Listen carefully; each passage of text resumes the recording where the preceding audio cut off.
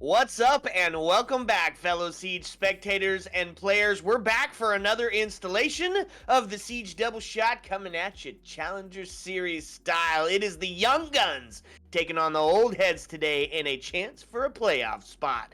I'm still the Reverend Whiskey Glitter, and with me, as always, my partner and co-host, Mr. Whiskey Run. What's up, That's Whiskey? that's right. Welcome back, everyone, to the North America League Challengers Series. It is the Swiss stage, and we're on round 3. Finally, the promotion match. The ticket to the playoffs is today, my friend. One best of 3 away from either of these two great teams. M80x taking on Forsaken in what is a rematch. These two teams saw each other and battled out during qual number 1. M80 won that best of 1. So a little bit of a grudge match here on the Forsaken side. Yeah, not just a grudge match either. This is a best of 3, right? The rules change at this point. In a best of 1, it's a speed run right through to the end. At a best of 3, we're gonna see a little strategy coming into play. Whiskey, you want to walk us through how we've got here thus far in the Swiss stage? Yeah, that's right, my friend. Taking a look at it, what we've seen so far, there it is, the bracket. Little confusing if you want to say it, but round 1, everybody equal. Round 2, got to see M80 take down Run It Back in a best of 3 to send them to the promotion match. The 4 teams up at the top, Revelations, JJ & Co. taking place, I believe, on Jacob's stream. And then here on the Siege Double Shot, M80X taking on Forsaken. The winner of those 2 games will be promoted and move on to the playoffs as the first 2 teams qualified out of the 8 total.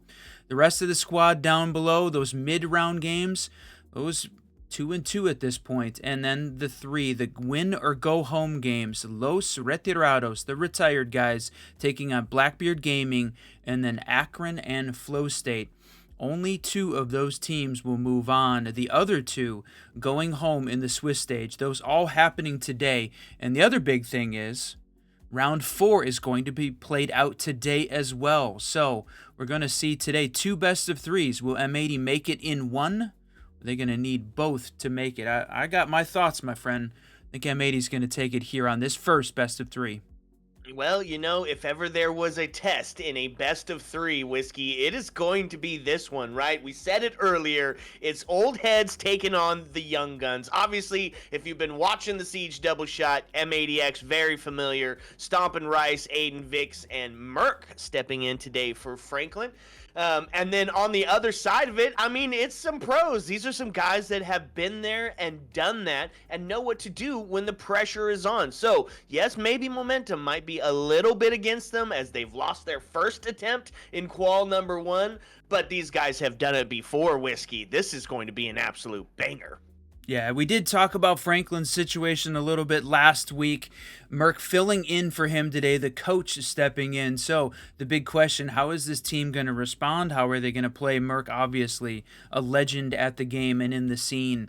But changing up a 5-stack always introduces a little bit of chaos into the game. We'll see how that plays out, but you said it.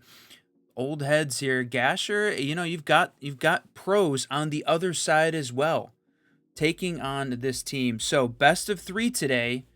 The map band's going to tell that story.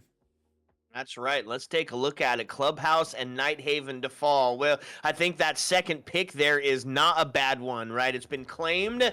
Don't take M80X to Nighthaven, so it's going to get nixed off the board. Border and Bank to follow, which means our first 2 on the board today is going to be Chalet and Consulate, right? Your favorite map and one of our favorites together. Consulate really kind of turning into that map, that go-to that has got such a huge variety of strats being brought to the table. Some accepted means, some accepted methods, and then a little bit of cheeky shenanigans and plenty of verticality to be played. Next to follow up, Layer Gone, Skyscraper to follow, which means should fate deem it necessary, should we find ourselves there, the end of the best of 3 will end at Cafe. I wanted to take a look back and see, we've cast all of M80's games so far in the open qualifiers here on the Siege Double Shot. We've seen them on a variety of maps. One that we have not seen very often, though, is Chalet, and I think that's an interesting pick. Great place to start. This was, looking back on March 15th, the very first game, round 1, qual 1, where we saw M80X play Joddles and his team on Chalet. The difference, though, was that was a 7-0 absolute stomping for M80X, taking down Joddles. Great game, round one, best of one. They definitely pulled an unfortunate one. But Chalet, that's the last time that we've seen it. Since then, we haven't seen M80X play Chalet at all. Now, mostly Nighthaven has been their favorite map. We have seen Consulate. They did win its 7-2 victory against Run It Back last week. In qual number 2 was the time that we saw Consulate. And then we saw them play it in versus Flow State in round 1 of Swiss, which they won 7-3. So to me, this is definitely, at least Chalet's a little bit of a wild card, but since M80 picked it, I think that there's a very good chance that this is a 2 and out scenario for Forsaken. They're going to have to put in the work, my friend. You know, what's crazy too is I just find this out on Twitter a couple of days ago. Apparently Chalet is buns now. It's not even one of the good maps. It's not one of the favorites. It's not one of the fun maps. I didn't know when this happened, but Chalet, out. So they're looking forward to see what they're going to bring to the table. It's a lot of that first floor action, and then kind of a pick your poison between that 2F and that basement scenario. Basement being a lot to take on, a lot of maps, or a map to cover, and then of course the second floor just being very accepted as easy to get in and get it done, right? You've got your defaults all the way around for it. Yeah. Man, Whiskey, a best of 3 to start us out, and it's going to take us to Chalet first. There was a couple questions about which games are being streamed, so I'll go ahead and I'll pull the bracket back up again real close here. So we're not sure. I think Revelations and JJ & Co. is going to be streamed by on Jacob on his stream. The core SpaceShoobs, we're not sure if anybody's covering that one. I don't know that I have seen for sure if somebody is. So right now it's a little bit up in the air. Jesse's not streaming today, so we're not going to have that third in play. So that's the question. I think right now it may be just the 2 high round games. Like we said, though, round 3 and round 4 are going to be played out today. So no matter what happens with M80, we're going to continue this best of 3 next and pick up one of those upper games after this cast. Okay, Whiskey, are we just about ready to go, or are we going to need a quick break before we get this one started? Yeah, it looks like maybe just a short break. We're very close. We're waiting for everybody to get in the lobby. So don't worry, it should be very short break, my friends. That's right. So just a big thank you for hanging out. M80X taking on Forsaken when we get back. Shout out to Super, shout out to Fett, who are also watching the stream today and following M80X and the Forsaken journey. Sit back, relax, folks, because when we come back, we're going to get you that very first map. Ayo. Let's go.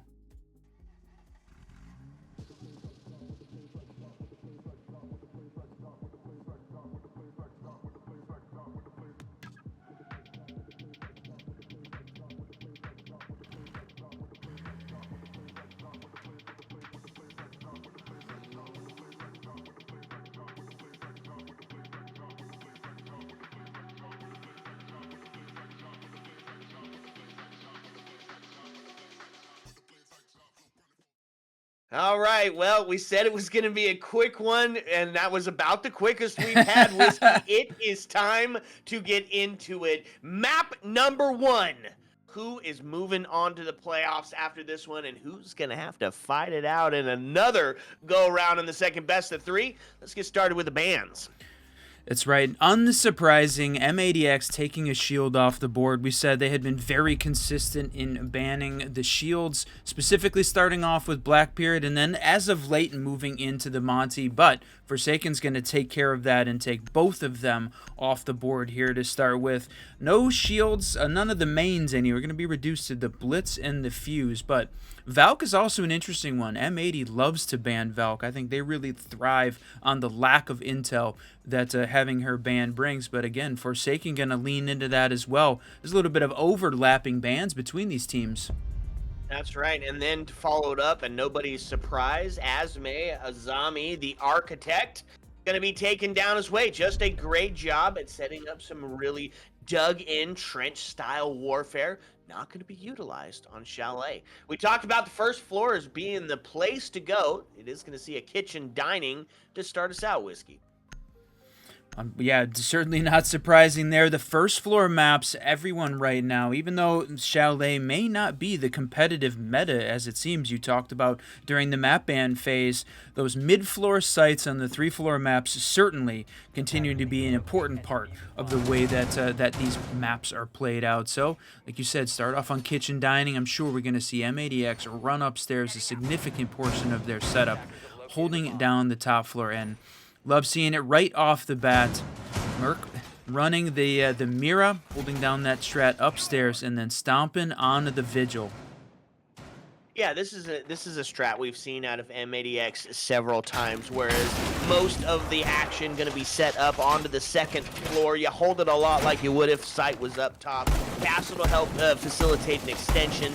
Mirror to play the long game and really just denying space, taking that vertical game, and making sure that you got to work for every single inch that you're trying to take on the real estate scale. And then really just leaving Rice down in sight all by himself. At this point, we do have Stomping downstairs on the first floor as well. So an investment into the roam game, and with a Boss G in the hands of Stomping, that idea is formidable. Working downstairs, holding on to this bar area, certainly trying to gain all of this intel on the Forsaken side. That's Kento running the IQ. Good point here, but look at this Stomping, holding the window, waiting for the jump in. I think this Forsaken team knows that that's a possibility. Going to rotate around and push upstairs into the library. You have some of this this M80x defense waiting, though, with Vic Bands over on the mezzanine and Aiden holding down. They've got this part on lockdown right now. Yeah, the quick pre-fire is almost going to see some damage done to the top Mez player, but nobody worse the wear here is the pinch move starting to be pushed onto the Frost. You're going to open up that single, just going to allow that pressure from the double window. Man, he's just going to run through it all. Just going to get all the way back into the relative safety of above side on the other side. Man, just a little bit of fallback now, but they're still holding on to the top blue. Stairs still have got control, even if they've given up just a tiny bit over on the library side. That's not a ton of space. You can see Hat, though, downstairs holding, getting ready to take some of that vertical. And the opening pick, just talked about it, man. Felt like we caster cursed him off the board. Hat gonna pick up that first one. Now Stompin's wasted a ton of time downstairs. More than half this round is gone, and Vic Bands answers back to tie it up 4-4 with 1:20 left. That's right. So the rotate back proved to be fruitful here as we do get the equalizer. A couple of pre-fires onto the wall. It means they're getting those castles opened up, trying to put some pressure onto this piano player, but might be caught slacking. A little bit of damage done as he takes another shot towards Fluke Bout window, and that's going to be the next one. BJL is going to find the kill onto Aiden, taking the man advantage into the hands of Forsaken with just under a minute left in gameplay. They've taken that space on the lobby. Vic Man's going to find his second on the day. So as we count down from 45, the pressure's starting to mount. That is the greatest first round on the attack. In my Merc's life, able to find one off the back of some well-aimed vector play. A couple of quick shots, but takes a look in, doesn't even see Merc sitting on. Does get answered back as Gasher's able to take Merc off the board. Now into a 2v1, 30 on the board as Gasher's got to find the answer here. Got to open up into sight, catch one on the equalizer, maybe start to set up for a plant, but he's got both upstairs, that vertical to contend with, and he does have the diffuser, so he's going to start to make the play for it. They've got a little bit of intel as he pulls himself. No, he's going to stick it. It's a post-plant scenario. One has worked its way down. That's going to be a C4 to go out, and it gets the down onto Gasher. So they're going to take it slow, but they found themselves a defensive round one to get us going.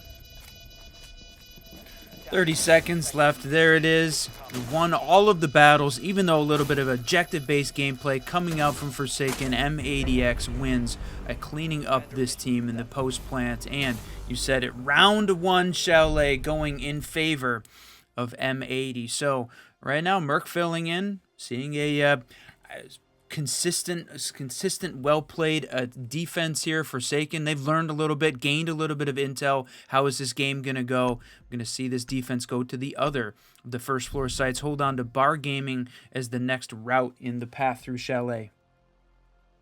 Yeah, Whiskey probably going to see a very similar approach as well. One of the things that's kind of cool about Chalet is closeness and proximity that you're able to hold on above and below down in sight. So there will be some attention put onto the cross map play, but might see some of that underneath. Somebody looking to play spoiler from that basement area. I love that play on Chalet. We talked about it. It's one of my favorite maps. I love this map, and I'm definitely would be sorry to see it move out of the competitive meta because I think there's a lot of great things that happen on this map, and one of those, that basement lurk, playing down below, making the push in, see whether or not this attacking team makes that strategy. They didn't have a ton of focus on the hard breach side. See whether or not they're going to change that up this time around. No, yeah, on the side of the defense, they're going to be going with some of those pace setters, a little bit of slowdown. Hayden, who see play on that Fenrir quite a few times, has really demonstrated why it's so difficult to push into, especially as if he's left alive later on in the round, able to switch up exactly which gadgets are active and slowing down some of that push because you can't hit what you can't see. Yeah, that's right. 2-minute 30-second here. Gasher Den working downstairs. Interesting, bringing out the LMG rather than the Para 308. Such a good weapon. Interesting combination here. I want to just riddle this town full of bullets. But this combo of holding on to the upstairs, gaining some library control right now. Hat's made his push in. Super important piece of this attack. But right now you still have got Stompin playing back out on the mezzanine, just waiting. Hat doesn't exactly have control. Just right now, a little bit of space.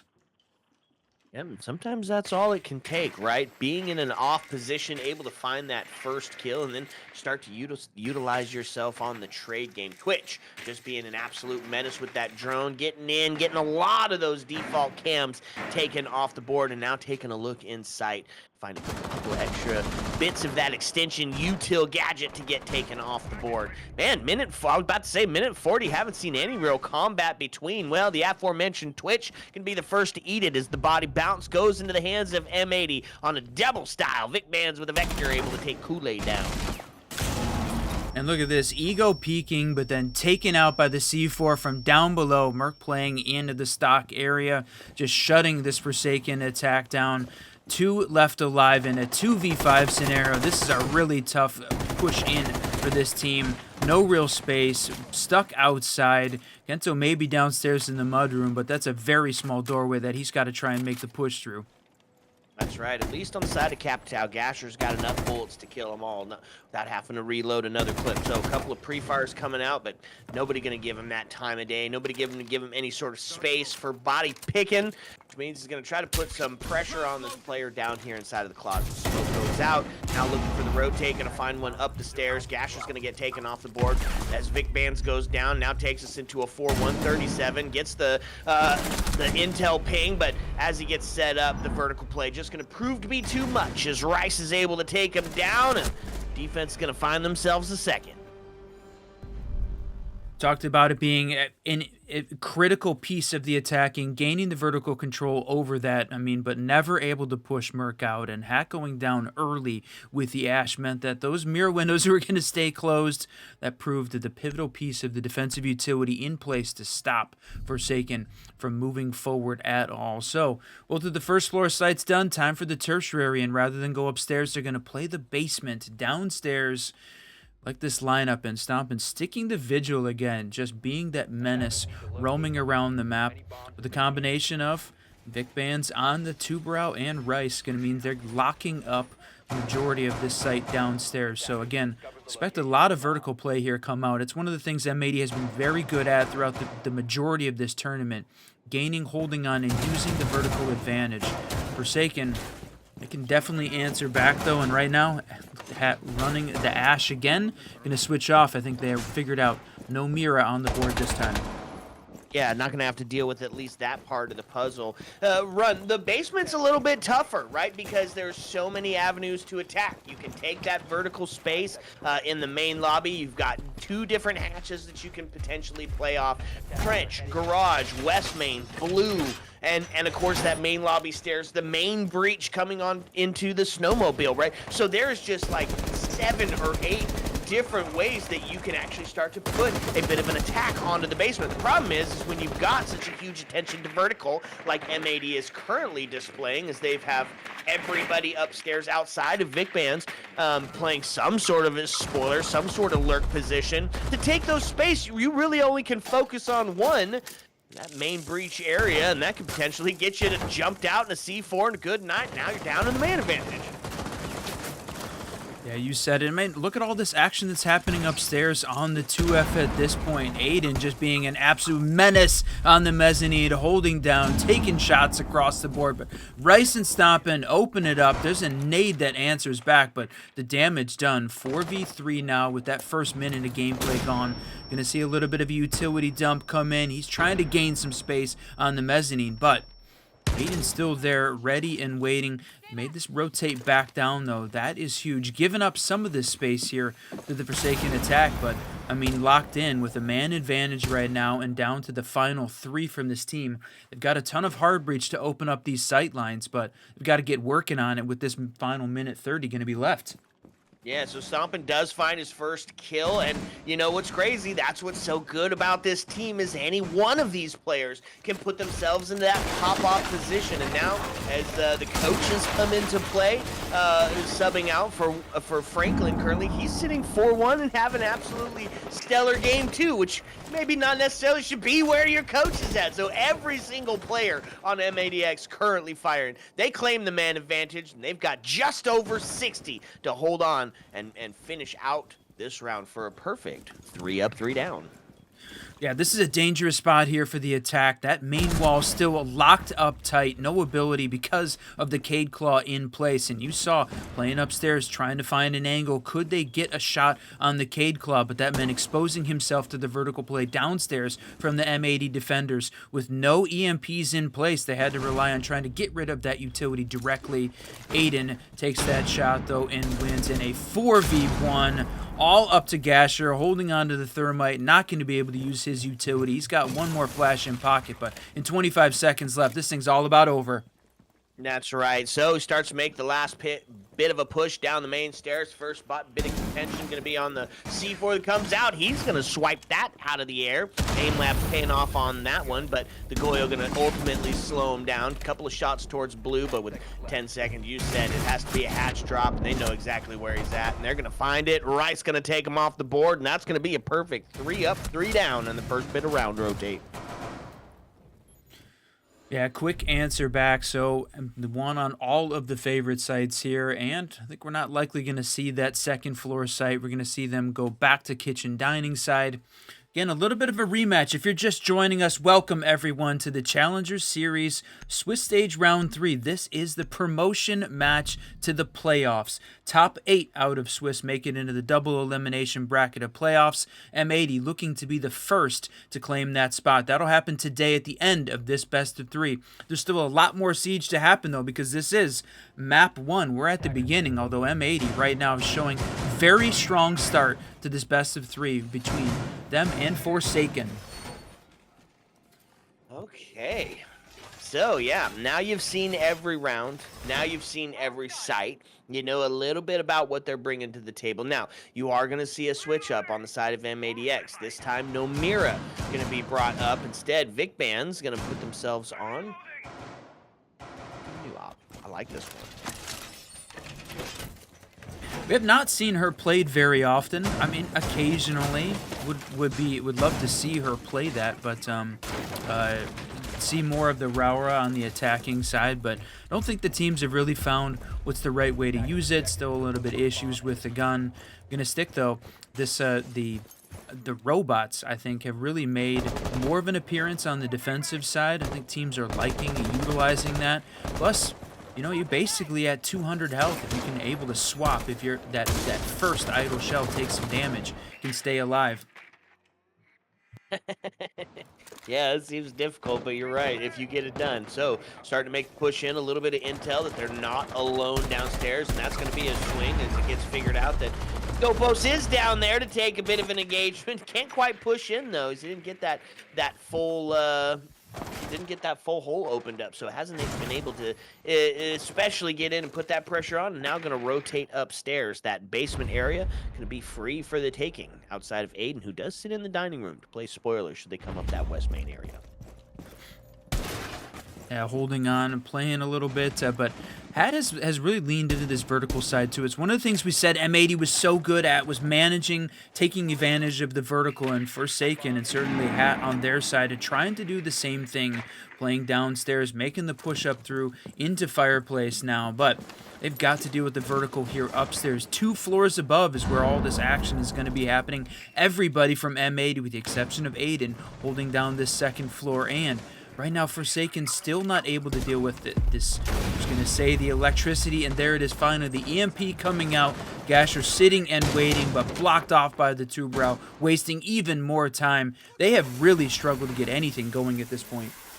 Yeah, tried to get a bit of a trick going, I think, with that Cade Claw, but just not quite able to pull it up. So they're going to open up that first wall there at the top of Mez. Start to put some pressure on the long angle there, and that's the play here, is you open up the top, hold that long angle, then open up down below, and make sure that you're able to plant just a bit off the chassis. And interesting. Wow. Out. Cade Claw was up, and still it was allowed to go through. No, it was a perfectly timed last-second EMP coming out there from BJL, and the Thatcher hits it just... the timing was impeccable. That would have absolutely shut it down, but you still have to win the gun battle once you try and make the push into sight, but Aiden is there ready to answer back. C4 gets shot out of the air, though. A little bit of a man advantage here for Forsaken, but that is answered back. 2v3 in the last 25 seconds. That's right. So now Attack looking at their first chance to get one onto the board. They've claimed the man advantage, but time's starting to tick down, and it's nobody's friend. And with 15 seconds, you've still got the long angle being held here, and that's going to be the shot onto the windows. Aiden's onto the triple. Stompin's able to find Kento off the board, so now all the pressure goes on to BJL, who holds onto the vertical. A drop down the hatch, but he's heard 2 seconds, no diffuser in hand, which means he's going to get shot until the time runs down. Oh, look at this. The sight line's just not open, just taking too long to get the attack going there on the Forsaken side. M80 too good in the late round, not rattled by even being down a man, answered back, held onto those positions, and taking a 4-0 lead. Now, this is a position we have been in many times with this team. It can't be perfect, though, so we're definitely expecting this Forsaken team to, at one point, pick up one of these attacking rounds, try and get closer to that standard split, but right now, M80 is not showing a crack in the armor yet as we start the first best of 3 today, and what could be the last one here in the Swiss stage for M80 if they can win. Yeah, and 4-0, not terribly huge, right? It's the defensive side of the map. We expect a really well put together defense to do that. This is going to be that kind of that first test, first real big test for Forsaken on the attack side is, can they claim that first one? They've got to get out of that headspace and just get one on the board, and then you're one away from being that standard split going into your defensive half. So not all hope lost here for this team of pros that were getting it done before. We'll see what they bring to the table. What's the adaptation this time? First part, let's see, there's a blitz on the board. Yeah, we talked about that during the ban phase. Blitz, the only one left after taking out the Monty and the Blackbeard. Certainly the better shield ops at this point, but Kool-Aid's going to try it. What can they bring? Try and upset this M80 defense. Bring a little bit of speed, a little bit of, shenanigans here to the attack.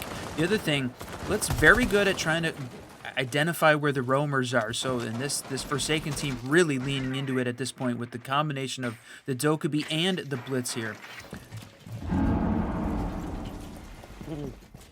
So Blitz taking up a lot of space as he starts to make his way up that solarium stairs, relatively uncontested and maybe even unknown. Well, somebody looking. There it is. Aiden looking to say hello should he make the push up there. A little support coming onto the repel action, though, as they're trying to flush him out of there. Gonna have to put something from the other side of it, though. Gonna push him out of the bathroom, because now he's just able to rotate back around and maintain that pressure, that horizontal pressure from a distance. splits into the bathroom. Now starting to put that first bit of context or contest onto Aiden. We've got some holes opened up. The pinch move starting to happen. Fenrir going to put those gadgets on and slow him down as soon as he makes his way there.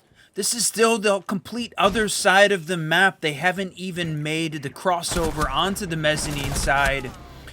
Really, to me, even if they gain a little bit of map control over on the bedroom office side here, which you can see Kool-Aid and the Blitz making it, they still have got to cross the hallway with the top blue stairs, and there are still blue outlines holding down the library side, so they don't even have vertical over top the site, and the shield, top blue, still in place. This is a very, feels like a little bit of a dire situation here for Forsaken. You got a minute 10 left at this point, 4v4, but still a lot of defensive utility and space not taken care of. That's right, and so pressure onto the blue stair is going to be the next step. Try to flush them out with some of those fires set up, but my disc's going to do their best to keep that shield in play. Put it a stymied at a halt move here, and a C4 from Mira could spell disaster, although she doesn't have one in hand, so either it's been used already or it's a no way, that smoke kill. A smoke kill. Kento's able to answer back onto Vic Vans as the body count, or as the body shots ring out, and then one onto the window. Stompin's able to take Gasher off the board. Now into a 2-2 scenario. 30 seconds left, and they've got the hold on blue, so you still have to make it in to the backside of sight to even have a chance here. Now holding onto the window, onto the door. 18 seconds, 45 Hall goes down. Stompin's able to find him, drops down to the hatch, isn't even going to find one. Merc's going to clean it up, and that's going to be a 5-up, 5-down scenario for M80x. Well, we talked about it. It felt like right at the start of round 5 that it seemed like taking too much time, getting going, getting the attack going, just either working on gaining space over on the Masters side, using the Blitz, using the Dokkaebi. That shield top blue, the fact that it was still up, still present, still defending that position and allowing Stompin to play behind it and pick up a 3K as a result, completely shut that down, a big turning point for that round. So Forsaken needs to do something different. We haven't seen right now the right combination of operators positioning and play to take down even a single round from M80. I know we talk about this team being good, but up against Forsaken, which they've made it all the way through their open qualifier, made it all the way through the Swiss stage at this point to meet. Got to see a little bit more out of this team. These guys are fighting for a spot in Pro League. The playoffs are coming next. The winner moving on. Forsaken needs to step it up right now. Yeah, the completely different stories being told at a 5-1/2 and a 6-0. This will be a very important round for Forsaken here on M80's. This was M80's map pick, right? This was, yep. Okay, so important round. It's not all hope lost when you lose your map pick, but that being said, it's Chalet. It doesn't get more classic and default outside of maybe like Clubhouse than this. So looking to see what they're bringing to the table. You're going to see BJL this time bring out the Cali, so a little bit of that long distance play. If you've ever watched any of the Siege Double Shots ranked play, you can see Joker pull that move off all the time from the bird's nest. We'll see if they're going to utilize a similar strat, at least to take down that first floor play. You're going to have to do something because they are all the way extended up onto the second floor, inside library, inside the closet, and still sitting on the first floor in the bar stock area. Yeah, combination of 3 C4s here ready and waiting, plus the Goyo canisters. One of those getting popped. Is Kool-Aid working? This Twitch downstairs, this time doing a better job working to clear out some of this defensive utility. There it is. The Cade Claw goes down. So this is what feels like probably their best scenario with the most time left alive working on clearing the utility out. But you said it, they are still 5-stacked all the way across the map upstairs. The fact that Stompin's still playing on the solar side 2F means that even a little bit of direct push downstairs here is not necessarily going to be enough here to make the win. Going to work on getting these sight lines open though, slowing this down though is the tuber out. So BJL going to be set up in the garage, looking to hold on to the long angle across from rotate, and he's going to find Big Fans off the board. That was a huge first play, which means now they have control into Wine Cellar. Now they have to have somebody set up to watch the hold on blue, and then it can be somebody coming up and making the plant on. But they're going to find Kool-Aid off the board and rotate down. Oh, see some damage. Aid's going to find a second one as the plant's going down. Man advantages to be had, but no crosshope being set up. That's going to be Hat to find What a two as play by Rising Hat! Merc goes down. Stompin's going to answer back with a shotgun that comes out, but now we're in a post-plant scenario in a 2-2. Holding on to the long angle as the attackers become defenders. Defenders become attackers. We're in a reverse hold situation now. Got to have 7 seconds. That's going to be the rotate over onto the door. Takes a long one. They're going to find their first round, and it's going to be 5-1 on the half. Man, you said it. Completely different storyline walking into the second half of this first map in 5-1 versus that 6-0. Like we said, man, with 2 minutes and 2 seconds left in that round, that felt like to me the best shot that they had. Worked on clearing the utility, gaining some sight lines. Even though we had this M80 defense spread very far across the map, they were able to find a small gap downstairs in Wine, take advantage of it, and come up with one defensive win. So a 5-1 half. Again, we are in map 1 of a best of 3 here between these two teams fighting for a spot in the playoffs. 8 teams make it to the playoffs out of the Swiss stage here, and only one can make it to Pro League at the end of next weekend. Yeah, what a beautiful setup on that basement, and that is the danger of running Chalet basement, Whiskey, is if you can find a little spot to tuck in on any one of those avenues of attack, then you get yourself set up for a plant, and it is a difficult retake scenario, and that's exactly what they did. That first kill being absolutely instrumental when they take Vic Bands off the board with Cali on the long angle. That freed up all of that backside for a cross to be held, jump in, plant on Wine, and then just hold out on the trade game. Beautiful round by Forsaken. See if they can carry that momentum, Whiskey, into this defensive side of it now, because you know there's going to be some aggression on the side of M80x, and they're showing it early with the Deimos pick.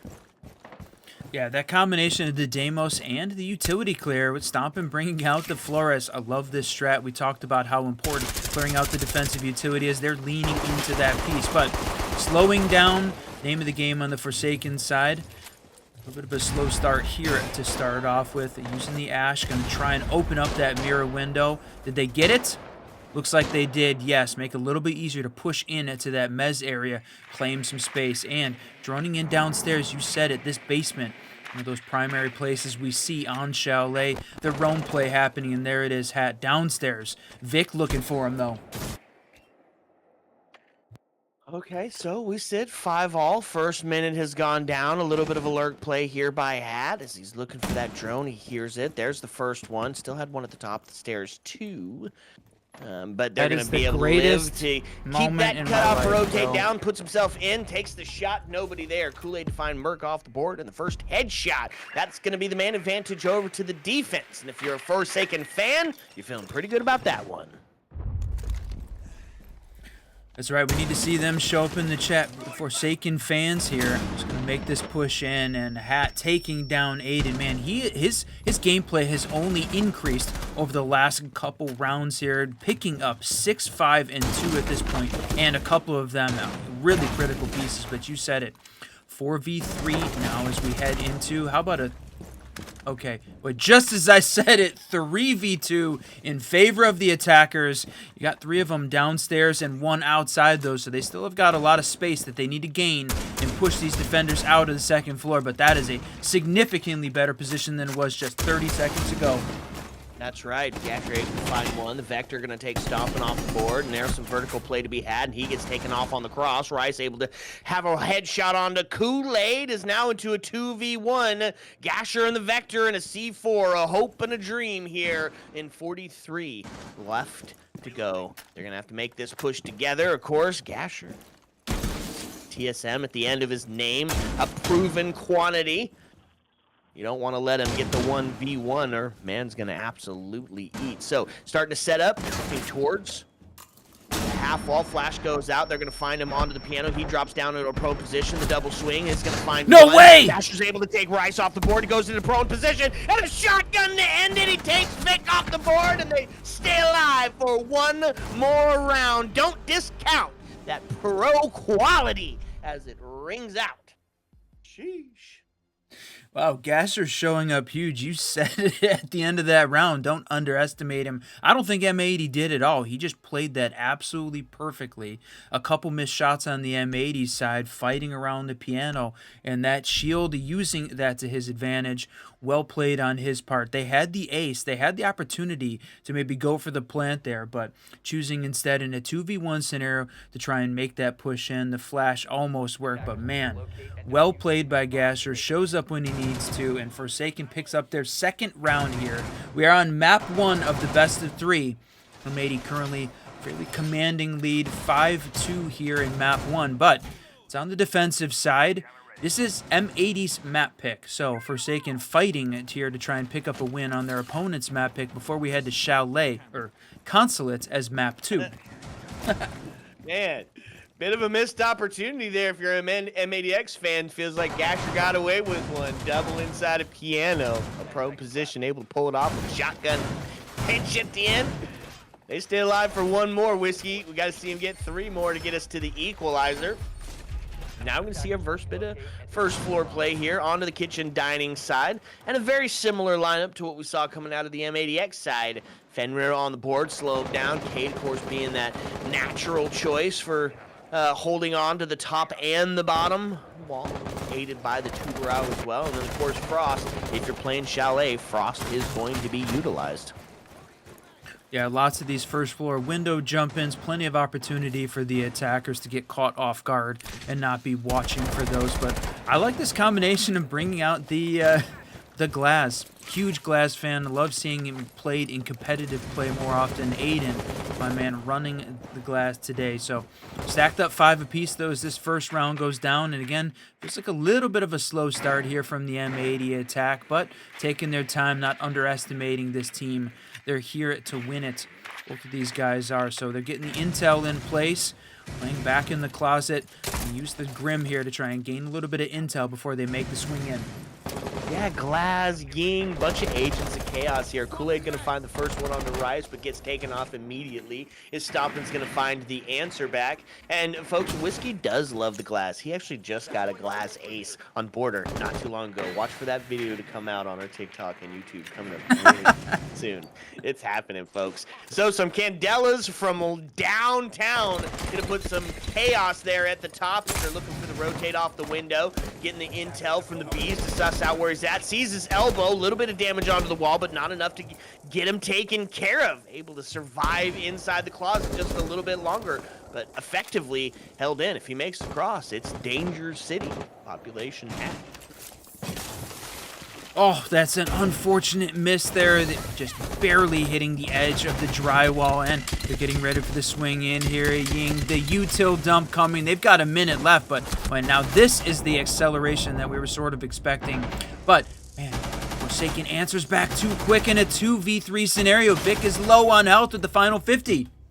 That's right, and Vic's able to take Hat down, the headshot. Finally, the problem inside the closet dealt with, and it's a low health scenario for both Gasher and Vic fans here. The swing onto the bathroom going to prove to be a pivotal, critical push point here. They've got to find one, the equalizer from somewhere. Tuberau sends it out, slows it down. They make the rotate around into the top of Solarium, but he's holding on to the cross. He's holding on to the small, and they're going to find it. Vic Band's on the triple kill. Now into a 2v1. Gasher, can he do it again? This time, his health is low, trying to keep him off of that match point scenario. 15 seconds in hand. Now the smokes. No Candelas to be able to slow them down. Looking towards it. 7 seconds as it counts down. Nobody making that push. He's just holding. 3 seconds left, and there it is. He still has the C4 in hands. If he can get it long, this could be the end of it, but Merc's able to find it. The cross is held on, and M80X goes on to match point scenario on map number 1. You said it. Waiting this time, he was ready for the C4 toss until the plant was definitely going down. Well played on his part, but just not expecting the angle. Merc played that thing perfectly to take out before the C4 could go down. That would have spelled doom for M80X, but they answer back in a big way, playing out the 2v1 scenario after the Gatcher clutch on round 7 to win it there up on the first floor. But as the plant going down, the objective-based gameplay, man, they can just do it all right now. And you said it. Match points here for map 1 we head in. This is a best of 3, so map 2, Consulate, coming at us next at the conclusion of this one, which might be, my friend, 1 round away. Got to see Forsaken be perfect for their namesake. 4 of them's got to be had, or this best of 3, the first map, going to be over and done. They're going to keep on the rotate here. Whiskey is, instead of ego checking any of the sites, they're going to take it down to the basement, and a little bit of an extension into the trench side. You can see some area denial in the hands of Kool-Aid, bringing out the Goyo, hoping to slow down this really aggressive team. But Whiskey, you're going to see a Glass back on the board here. I mean, it worked to the last round. It came down to a clutch 2 rounds in a row, 2v1. You can't expect this your star player there, if you want to call him that, to win both of those clutches. So Forsaken's got to try and prevent themselves from getting in that position in the first place. But man, it feels like most of these rounds are a roller coaster ride. We see Forsaken pick up a map, an advantage. M80 answers back with an advantage. Neither one of these teams feeling incredibly dominant, but the scoreline certainly telling a bit of a different story, as M80x has got that thing on lockdown. So any of the little advantages that we've seen Forsaken get round after round is just not translated into round wins at this point. So they're focused very heavily here on this main breach. The nades coming out, the Tubrow's coming out, burning all of this util, and then an opening pick on the Gasher. No chance of a clutch this round. That's right. The individual heroics of the former TSM player are going to be relegated to the cams for the rest of this round, as stopping pre-fires and takes him off the board outside of the closet play. So main advantage now into the hands of M80x.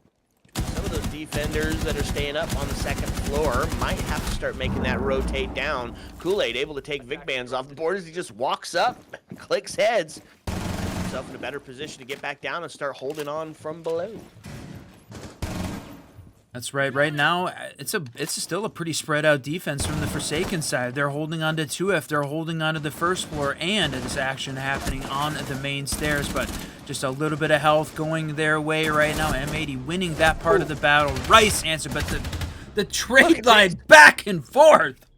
Yeah, Rice finds one, gets traded. Merc finds one, gets traded. Stompin' goes down, now into a 2v1. So your favorite into the hands, the Glass, the last alive to try to get it done. Smoke goes out. Nobody foolish enough to make that push onto a Glass. He sends one a little bit deeper as he makes his way into sight, hoping that somebody's going to make a cheeky move here. Instead, makes the rotate into the closet. Now finds himself in a great position. Well Takes played. Down Kento, now into a 1v1, and a lot of time on the board to play around with. So makes his way into the wine cellar area, looking towards blue. There's a little bit of a toe hold here.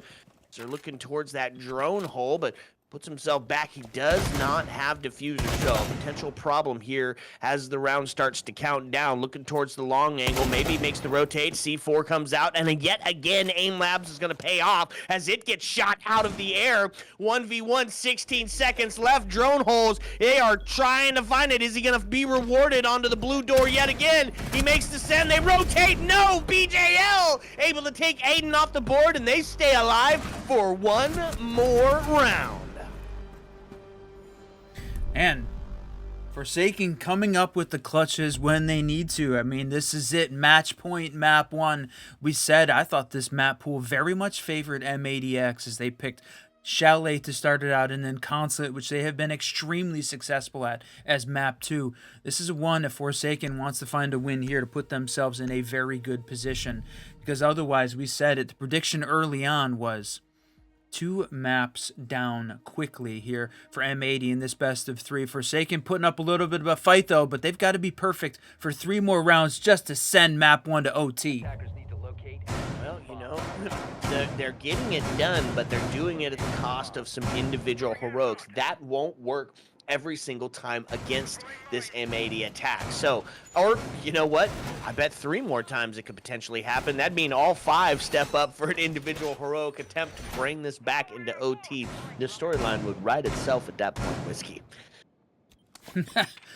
I mean, it's been on a path. It has been on a trajectory to show that M80 belongs I know there's a lot of people thinking it in Pro League here to start with, that this team is ready. They've got the coach, they've got the players, but there's a lot of other teams trying to live that dream as well. Forsaken trying to get back to Pro League for some of these players. So Chalet's this first place we're going to do battle, and I said it, 3 more rounds, perfection demanded from the defense to even get close. Okay, so who do we see on the defensive side of it? Much the same here.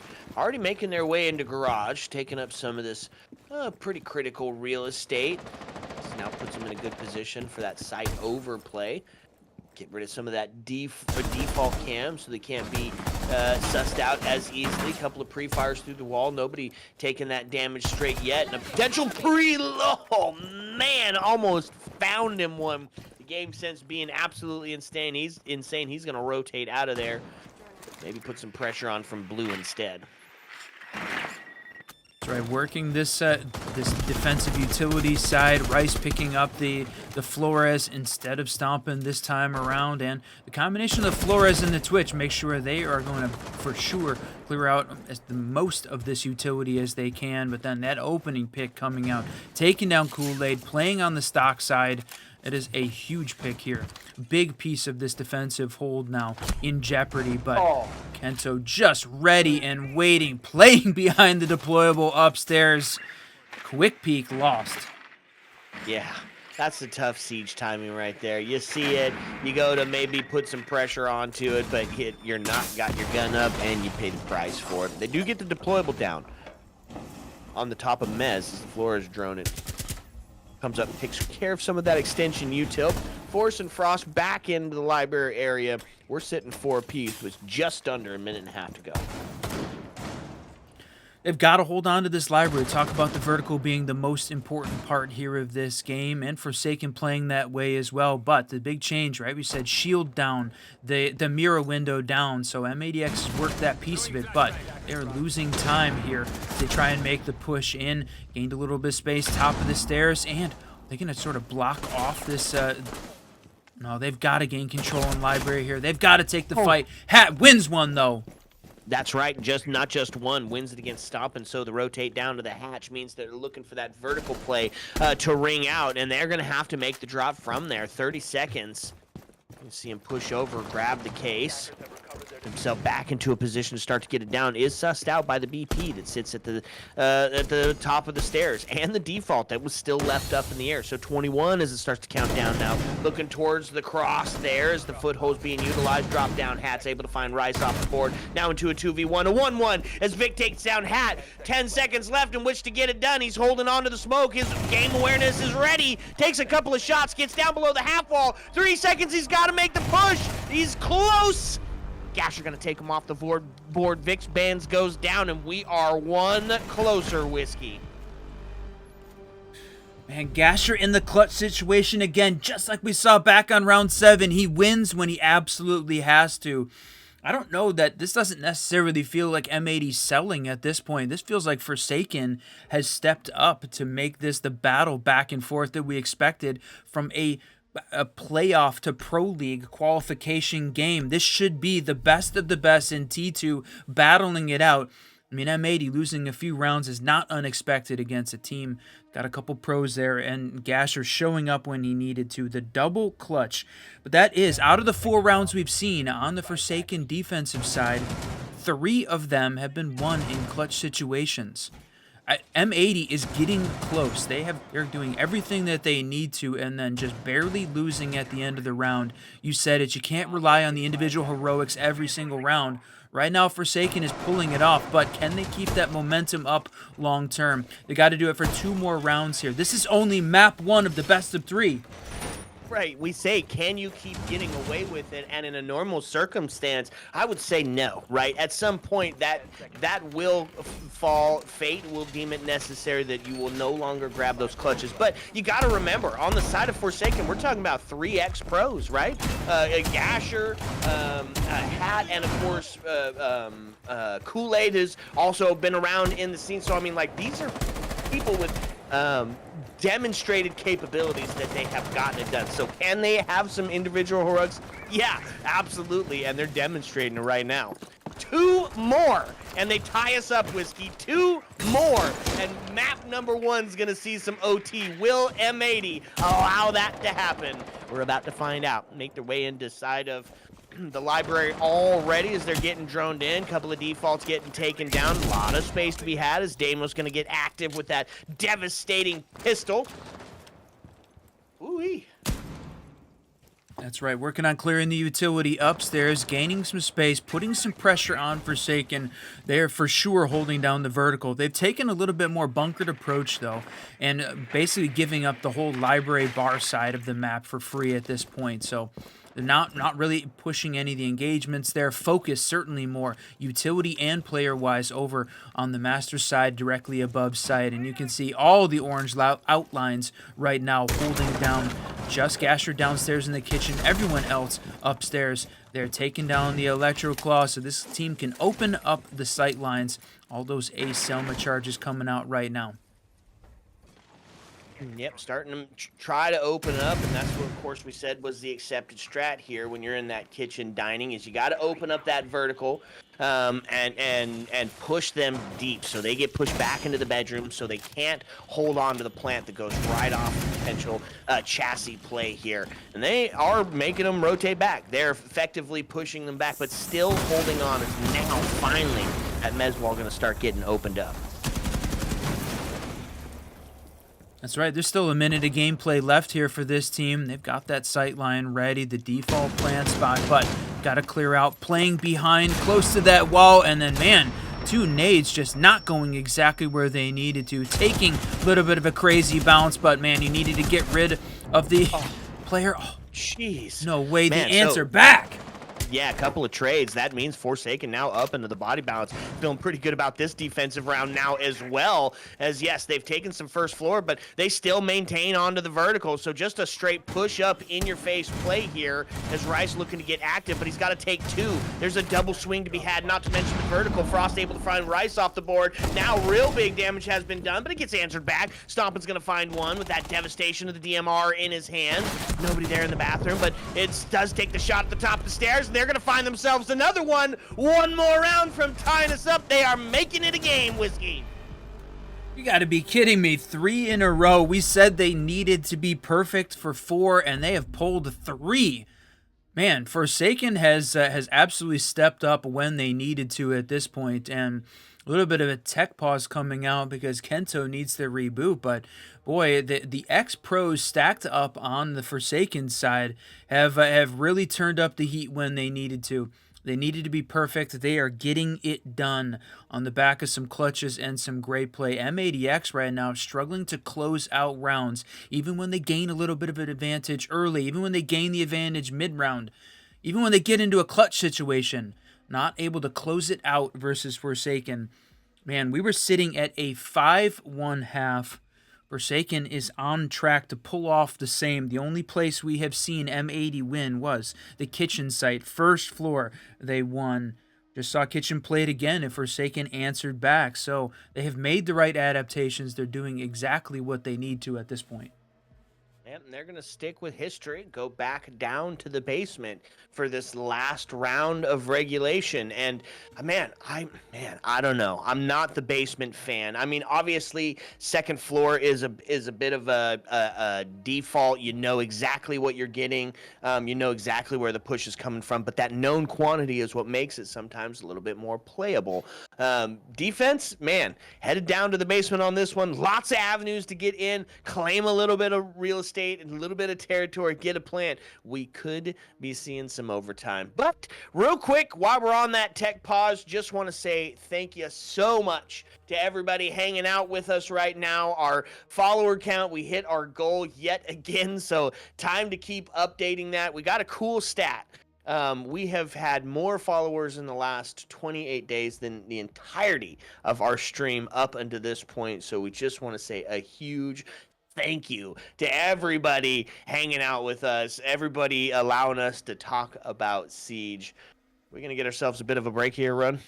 Yeah, and, you know, on the same vein, what you were saying, this is our 2-year, I think, pretty close to the day, 2-year anniversary for getting that Twitch affiliate. So Appreciate everybody being here. You said it. It was, I think we said 3-minute-ish tech pause, so it sounds like he is launching right now. Was not just a Siege reboot. It was a full PC reboot at that time. So, yeah, we could maybe take a quick break, but I'll bet if we do, that game comes back instantly. Okay, you know the deal and you know the drill. Sit back, relax, because when we come back, we're going to bring you the stunning conclusion of this first map. Ayo. Oh, wait. That's him, isn't it? That was all it took. Needed. The caster cursed the game back into it. Let's go. Send it. Yeah, staying in, Kento back in here, made it, launched this game, and 1 round away here from overtime at this point. Forsaken looking to find it. And I was going back as we were sitting here talking about the game. How many games have we seen with M80 that went to overtime, my friend? And the answer, I think, a bit surprising. It is 0. We have not seen. I don't think we've seen one. We have not seen a single map that M80 has played go to OT. When they lost the best of 3 versus JJ and Co. back in the middle of March at the end of Open Qualifier number 1, even in that case, none of those maps went to OT. So out of the, I think it's 15 maps we've casted with this team, none have made it to overtime. This would be the first, unless M80 shuts it down right here, right now, in the basement. Wow. Quite a stat line. 0 OTs needed to get it done. Might be the first, and it's taken a group of pros to get it. Right now, putting that stamp of approval on that maybe Stumpman makes that T1 bid. Guess we'll see at the end of this one. Okay, so down to the basement, Whiskey.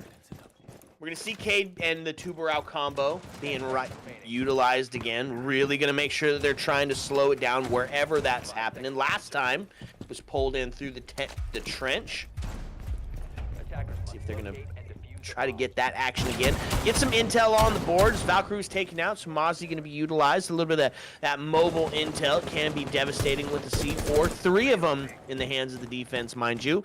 And, of course, a little bit of that roam game. Kento going on to the Vigil, but not going to opt for the Boss G here. Yeah, you said it. This defensive combo has been very good from the Forsaken side. The combination of the Cade and the Tuberau, making sure that they can completely shut down, slow down the attack. They're working on finding all of the util there. The nade comes out. They're going to take down that claw. And right now, Gasher playing all the way back in. Oh, it didn't hit it? They didn't get it. Oh, unfortunate. Up on the window. Yep. Got it that time. Yeah, Gasher he doesn't need to play up on this wall because he's used both of those Cade Claws to make sure everything is shut down. The Tuberau going to be the one to try and slow it down. BJL here playing a little bit of relative safety, not a lot of pressure on him. He's able to play up close to that door, but certainly that's just time wasting. They are definitely going to get this open, but Pat, unbelievably having an incredible game. Taking down the King. It's a huge loss for M80, but not the end of the world. This team's good.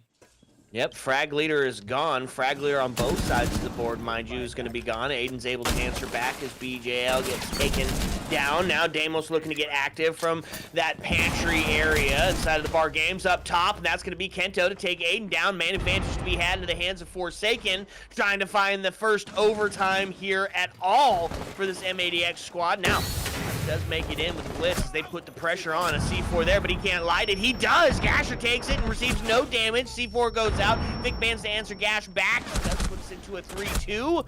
Now as Vic Bands goes down, defense feeling really good about seeing some overtime play here. The shots towards blue. They're going to find it.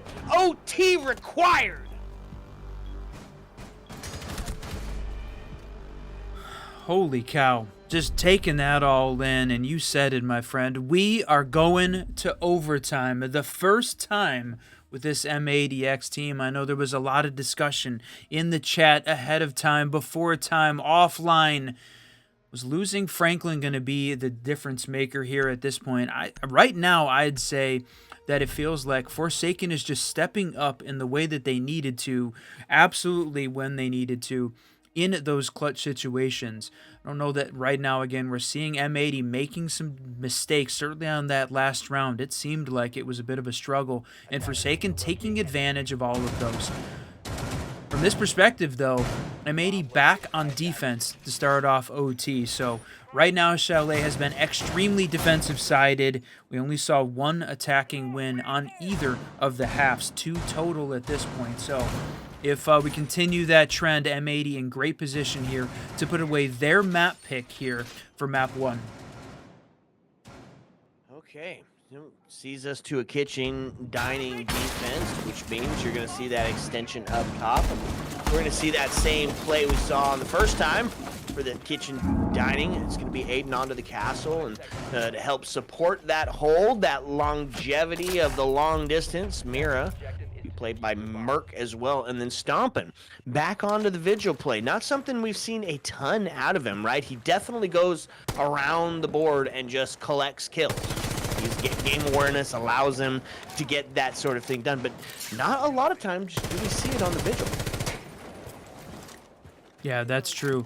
And the other thing that I was thinking from a round perspective too, and thinking about ahead of this round, is that the only place we saw Forsaken win was in the basement. Both of the first floor sites, we saw M80X win on defense twice. Those are the 2 sites that again get to play here on OT. So Forsaken is going to have to absolutely turn up the attacking heat, and I don't know whether or not the blitz is the right play. I know that can make this a little bit fast, and speaking of fast, we got the Ash blitz entry in here. They pick up 1, but the trade's coming out back and forth, 3v3 in that first minute. That's right, and now some damage done on the shield players. They've taken that space up into piano. 4 lives lost in that combat effort, but now has some space still here on the mez, and he's holding on to the long angle. You get caught in the wrong direction, you're slipping and sleeping. Except for BJL there to get it done. Aiden goes down, so puts us into a 3-2 scenario now. Means they've got the man advantage as they look to find their first overtime win, and they're looking to get it done attacker-sided. Now, holding on to the rotate, looking to potentially catch somebody off guard. Now Blitz made his way down, a quick rotate back up as they've seen something. Something has gone down, something has been said. Makes him make his rotate back up, and so 3-2, plenty of time here for this attack. Got to get a read on exactly where Stompin's at, because he's looking to play spoiler here. Yeah, this vertical play, that's the piece here right now. You've got both the M80 defenders downstairs holding onto the first floor. Both of the Forsaken attackers, or all 3 of them right now, holding on to upstairs, except for Gasher holding outside. So they have got the vertical control. You've got to be very careful with the places and the spaces you take downstairs in the kitchen dining area with those vertical play. They're droning, trying to find somebody, trying to find one of these, and there it is. This first engagement happening down, and it's going to be Stompin and Kool-Aid. Rice going to finish him off, though, in a trade, and is down to Cade. That's right. Candela start coming out. Rice going to take some damage as it starts to fall apart. The drop down to the hatch. A pre-fire through the wall. Looking to find him onto the cross. A rotate around. Another shot, and that's going to be Gasher to take Rice. And that's going to be Forsaken going up in the score line after being down 5-1 on the half. They're looking to get it done on overtime on M80X's map pick. Here's the crazy stab, my friend. If we had started this game on round 6, Forsaken has won 6 of the last 7 rounds. Oh, sorry, 7 of the last 8 rounds. They are 7-1 in the last 8 rounds. M80X put up an incredible run in those first 5, dominating the beginning of this game. Absolutely, completely dominating the first 5. Since that point, this has literally been all Forsaken. M80 picked up a single round back on round 8. Whatever they turned on, whatever they turned up, they did it in a big way, all the way up to 11 right now for Forsaken. M80, now the pressure is on this team. It is overtime match point. Forsaken, 1 round away from picking up a map 1 win here between these 2 teams. So M80 looking to find it. This is their map pick. This is Chalet. We are going to Consulate next. Got to find a win here. 1 more to send it to double overtime on map 1. Wow, what a place to find yourself. Never seen OT out of the M80X side in this tourney, and here it is. And now it's not only going to be that OT, but on the chance to potentially not win their best of 3. It's huge, huge. So we take it to the defense. Going to be a kitchen dining here. Hold for Forsaken as well. They're really going to lean into some very similar strats. Make sure that you can't jump in with the frosts on the board and take maybe any shield play that potentially could have been had. Aiden goes down. That's a huge first pick. Hat puts himself at that 12 and 10. Claimed the frag leader spot between him and Kento currently. And quite a few people that are peeking at it. But currently, #1 on the leaderboard, tied up for it. Bravo going to get active, try to find some of this extension util, take them off the board, specifically these jammers to get some intel inside, see if they can let the Twitch get in and do some work. Yeah, they're going to need to make sure those Cade Claws are gone. Maybe try and take out and burn some of this, these BJL, Tubrel, his ability to freeze there. Can they find a way to do that? Maybe take down some of those Fenrir traps. Gonna have to push in. So this feels a little bit slow again from the M80 side. You're on match point, 1 round away. They're playing this very conservatively at this point. A little bit of a change up in their style. Claimed the man advantage, minute and 35 left on the board. Pre-fire's going to see the down. Gasher gets taken out. Some of that individual heroics not going to be had anymore out of him, and that's going to be setting up for the plant, starting to go down. Does have to pull off it as the vertical play starts to prove to be a little bit tough, and they're going to get the kill. BJL takes Rice off the board and reclaims the man advantage, and that's going to be the diffuser going down cold. Hat's able to find Vic Bands now into a 4v2, starting to fall apart for M80x here on map #1, as now the vertical going to be absolutely impossible to deal with outside of getting up and getting it done. Looking for some smokes. They grab diffuser, and they're going to go off the plan, off the door here instead. Takes a couple of looks around. They take a couple of shots into the smoke. Diffuser not going to be getting that plant down. Still plenty of time, but they need 1 or 2 potentially to get close here, and that's going to be Merc to find Hat off the board. Now puts us into a 3-2, 42 seconds left. Looking for some more vertical play here. Nobody had to rotate down. Nobody had to put any pressure just yet on them. They continue to hold out. 30 seconds as it starts to count down. Forsaken looking to put map #1 away. He gets themselves up onto the rotate for the regular door. Stomping, taking a look. Set up onto the stairs. Does get droned out, so they know where he's at, and they start to send it towards the hatch play. Vertical still not taking a peek, except for right here. A little dangerous. A pre-fire. 9 seconds. They've got to get the plant down. They've got to get something started. And there it is. Merc is going to take it to 50 to 75. Pros don't fake it. He's going to get taken off the board. Not enough time. Forsaken's going to do it. Map #1 into the hands of Forsaken, which means M80x has got a hill to climb. Man, you said it. Forsaken 8-6 victory here on Chalet, which was M80's map pick. Boy, they started off so strong. An incredible play here to start off. But then just slowing down, getting shut down as the rest of this play happened. But man, there's no way we walk into that game and say that that we're gonna see overtime. I thought for sure map 1, M80's map pick, we're gonna walk in and dominate. And certainly after the first 5 rounds, it was 5 in a row. But Forsaken just, I don't know what they did. You know, the energy drinks kicked in, monster slammed, whatever it was. After that, unstoppable from the Forsaken team. So that's map 1, though. It's a best of 3. It is not over. Nobody's chances dashed. Hope maybe dented, but it is not done yet. There's plenty of siege left today to play out. That's right. Forsaken 1 potentially map away from seeing that first playoff spot clinched.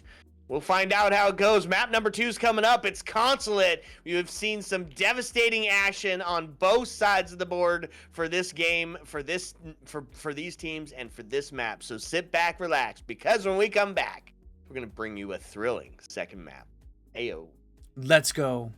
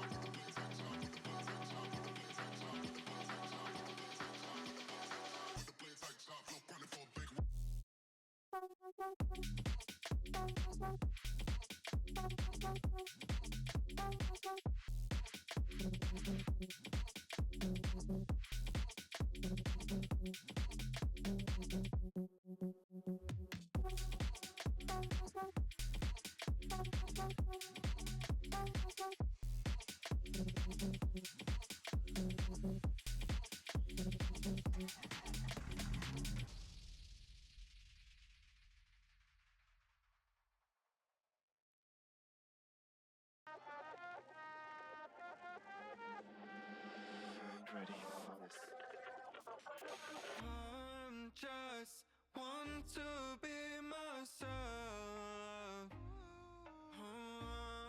Don't talk to nobody else. I want to be someone special. I don't want to be a typical person. To get away from my tangle. Start from fresh with a fundamental. I feel it, I feel right. I feel it right. I feel it right. I feel it right. I'm learning how to be a better version of you. And now I realize I'm talking to myself. Doesn't really need to be forever. Doesn't make you feel better. I feel it, I feel it right. I feel it right. I feel it, I feel it right. I feel it right.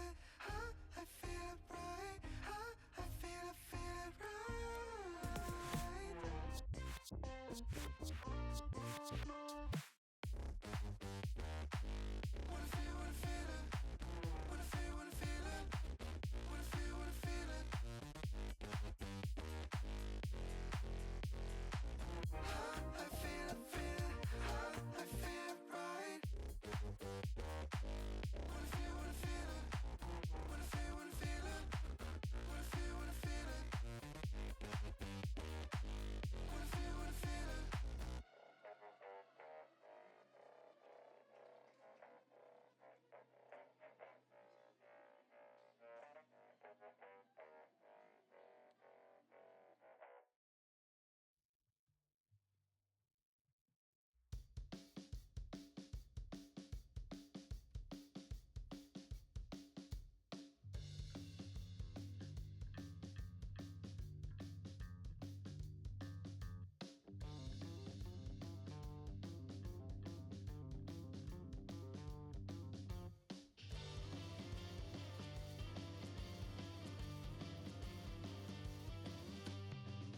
Nothing hits like a laugh.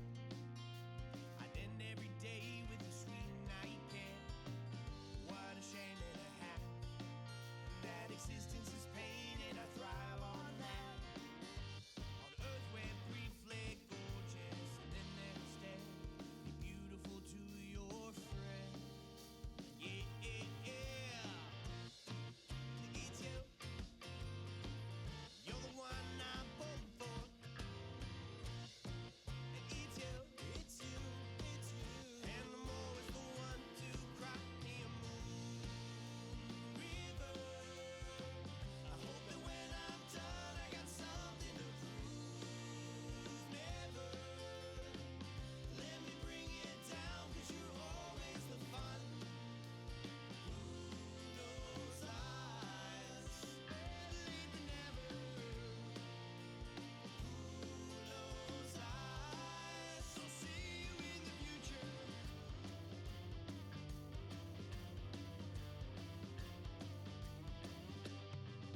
We're getting closer now. What's up, and welcome back, fellow Siege spectators and players. It's been a nail-biter for both teams. Forsaken found their first on an M80x map pick. So, Whiskey, it's a best of 3. It's a mountain to get there. Not necessarily as much as like a grand final, but it's a dogfight for sure. And now we head to Consulate. Yeah, that's right. A little surprising to see M80x lose their map pick on Chalet. We talked about it during the pre-show, though. That was the first time we had seen this team play Chalet since all the way back at the beginning of March in round 1 of Qualifier 1. So, not a lot of intel there on how they were playing Chalet. Now, there was a lot of questions in chat. Which games are being streamed? Who's out there? I'm going to go ahead and bring the bracket up right now. The 2 upper round 3 games being played out on stream, the M80x game here on the Siege Double Shot and the JJ & Co. over on Caliber Jacobs stream. Round 4 is going to be played out today as well, so your favorite team is going to be making it into the next game. We're going to do a second best of 3 at the end, but my friend, it is time for Map 2. Okay, Consulate. We've seen it quite a few times and is quickly turning into one of our favorite maps to watch. There's so much variety, there's so many close spaces, the 2-floor extensions. This is going to be an absolute banger, and for the next playoff spot, incredibly impactful. Take a look at the bans. No surprises here, as you're going to see both of the shields get taken down first and out the gate. Do we see another Valk zombie ban here? I wouldn't be surprised. They're both great operators on this map as well, but interestingly, Forsaken banning Two-Brow. I'm surprised because even though M80 played a lot of Two-Brow, it felt like to me, certainly, they did a better job using the Two-Brow. So it feels like maybe a bit of a handicap themselves. They are starting on attack though, so maybe trying to give themselves the best possible option as we roll in. And you said the Valk, not surprising again, M80 really loves banning Valk. Give themselves just a little bit of extra mobility with the lack of intel they give the defending team. Okay, yeah, no surprises there. A little bit of a target ban for sure with the tuber out, but they did an effective job, a really great job at being the pace setter, at slowing down M80X, and, well, both sides of it, really. So, not going to see it played out here, and then the Valk to follow it up. Again, no surprise, right? We kind of lament sometimes when we see that the Azami was the one that was left on the board because of how powerful she can be. We'll see if she's going to be utilized. Not on round one. Double area denial. Vic Bands and Stomping both going to slow some things down here with the Goyo and the Smoke combo. Yeah, I like the Goyo Smoke combo. This area denial works very, very well on Consulate. A couple predefined push points, some of those very defined default plant spots that Goyo just does a tremendous job of denying that, slowing this thing down completely. So on the side of Forsaken though, they're going to make sure they bring along a little extra health, bringing out the Finka and running the LMG. Love seeing that, a little throwback to 2022 LMG meta. And then BJL bringing out the Thatcher as well. They got to make sure they're going to get these open. But not a lot of electricity on the board. We'll see whether or not Rice was going to go for some bandit tricking. We've seen some players be incredibly successful at that recently, devastating to the attack. I like the global gadget that Finka's bringing to the table here, especially because in that last map, Whiskey, we just saw it. It was bits and pieces taken off of each player. And just leaving them in these very low health situations. So you get the global gadget of Finka to be able to give you a couple of extra boosts. Well, that's just exactly what you need when you're up against some really top tier gunners. Does make their way into the first floors. We're already seeing a bunch of actions trying to set up to let Kool-Aid get in, put on some of that vertical pressure. You can see that it's the only one that's made his way inside just yet. Really kind of just relying on grabbing some of that intel. Yin Candela is fine, poised, and ready. It's going for a bit of a distraction here. That Agent of Chaos sends in a second one.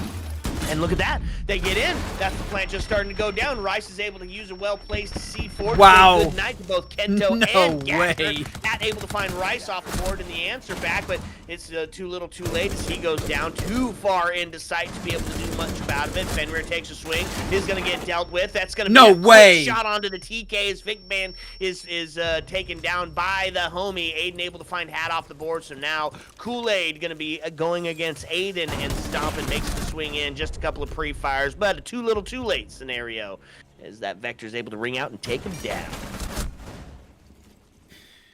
Man, I don't know if you saw that scoreline, right? That was 5 C4 kills, and I'm going to count the TK in that number, but 5 C4 kills on round 1. M80 set up just knowing where this team was as they walked in and cleaned it up. Stomping going to finish it off with the final kill there to close out round 1. M80 off to a great start, but we saw that on Chalet 5 in a row for M80X before they went 8-1 to close out OT. So a lot of pressure on this team. There's a big question about the mental game. It's not something that we've seen M80 struggle with. So it's map 2 of a best of 3. Plenty of time. If M80 wins here on Consulate, we will see Cafe as the decider. If Forsaken can pick it up, going to pick up the first the first playoff spots on the path to pro. The P's proven to be potentially disastrous today for us. Okay, so round one goes at M80x. There's no surprise there. Forsaken did go for a bit of a quick plant, right? They were in and planting with some well-placed Candelas fairly quickly.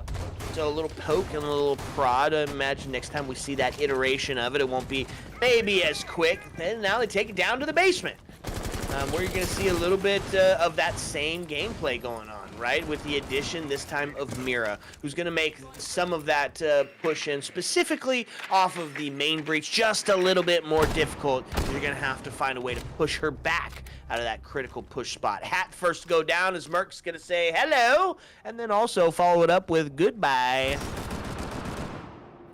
That's huge. Hat to me has been the guy here on this Forsaken team that was the spoiler, tremendously instrumental during that Chalet win, taking down a couple of the early picks here on round one, taking down Hat, I think, not necessarily the win con, because you've got at least 4 X-Pros here on the Forsaken side, everybody ready to step up, but recently had been Hat, seemed like he was getting hot. They can slow him down, gives them a little bit better of a chance. From the Forsaken side, Hat going down means you lose that sledge, you lose some of that verticality, lose some of the nades. You're going to have to rely, keep that ram alive to open up these vertical slots. That's right, and to get that verticality, they're going to have to deal with Vic Bands, who still finds himself poised up here on the first floor. Now it is on the service stairs, stomping onto the spiral, so kind of trying to bait him out with that can opener, seeing if he can get somebody close to take a swing on it. But nobody going to answer that, which means they're going to be allowed to play spoiler here on the stairs yet again. Some vertical play, though, starting to push out as they're doing some damage, but not just enough. He's able to dance his way through the rotate and back into the bit of some relative safety. That's right, we got this minute left. A little bit of the utility still in place.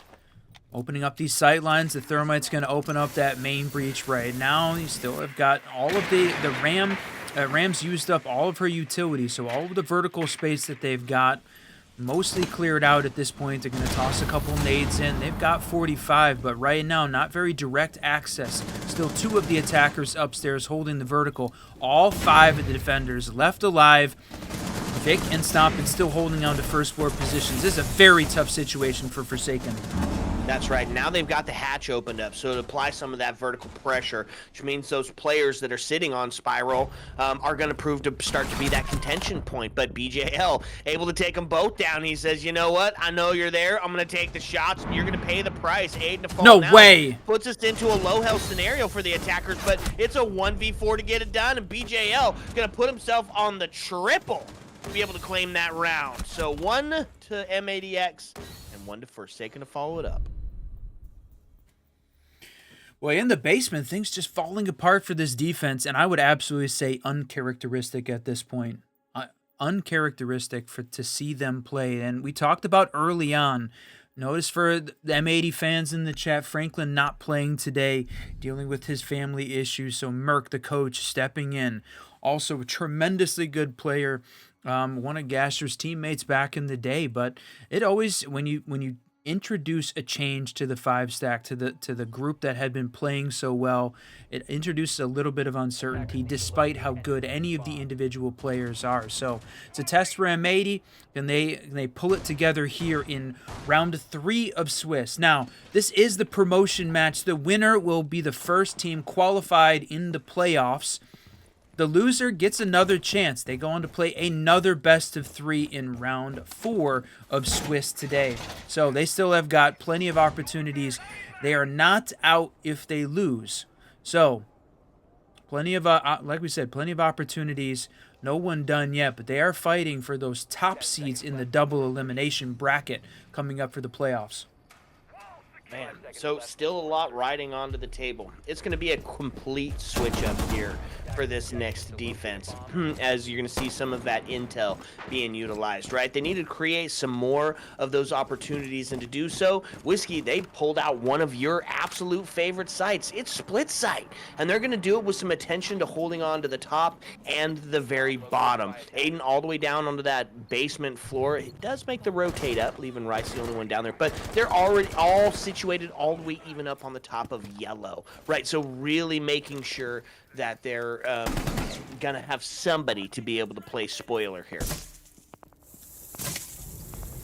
That's right. Look at this. The split site is one of my favorites. Introduces a little bit of chaos. The only site in the current competitive set that allows you to play the 2 floors, making it a little bit challenging, both from an attacking and a defensive side. I think it really stretches the legs for both. So this attacking team working on that secret wall, making sure they can get in. Thatcher's going to take down one piece of this, or the Cade Claw taking down one piece of it, but they've got this thing on the lockdown. The Osa making her push down. You can see the pulse outlined through. They know who is making that push, where they are going to play, and still locked up tight, the electricity holding that wall reinforced. Yeah, and gonna have to dedicate themselves to this push as well. Merc does go down, but unconfirmed on the kill. It's got somebody close to be able to pick him up as he puts himself into that half health or halfway left scenario, in some relative safety of behind the wall. Jeez, Vic Man's gonna come up and say hello, good night. Now, selling charges do get opened up onto the single wall, and that's going to be the last of the hard breach available, so whatever's open is going to have to be the case. Hat making his way up yellow stairs now, looking to play spoiler with a bit of a lurk on yellow.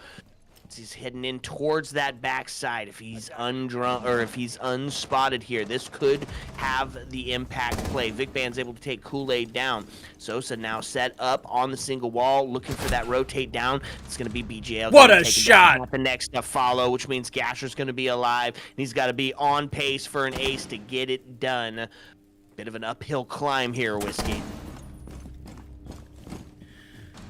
That's right, 4-1 and stomping, taking down Hat, running that, running the Mozzie as well, taking the op away from Hat, using it against him at this point, and then finally cleaning it up, cleaning it out. The basement clear. M80x winning another.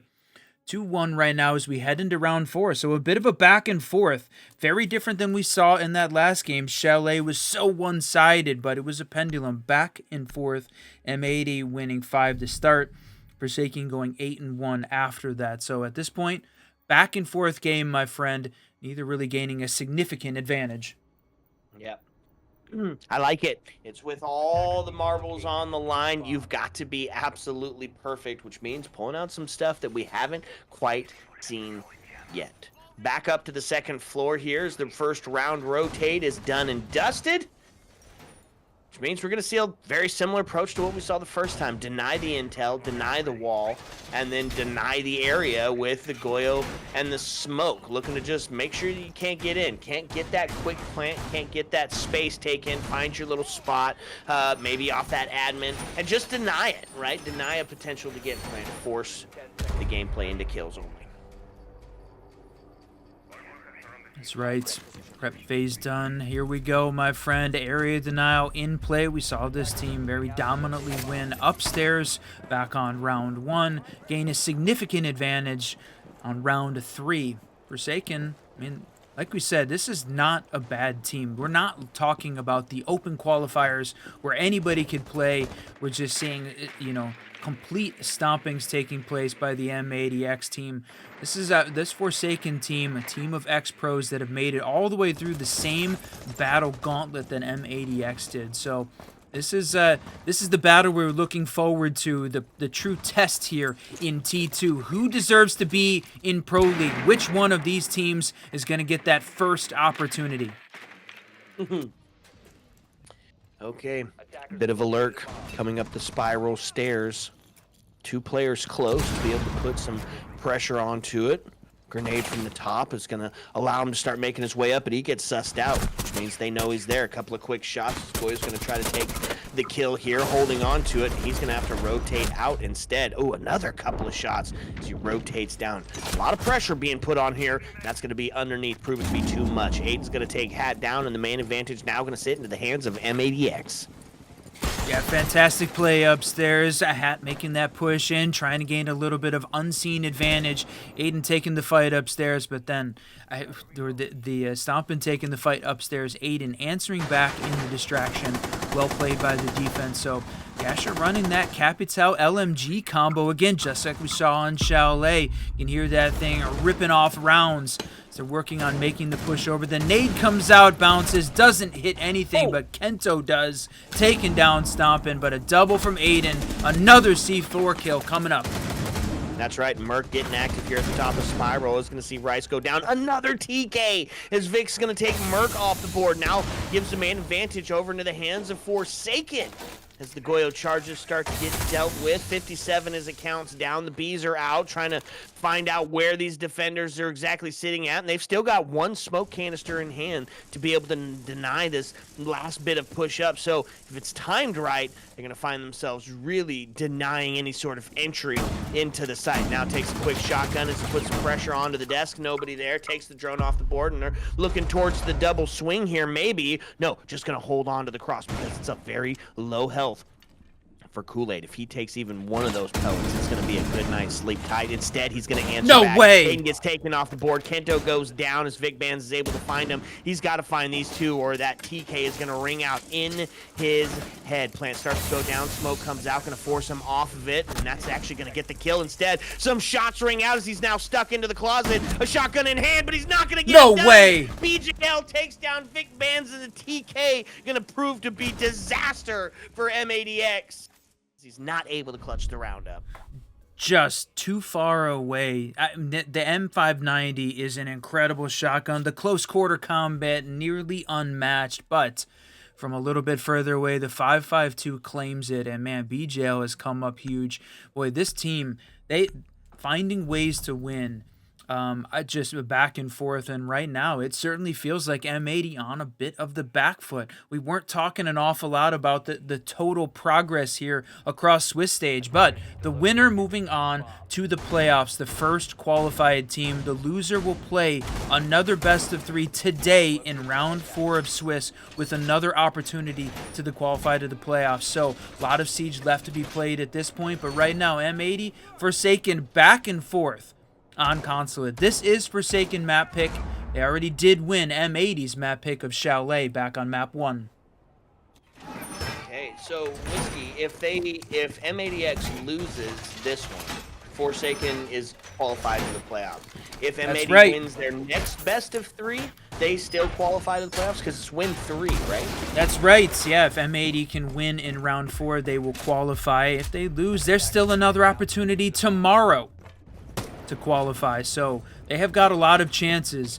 The fact that they were unbeatable at the beginning of Swiss, winning all of those games, has really given them a lot of opportunity here. They're not on the back foot yet, not until all the way till tomorrow. So this is a strategy we see M80 use on Clubhouse frequently, holding on to using the Mira window to try and trick that, but Thermite is going to get it open regardless, even with Mira in position trying to Mira trick it, but that's going to go off. So they have the big sight line open in the basement already.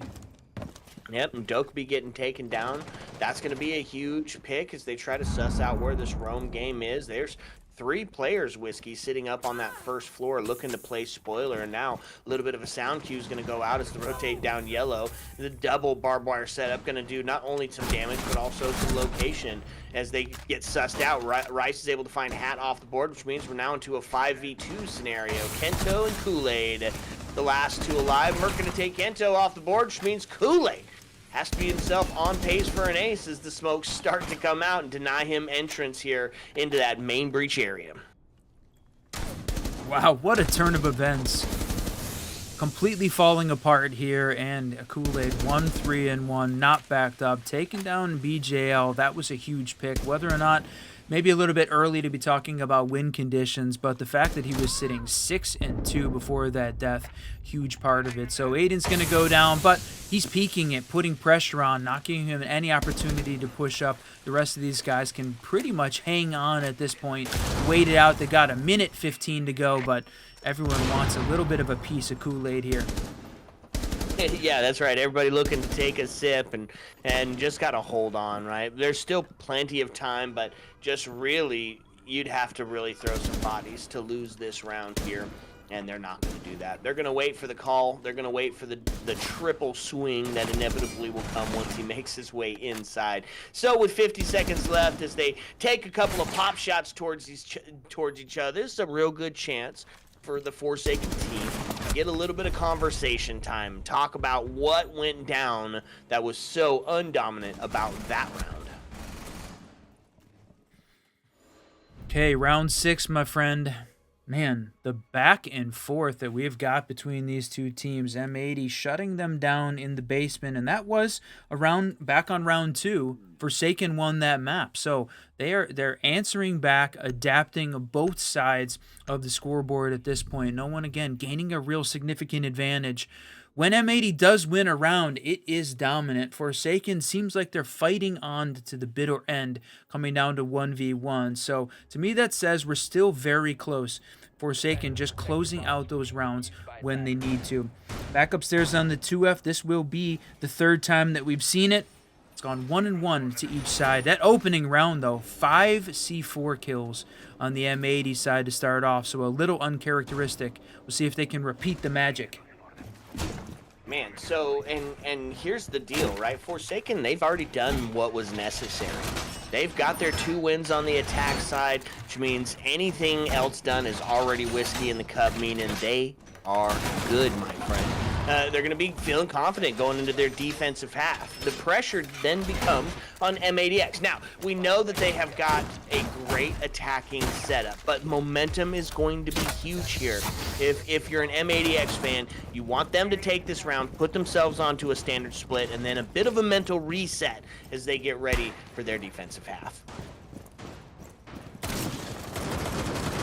Mental reset. I mean, right now, it feels like that's what we saw, at least from M80, right? After losing 8-1 to close out Chalet, the fact that we've seen them turn up here on defense and at least pick up another 3, to me, says that they're ready to answer back. Forsaken, though, feeling the same way. The stack of X-Pros here fighting for their spot, both of them, for the playoffs and seeding at this point. They're looking to be the first team to make it and play a little less siege and get a chance to watch the competition as they play it out. So it's a little bit, I know, the Swiss stage, the playoffs, the way that Challenger Series has been presented, bit of a challenge for us all at this point. But the winner here will qualify to the playoffs. The loser will go on to play another best of 3 in round 4.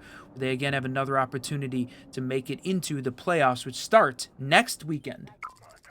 That's right, and just a little bit of a clarification, we're actually doing the Queen City Bash tomorrow, not CL playoffs live on LAN. So yeah, we are going to be doing some Siege, but it won't be on the double shot. It will be for the collegiate gameplay. Now, they're going for a bit of a quick plant here. They get in, they're going to be dealt with. Yo! They're going to find 2 before getting taken off the board by Kool-Aid. Now the vertical underneath. So Kool-Aid's going to find 2, Aiden off the board as well in a post-plant scenario. So they get the job done. Hat able to find Stomping off the board, trying to find a second as they make the rotate across. He's going to go down, and just like that, Rice looking to be the last alive. Not looking to, he is the last alive and has got to find something special to be able to bring this one back.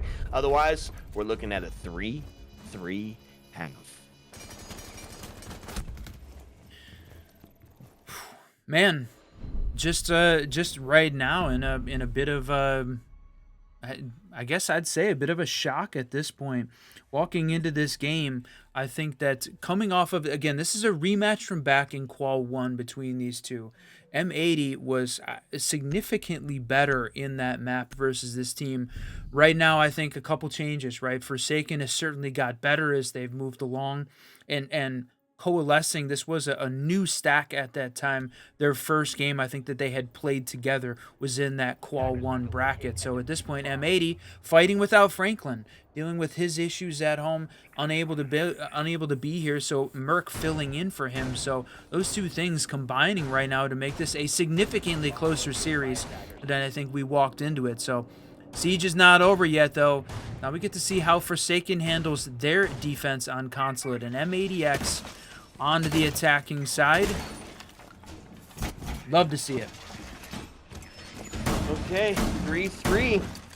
If you're a Forsaken fan, you feel real good about that first half of Siege. If you're an M80 fan, you're saying they need to get active. The time is now. Now, one thing that we know, M80X is definitely a put-together attack team. Well-coordinated, very quick. They take space, they shoot the gaps. We'll see if they're going to be able to capitalize off that same sort of play. It's a double up on the intel, is both Aiden and Stompin going to look at suss out some of these roam games, push out some of these players in those critical push point scenarios. On the side of Forsaken, a very similar lineup to what we were watching before outside of the Kento bringing out the Azami. Somebody who's going to be real good at helping redefine the site and redefine those critical push point areas. Damn, it's going to be necessary to get Kento out of that spot. Aiden finds first, his hat goes down. Man advantage into the hands of nobody as Vic Band's immediately on the body shot straight out. We now put ourselves into a 4-4 scenario, but on the side of the defense, that was a great pick. Whiskey, they get the twitch. That means that all of that extension util, specifically those Goyos, are going to stay in place. That's a tough place to find yourself. Yeah, and losing Goyo on the defensive side, not that big of a deal, as he's got all of that passive util. It's already down, already ready, and waiting for the rest of the team to be able to use that against this team. But love the fact that they were using the Deimos for the vertical play, but Kool-Aid just playing a little bit better. They had the pings going out, they had the communication, but looking up, trying to find the vertical shot. Stomping goes down, so it's into a 2v4 scenario. M80X on the back foot again, continuing to use this intel, but both of their players on the first floor for a second floor site right now struggling to get anything going on their side. Got a little bit of control coming up the spiral, but Forsaken, you can see those orange outlines responding, ready, expecting. That's right, and they did get a little bit of intel onto the mute, but he's able to hit that jammer, which effectively will stop that ping. A pop shot onto the desk. Going to be able to find one, looking to get active on the second side of it. He's going to be rewarded as Aiden finds there it is. Kento off the board. Now into a 2-2, a quick swing, but a shotgun will be into the face of Aiden as it gets taken back. The body bounce now into the hands of Forsaken yet again as they're looking to claim the first in the scoreline balance here. Just making a quick push up, sees a shot off the chassis. Not going to be the case though. Merc now in a tough position. They're spread out, a tough cross to find yourself on, one off the chassis, and he's no more smokes left but a C4 to be had. Kool-Aid going to use a shotgun to end it.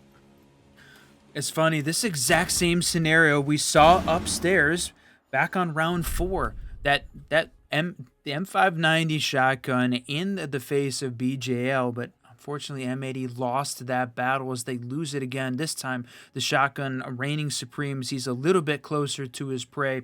Forsaken picks up the lead. That's the first time that we've seen them take a lead in this map, and that's the first time we've seen either team pick up 2 rounds in a row. This is getting to be a little bit of a sticky situation. We talked about it. There are 2 best of 3s to be played today. This is round 3. The winner, the first to qualify for the playoffs taking place next weekend. The loser will need to play another best of 3 in round 4 of Swiss. That is going to take place on this channel immediately following this game. But I think we had all been expecting M80X to walk in, take round 3, win that spot in the opening, and not need to play a round 4 game. But right now, it could go either way, my friend. This is Forsaken has got the answers right now to what M80's bringing to the table. Yeah, well, that's see what the adaptation's going to be. One of the things that you're going to see switch up is the Nook play, right? Stompin's going to bring out some Nook, and we have seen him be very successful on that, specifically when we're looking at that bank setup, right? Finding the lurk, finding that first entry kill, and then capitalizing on the space take and the second kill following after it. So one of those adaptations, hopefully that if you're a M80X fan, hopefully that's the adaptation that they need to get it done. On the side of the defense, they're just really about slowing them down. And that's the play here. M80X is very incredibly aggressive. What's that mean? It means if they see an opportunity to take a 2v1, they're going to pounce on it. Once they get the kill, they're going to take the space. So anything that you can do on the defensive side to make sure that it's slowed down, i.e. bringing out the castles and the Miras and the Fenrirs, well, it's going to do a pretty effective job at slowing them down as long as you maintain that body balance. It's interesting. I mean, from the Forsaken defensive side, really sort of leaving the main breach open. No holes above, no C4 ready and waiting. Able to get that wall open very early on. Trying to protect it here with the Mira playing back. And the Mira holding onto the secret side too. And you can see the attackers trying to make their way in. Aiden taking a couple shots, opening up some of those sight lines. Although I don't know whether or not he actually connected with one. They had electricity on that wall as well. They may have shut down that push. So they've got this open, but the mirror window's protecting those power positions. And Hat has absolutely had Stompin's number all day. I don't know what he took, but he has been just hunting the man down.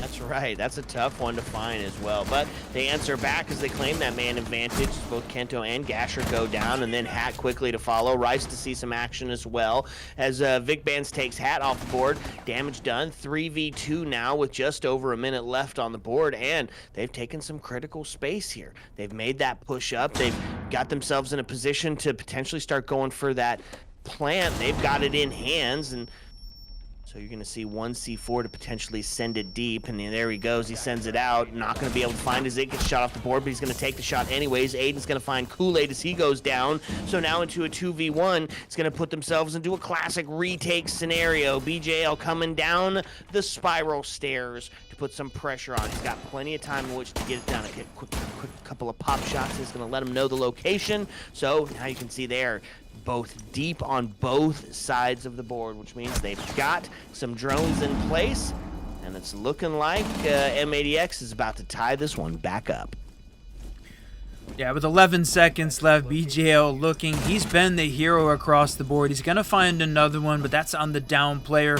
Merc sitting there. Aiden ready and waiting, and I'm pretty sure that was a 4K for Aiden on that round, coming in clutch to support this team when he needed to. M80X taking round 8.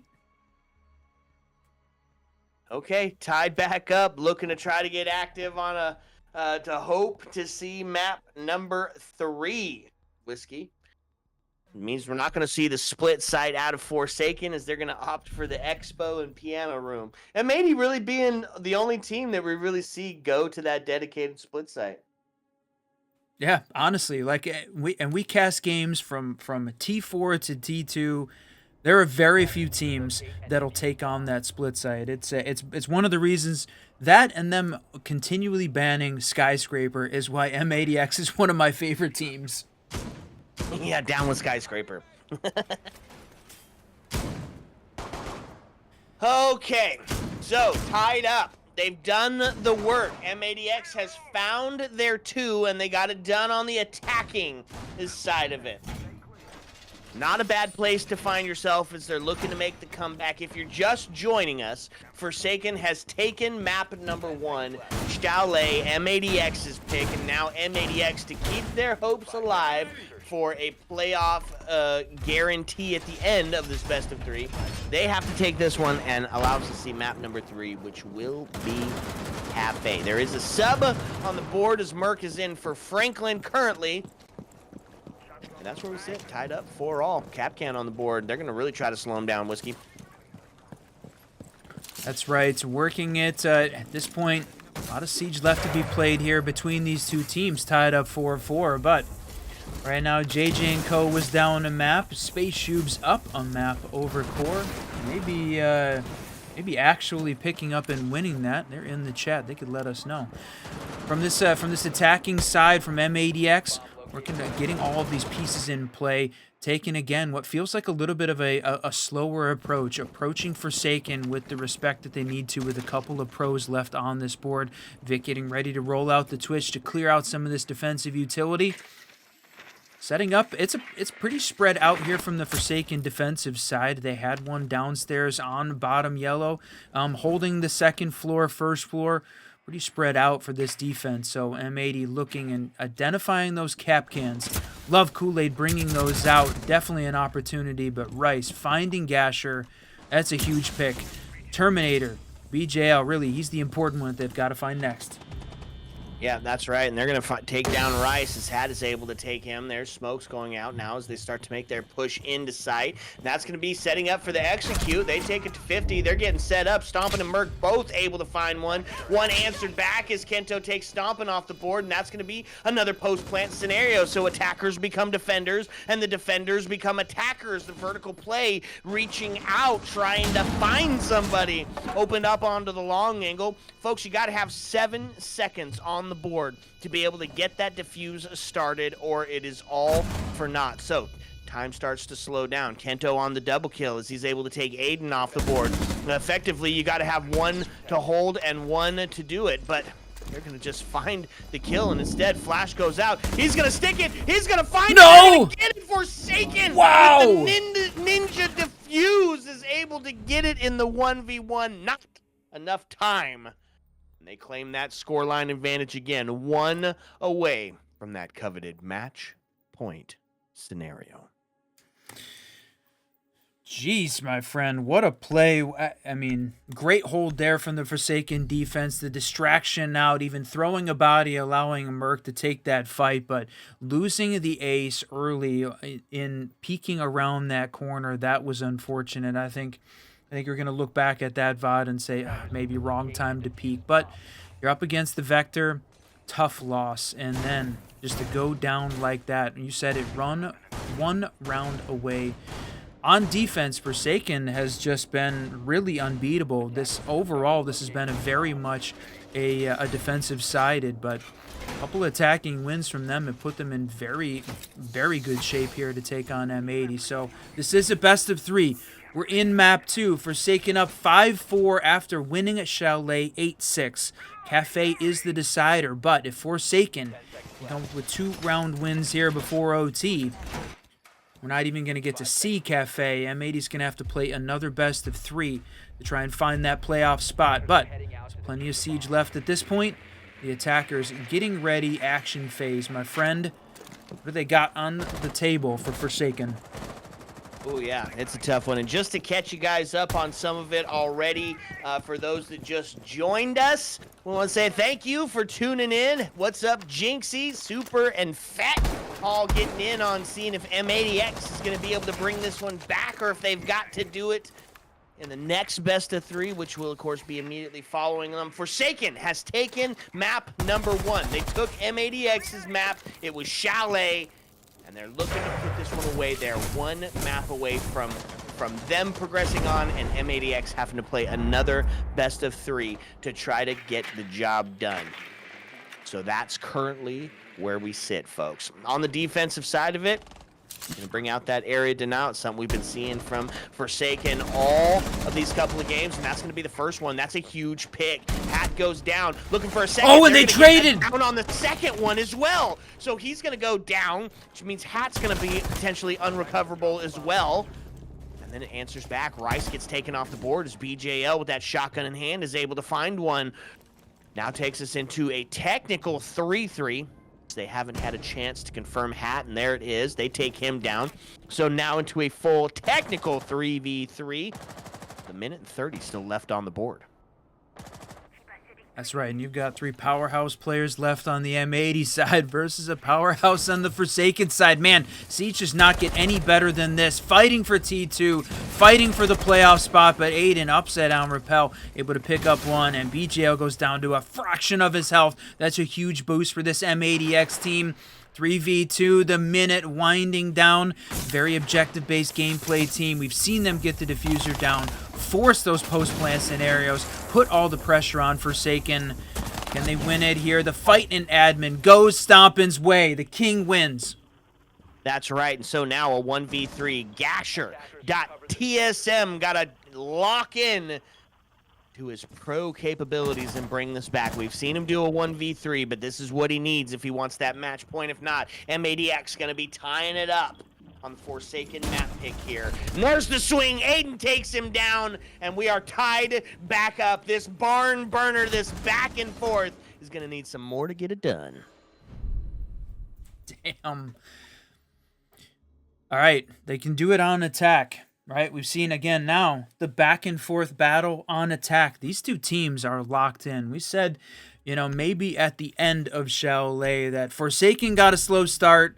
M80 struggled to close it out. Once we got on Consulate, this has been a back and forth battle here between these two. No one gaining a significant advantage. Small mistakes being made on either side, capitalizing because the players are that good. We are in the top of T2 fighting for that Pro League spot. There is one spot available. Only one can reign as king. We've got a couple more games of Siege to figure out who it's going to be. Round 3 and 4 of the Swiss stage playing out today. Round 5 tomorrow to round out that top 8 that will go to the double elimination playoff bracket next weekend.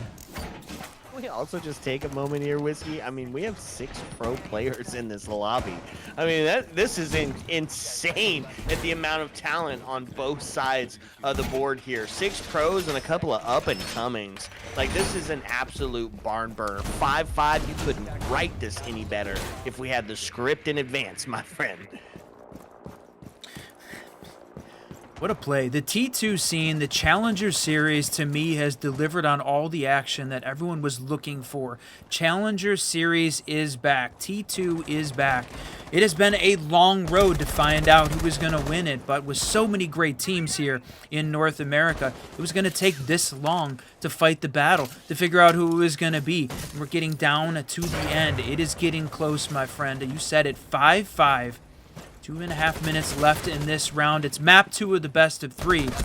M80x looking and fighting, There's and no no way. way. That's got to be Vic Band's 3rd TK. Didn't... We talk about siege timing most of the time in a funny way. That is a seriously unfortunate piece of siege timing coming out. Aiden, the top frag on this team, 14-8-5. He was really the man to beat, a win con, if you will, for the Forsaken side, taken down early by Vic. That is an unfortunate play. Round's not over, though. Still got some time, making the admin over a push, but all 5 of the Forsaken stacked up and ready. That's a tough one. I'm pretty sure he's been all 3 of our TKs this evening was Vic Bands. That's a tough place to find yourself. So, Aiden does go down. That's the hard breach. At least he did get one of those Selma charges out, right? I believe they got that main door opened up, or at least primed and poised to be able to get that mute jammer from underneath and then start to open it up, but it nonetheless was at least on the wall last seen. They've got some presence. They've made their way inside of the manager's office. 3 people on the inside. Merck's still playing that drone role, trying to suss out where these first defenders are. Here's the position they find themselves in. They not only have got to get a kill to get the equalizer, but if they're going to get ready for the cross being set up on that admin overtake, really, they're going to need one more kill at least, right? Claim the man advantage before getting set up for it, or it's just going to be a couple of C4s from a long distance to find yourself able to take them down. There's one of the C4s. Goyo's coming out. Pop the Smoke Goyo. canisters go down. Now Stompin has made his way up, and he's got a little bit of a damage. They're going to find the first as BJL goes down. That's going to be the equalizers. Merck's going to take that from the verticality underneath. Now into a 4-4. Flashes go out as they start to make the bit of the push-up. Stompin in place to claim that next kill, and it's the one that they need if they want to get set up and going. Specifically, they're looking towards Hat, right? He's trying to play spoiler from the long distance and make sure that they can't get in. Kool-Aid's able to take Rice down as they maintain, holds on to that the admin over plant spot. Kento goes down. Vic Band's going to be answered off the board. So now into What a triple! Merc is able to find one off the board, now into a 2-1, now into a 2-2, but Kool-Aid able to claim the double and force it. He found it, and he stops it. What a play. And the back and forth just does not stop between these two. M80 picking up round 10 upstairs on 2F. Forsaken answering back upstairs on the back of a Kool-Aid. Tremendous play in the default plant to give them match point scenario. And it's not just map point. It is map point, match point, series point, and right now, playoff spot point. The winner moving on to that playoff double elimination bracket taking place next weekend. The loser is going to have another chance, one more best of 3 though, to battle out against another T2 team to try and find that spot. They want to win here. If M80 can win one more here on their attacking side and send it OT, got the opportunity to see Cafe as the decider in the best of 3 between these two teams. Talking win conditions here, which isn't something you hear very often for the M80X side of it. What do they got to do to get the job done? Forsaken is firing on all cylinders, right? And I think the first thing is going to be keeping Aiden alive, right? He has become the win condition, at least for map number 2. 14-8. He's having a stellar game. So seeing him be the active part, the spearhead, that participant who's going to find those first couple of kills, I think seeing him alive through the first minute and a half of the round is definitely going to be a big part of that. On the side of the defense, though, Whiskey, they've got it slowed down. It's Trap City. Goyos, Legions, Capcans, they're looking for you to make a mistake as you try to claim that last round and tie it back up.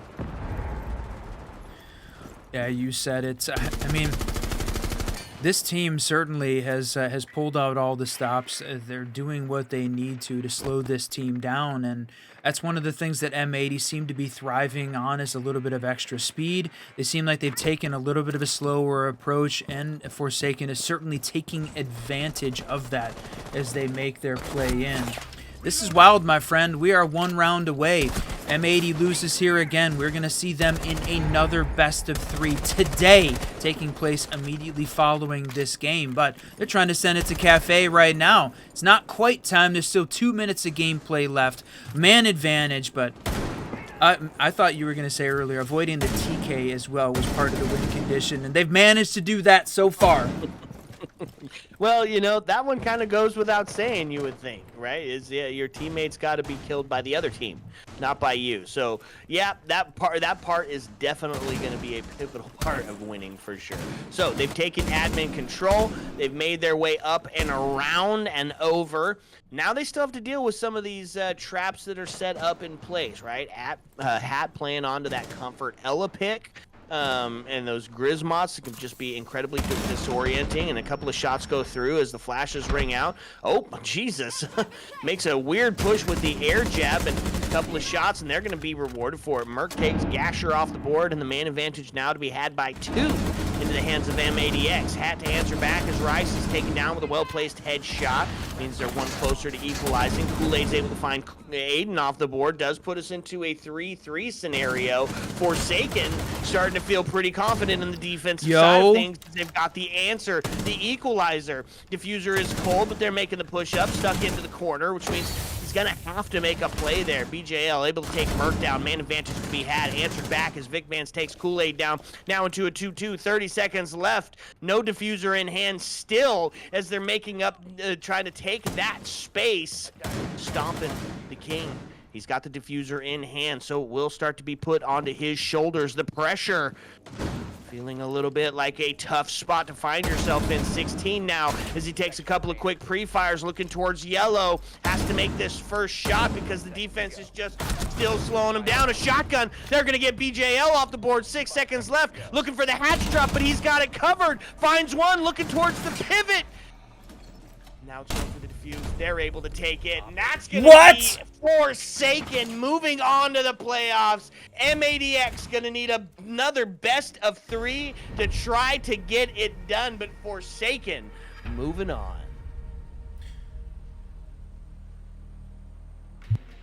Holy cow, my friend. Just a little speechless at it. Unfortunate. I mean, if you're an M80X fan, tough loss there. Forsaken winning it the best of 3 in 2, but their siege journey is not over. It's not even over and done today. Round 4 is now on board and set. We're going to see M80X face off of one of the other teams from that mid-round bracket to face off today in another best of 3 to see whether or not they can pick it up in round 4. So they are not out of the playoffs yet. They're not out of Swiss yet. Forsaken is, though, as they move on and pick up one of the first playoff spots. There are 8 available for that double elimination next weekend. But, man, I thought it was going to be M80 in round 3. The question is it going to be M80 in round 4 now? Yep, well, we'll find out.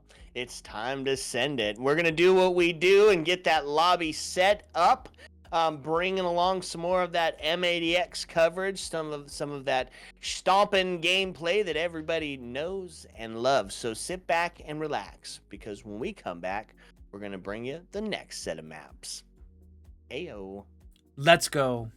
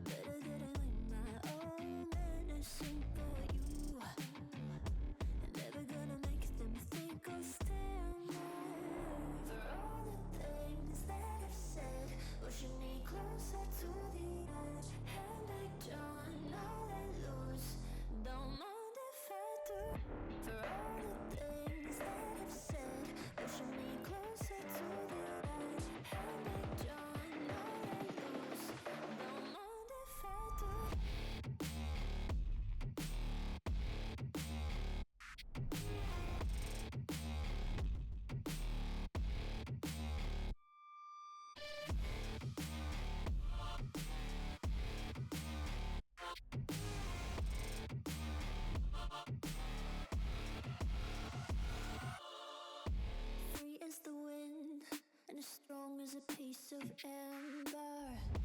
Give me a breath like the fire you'll soon remember. Ooh. I'll be in a fleeting till the end. I'm singing. Ooh. Drowning all the voice, propaganda. How do you do? For all the things that I've said, pushing me closer to the edge. Hand back, John, now let loose. Don't mind if I do. For all the things that I've said, pushing me closer to the edge. Hand back, John, now let loose. Don't mind if I do.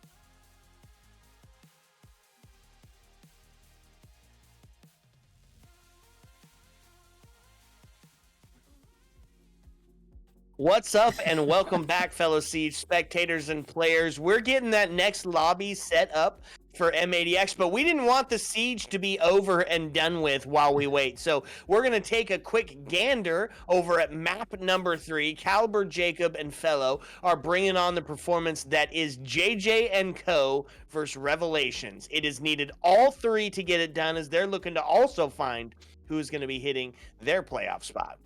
That's right. And the fact that we've got M80X is going to play another best of 3 today as soon as this map is done. Swiss requires all of the games to be done before they can figure out seeding, so we need to know who wins over on Caliber Jacob's stream first before we can tell who is M80's next opponent. We will bring you the next M80 game. Just going to pause for just a moment as we work on getting that set up. So here we take you to Caliber Jacob and watching JJ & Co. take on Revelations on map 3. That's right. A pause for the cause, and here's its sent.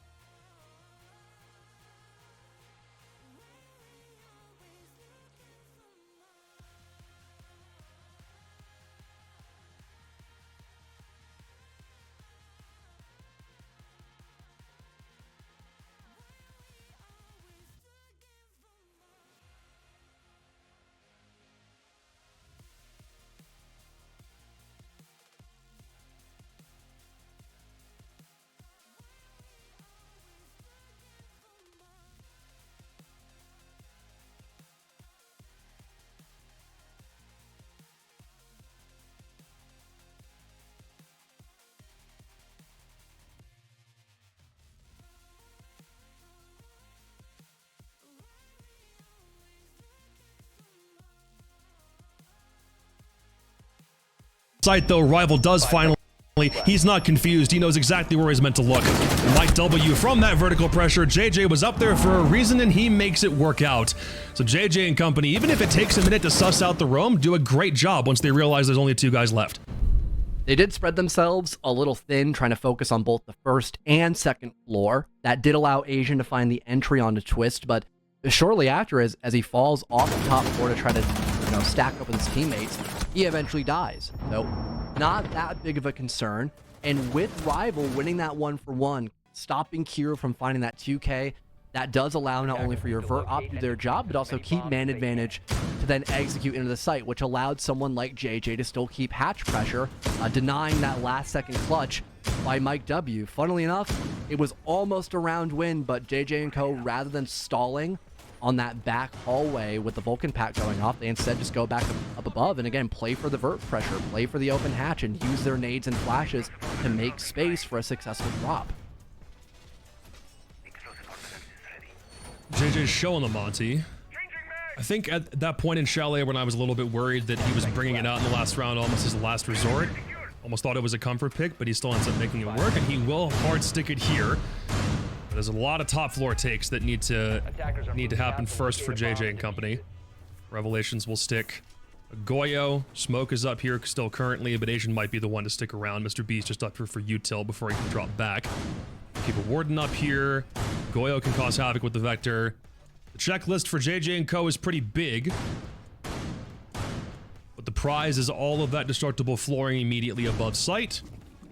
They don't have a ram on the board to try and deal with it. In fact, really, the presence of, or the lack of any vertical op here is a little bit concerning, as they're just hoping that Emilio's got enough with the breach charges to make it work out. Maybe that is the case, but that still is the task for JJ to start off round 3.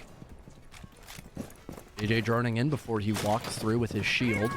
Snake right behind him, Noah Meyer Jaeger, so these grenades could break through a shield or just force somebody out, allowing more map control for the shield. Spot somebody on the sky / like green stairs. Mike W and Asian will begin to fall off, not wanting to challenge that shield, and Mr. B will buy some time with the help of these toxic babes. Hopefully for JJ and Co, if they can clear out this warden up above and also Mr. B right beside him, they have a chance of maybe isolating Resighted, getting some vert pressure, or at least just making sure that Revelations can't use these angles to stop a plant. But the first one dead No. is JJ from a toxic babe. I guess he got trapped and couldn't fall away in time. Twist at least gets a refrag from across the map, but now with your shield gone and your case forfeit, this looks to be a much more complex top floor to clear out here for JJ and Co. Still enough angles the Revelations are holding, and they've got so much rotate potential right now. JJ are going to need to isolate one and then work off of it with 2 people at this point, given the fact that Monty's already dead early. At least no one target. Gonna need to suss it out quite yet. Fight around Skybridge. Mr. B will swing back in, grab his second, and Rival falls. So now Twist and Emilio have to go back up. Emilio was holding, waiting for a horizontal angle, but he's now forced into service and does take down the smoke. Might have another one immediately, but Kiru's got the better angle and Resighted cleans up on the opposite side of the map. And Mr. B and company fully recognizing that if they pull JJ's attention in too many directions at once, there's nothing they can do about it. Yeah, the coordination there to stop the Monty, or I guess just utilizing the smoke to kill him was enough, and then playing off of each other. Stopping the same power play that JJ and Co went for back in round 1, where they had someone go in through the R6 door, heading in through that hallway, and having the Montana clear out their Skybridge. They already noticed this, so they were a lot more willing just to wait for the offense to push into their crossfires rather than trying to go for an aggro 1v1 without the help of a teammate. And now going back into office, they have the clash. So they might have a solid chance at just slowing down or shutting out JJ and Co completely if they attempt the same clear in through the R6 hallway. But their lineup is almost completely different. They've got the Maverick now. They've got a Striker on the board, plenty of hard breach with the help of JJ, Rival, who can still play below with the vert, but now with Deathmark trackers, maybe not expecting any mute jammers.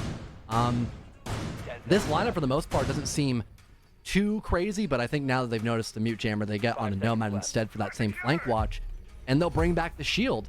I guess they just weren't comfortable with just completely focusing all their attention on the office breach and lurking in through like the operations room, so they still want to feign some pressure somewhere else, but a lot more of a stall-heavy composition here for Revelations, which might be really good against the Monty.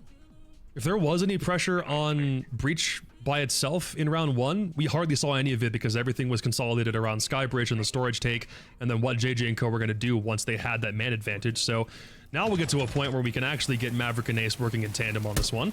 With a Kaid band, it's pretty elementary to grab banded batteries off the wall. The rest of them will just get placed down by Mezzanine instead for Asian, so he'll keep on holding the control for as long as he can. Now Breach comes down, first task already done, but JJ still are going to have to deal with a clash later on, so that felt like a pretty easy one for Revelations to give up, but they've got a lot more tricks up their sleeve right now. Using Clash's info to know when to throw out the C4 could be nice. There's the lifeline, concussive blast to maybe force out Mr. B, but it doesn't work as they planned it to.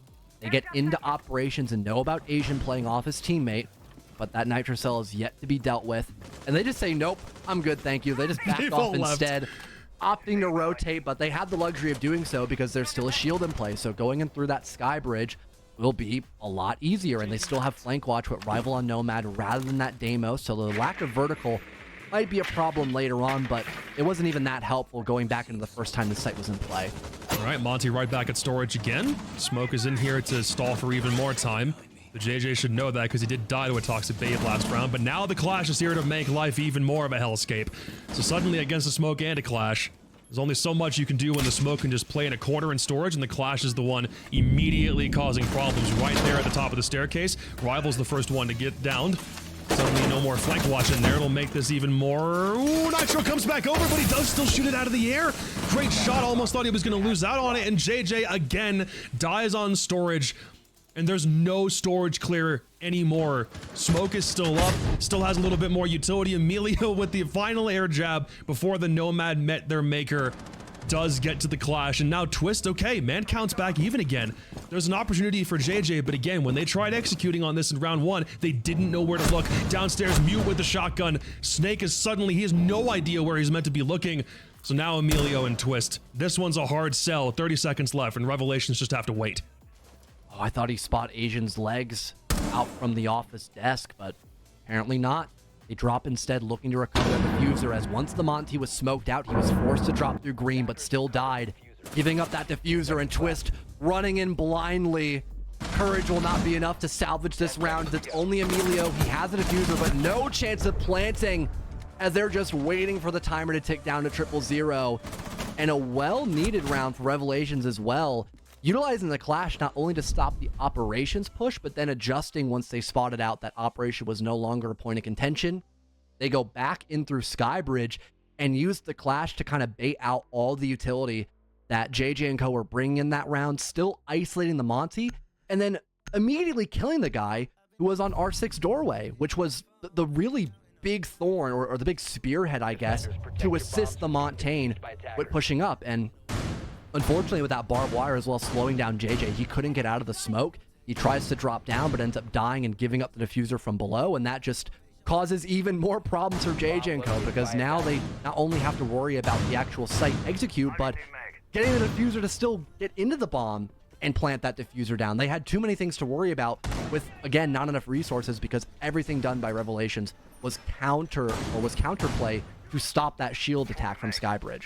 It's not that I think JJC's attacks are completely one-dimensional, but as it looks like they're about to set up an op, so I'm like, cool, there's a different take, and it's not just a Skybridge storage with a Monty the same way they did round one. Then they abandon it and go right back to the same strategy, except this time Revelations are in a much better position to deal with it, and it's got me thinking about the other times in this series where JJ and Co have tried a take that they've tried before with maybe one change or two, and it hasn't worked, and it's been very direct, and Revelations have had an answer for it, especially the second or the third time that JJ and Co have tried that. It's been a recurring theme in this series. So if they were to do the same take as they now work over a top floor and they need a ram, they have to work over all of this destructible flooring upstairs. No. We've seen a similar formula like this, and suddenly that's been nullified. That's a really big deal here. Both Bravacams destroyed, or I guess jammed via mute. That's going to be huge impact. They do get rid of at least the Malusi Banshee by the little rat door, but other than that, not a lot of success there for JJ on this operator. Not a lot of flank cams they could utilize, or not a lot of utility destroyed from down below. Still having to focus, though, primarily on this top floor roam. Going to be 3 defenders once again, and also someone playing just by the yellow staircase, able to fall off if need be. And it looks like for the most part, nothing has really changed except the amount of aggression we've seen by Revelations right now. Maybe allowing for JJ and Co to get a bit comfortable on this vert pressure, and then they can begin to flank if they want to. That might be the way to go, is just now you begin to see Kiru lurking his way into the briefing and bunk side of the map, hoping that someone is just caught with their pants down as they're trying to work their way again on this vert, but they've got cams prepared for that exact thing. Yeah, they're definitely aware of the roam, but Mr. B upstairs will grab the flank watcher. Twist can nab Asian, but there's still one more roamer to deal with upstairs. JJ and company have not dealt with this nearly as fast as they did in round 2, and Kiru can still be a massive problem, especially if Mr. B wants to come up and help with the roam assist. Quick shot, Kiru onto Twist, and he is going to be a really big deal. He'll slink back away to briefing, but yeah, JJ and company definitely got comfortable. They realized they took maintenance way faster, but the roam just wasn't as aggro this time around. Rival can get Mr. B. Emilio will slink down in and look for a horizontal take, but he's got it, shoots default, and now starts to work over from filtration side. The Azami has rotated back down in this instance, and now Kiru, whether he wants to keep playing up top, is really on him. But at 40 seconds to go, looks like Revelations, they're all back on site. Kiru is still doing havoc upstairs. Rival falls. It's just JJ and Emilio, and he can't even use the Brava drones anymore for additional intel. They have 30 seconds left. They're just going to have to put smokes down and pray. There goes that previously mentioned smoke. Lucy Banshee destroyed but resighted, shuts down Emilio, and as JJ just desperately charges through his own smoke, there's a Malusi waiting right around the corner to greet her with a couple of bullets. That's now 4 rounds in the pocket of Revelations. I mean, it's not too shocking because this map is extremely defender-sided, and with how quick Revelations have been to adjust and fix some of the errors that they've made both on their office defense and now their labs defense, successfully winning it for the first time against JJ and Co's top to bottom clear, it does cause a lot of issues in the late round for JJ and Co. A pause going into effect. Hopefully this gives them some time to breathe a little bit. Maybe they can at least find another 2-4 split, which did almost grant them overtime on Cafe when we saw this exact same lineup, but also that was on the more, I guess, unsuccessful half where Revelations were attacking and were just extremely dominant. Now it's the more common, you know, this side of the map we're expecting them to kind of stomp because Lair is so defender-favored. History books for both teams on Lair is not a very big one. Again, Revelations have not had to play it in either the qualifiers or any part of Challenger Series thus far. That is the And there's greatest no tape of how they moment play in this my map life, at all. bro. JJ and company, last time they played it was when they lost it to M80x in the first map of the qualification series where JJ eventually won, but Lair was a big problem. That was a 5-1 defensive half for M80x, and JJ and company had to storm back in. They only got 3 rounds back on defense, and it ended up being a 7-4 victory for M80x. JJ and company on Lair so far has not shown to bear much fruit, as we'll have to wait for them to get back in here. Emilio is in lobby, so we'll get in a second, but at least one more round on attack. The problem is now Revelations can go bunks briefing because they won basement, and that was the one site JJ and company had effectively won just a couple of rounds earlier. Now it's a new site, new look. Revelations might have a plan, and JJ and company are still kind of scrambling for anything they can get on this first half. This Ying might be the right call. JJ and Co have not brought this operator out a single time on the attack. And at this point, although Revelations were running Warden almost every round, or at least they ran it the one time they defended this bomb site, acknowledging the lack of Ying, they're going to get off of Warden and instead pick something a little more useful in their eyes, which now grants the opportunity for JJ and Co to bring out these flashes to clear the extension above at a much faster rate. And, you know, I don't blame them because the Montes just died in the same spot every single time on that Skybridge clear. The same barbed wire, the same toxic babe, the same lack of anything to assist him besides an active gun, which eventually just completely flatlined JJ's attack. So they're going to go over something totally new. The Revelations also have a slightly different comp, and now maybe they're expecting a lack of a shield, so they're extending a lot heavier onto those sky stairs, which might be a good thing if they have info from those yokais, for example, and the shield. Snake, who's played such a big factor so far in JJ and Co's success the first 2 rounds, 1 in 5 to start out attack. A lot for a Nook, and maybe look to counter roam presence from Revelations, but Nook's place in the meta is in a real shaky spot, so it's a questionable call at best. We'll see how it gets utilized and how fast he's able to affect entry to site, if he's meant to take first engagement, or just sit back on site and lurk and wait for a roamer to come to him. And to your point, tons of the defensive utility on Revelations is all designed to stall out JJ for as long as possible. Especially Echo as it gets closer down towards an execute. Mike W, he's 7-1, but it's almost like he's been forced into service in times where he might have been more comfortable just sticking back on site. He's at JJ's number so far through this one. And again, primary issue we've talked about for JJ, if it's not the way that they attack, it's the timing of their attacks. So, with a minute left, they've got some pretty decent control, but they're about to meet a whole gauntlet of Revelations defenders right in front of them. Minute burned away. Gathering more info on the extension above. And again, with Emilio here on Ying, I imagine Revelations will have to at least give some respect to JJ and Co's clear. Unless they find something like a well-timed C4, or can just play anti-flash as someone else gets blinded. They swing off of that to maybe catch somebody by surprise. It's the only thing they've got going for them. And yeah, they just they back off and tuck away into the R6 room, I think it is, if not into storage. Hero Mr. B, my bad. First line scan, or the second line scan of many more, will come out.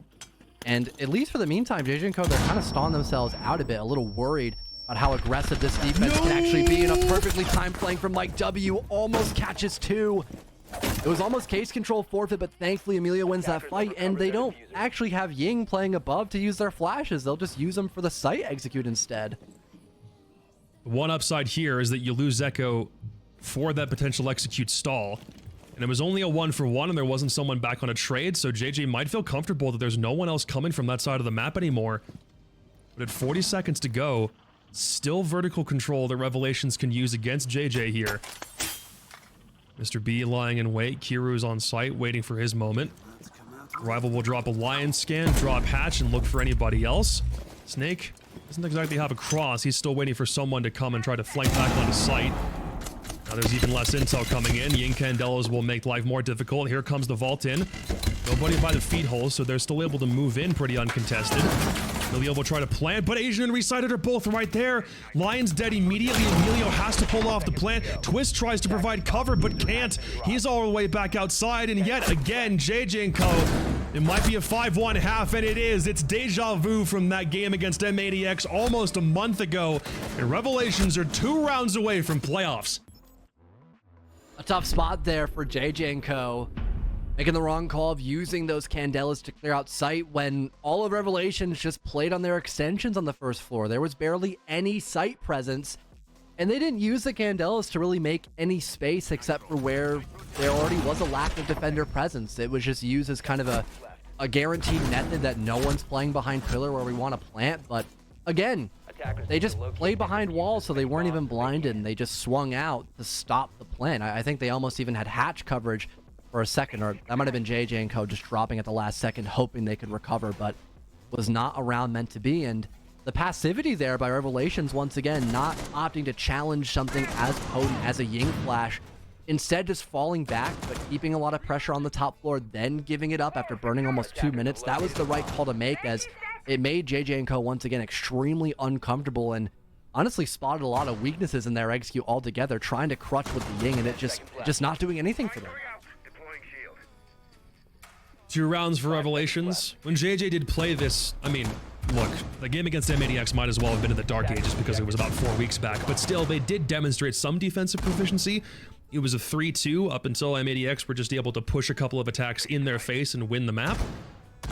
It's not a great spot to be in. In most cases in NA Tier 2, I look at a 5-1 half and just assume that the team with 5 is probably going to end up winning. Unless JJ has some IGL wizardry on defense in his back pocket to get positions called out. They're not playing with a bunch of intel. They're mostly playing for stall tactics. But Kuro has opted for a Glaz, might take a Fenrir head on. Those smokes, oh, the wrong spot. Rival will grab Kuro cross map instead. No, that is the same play. Looks like Rival was trying to force entry, and instead Mr. B's already worked his way back to display. What in the world is going on? I'm trying to parse this out. What? They're just in. Shield play, smokes, Grim. That's the end of the round. See you, bye. Suddenly it's match point. That was JJ and Co.'s round, but oh, it was. okay. You're right. You're right. Yeah, it's fine. Revelations, I don't even know what to say there. They went for a coordinated rush. JJ and Co. were prepared for it. Couldn't really spot a gap. And a well-timed swing as well by the Fenrir, stopping Cure from just kind of walking in his Glaz. If he had that hallway in control with smokes, that's an almost unbeatable cutoff angle. That would have helped the Monty probably make a lot more ground covered in that round. It would have probably given the rest of his teammates more confidence to push in, but once they lost the entry, they were kind of forced on the back foot. But you know what?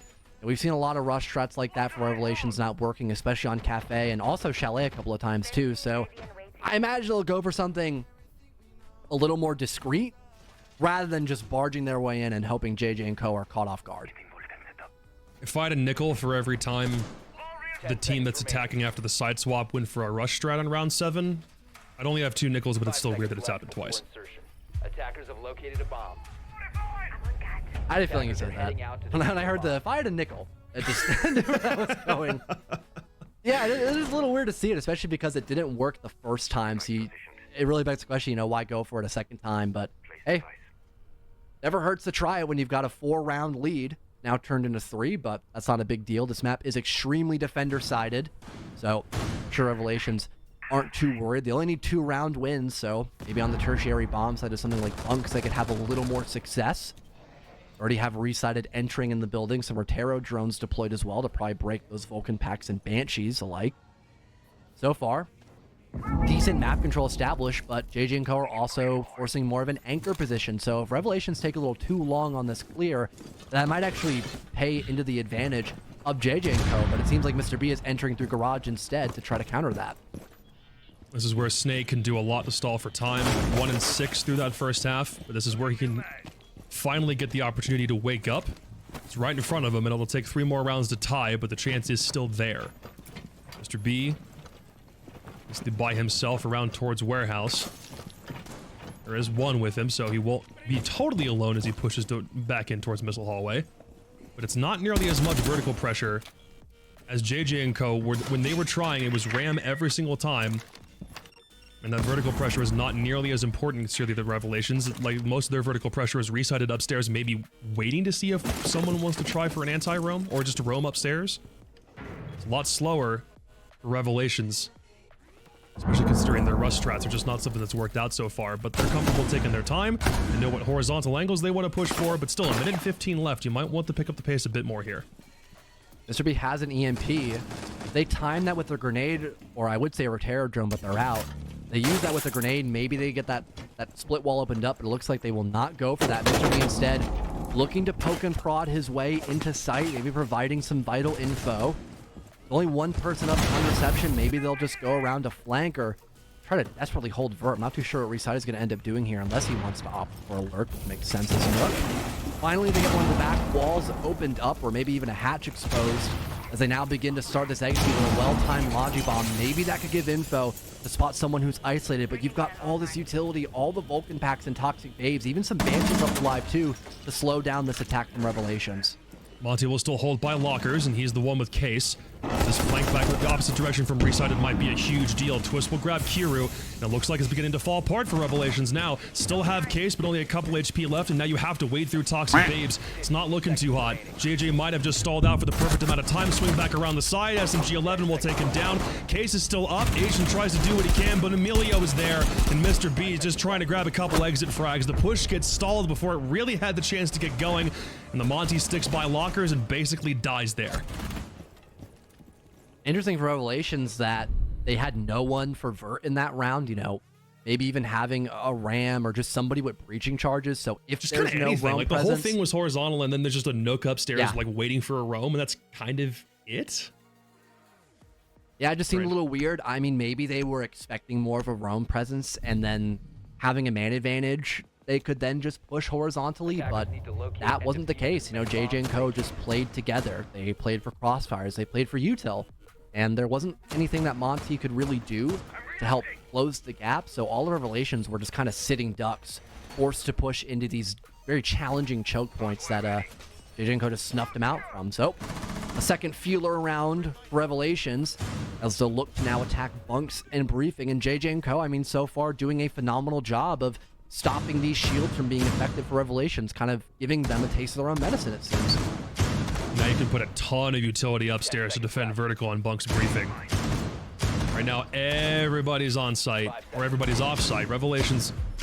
The problem with Laird, especially on Bunk's briefing, if you try going for a quick side hit, you're still concerned about vertical pressure, especially given how much JJ and Co have the ability to open up floor and horizontal angles immediately above bomb.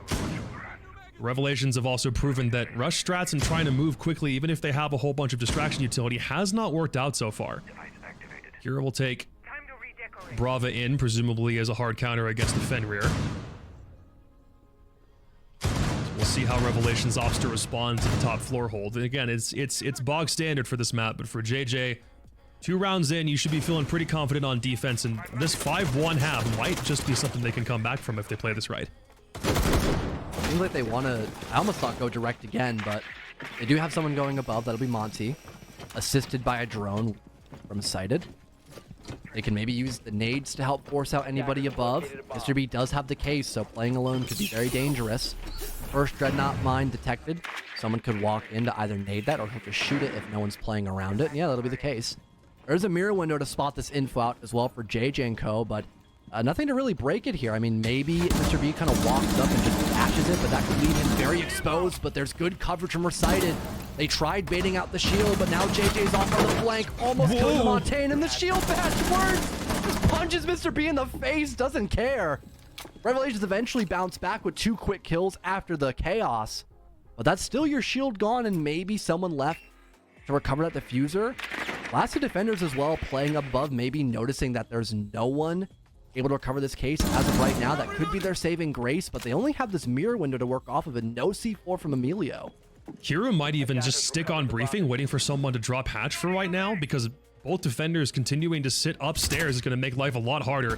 That's exactly what Kiru does. He stays on site waiting for someone to come back, and it's not even a matter of diffuser control, it's just a matter of bad timing. Asian upstairs grabs Twist, and now, finally, Revelations are on match point, and all they need is one more to get to playoffs after just 3 rounds. Using the Montaigne as bait gives Resight at least one quick kill, and luckily everyone else is close by to trade on JJ, as he had a really successful flank, but no guarantee of falling off. And again, after the dust settles, it's a 3 versus 2. You've got one good position to hold, and that's if Revelations choose to continue to push up above, which they didn't. They probably noticed both Omai and Bandit were playing above. They figure, you know what, we'll just beat them at their race to get back into sight. Now Kiru wins his 1-for-1 on the Brava, and then that leaves us with just someone getting air jabbed on Sky Stairs. Not a lot left for JJ and Co to do. It was a good attempt to stop that Montaigne clear from the top floor, but that was really the only successful thing in the round, was JJ on a flank. That was the only thing going for them. They didn't have a lot of slowdown utility like a smoke, or I'm not sure if they had a Legion or just didn't use a Legion in that position, but either way, they didn't have a lot else to stop the Montaigne specifically. It's also kind of funny how, for as optimal as JJ and Co believe Monty was for them on the attack, and when they go for Skybridge to storage pushes twice, and it doesn't work out, and who does it better? Revelations and Mr. B. On the same operator, pushing the same point. Just something about Monty and comfort picks for JJ and company was a contributing factor in putting themselves in a hole on the first half, and now Revelations can taste it. It's right there, and they don't have to worry about playing the rest of today or tomorrow to get the rest of their weekend off, prepare and see what the rest of playoff starts looking like, and then get to that portion of the new bracket double elimination format next weekend. It's on the horizon, unless Emilio and Twists upstairs can do a lot to stall just off site here, give JJ and Co a little bit more hope this one won't be done after just 10 rounds. I think with JJ's lack of success with the shield, they were probably expecting Revelations not to run a shield, but they brought shields the past 2 rounds. It just kind of begs the question, you know, why didn't you bring more utility than just a Fenrir and a mirror window to stop him from walking in like that? Getting a lot of ground for his teammates to kind of lay down the foundation for that successful win on the attack. Have to win 3 in a row now to at least solidify overtime and maybe a chance at promoting themselves to playoffs without having to fight the Gauntlet, which is the rest of this group stage. Minute 15 gone, and I almost thought Kira was going to open up this hatchet and maybe find a cheeky kill on the Malusi just above Totally it. could. If there's He's right info, there. Kira could strike. He's probably just waiting for someone to drone him in. That way he knows when exactly to attack rather than giving up his surprise from down below the skeleton key.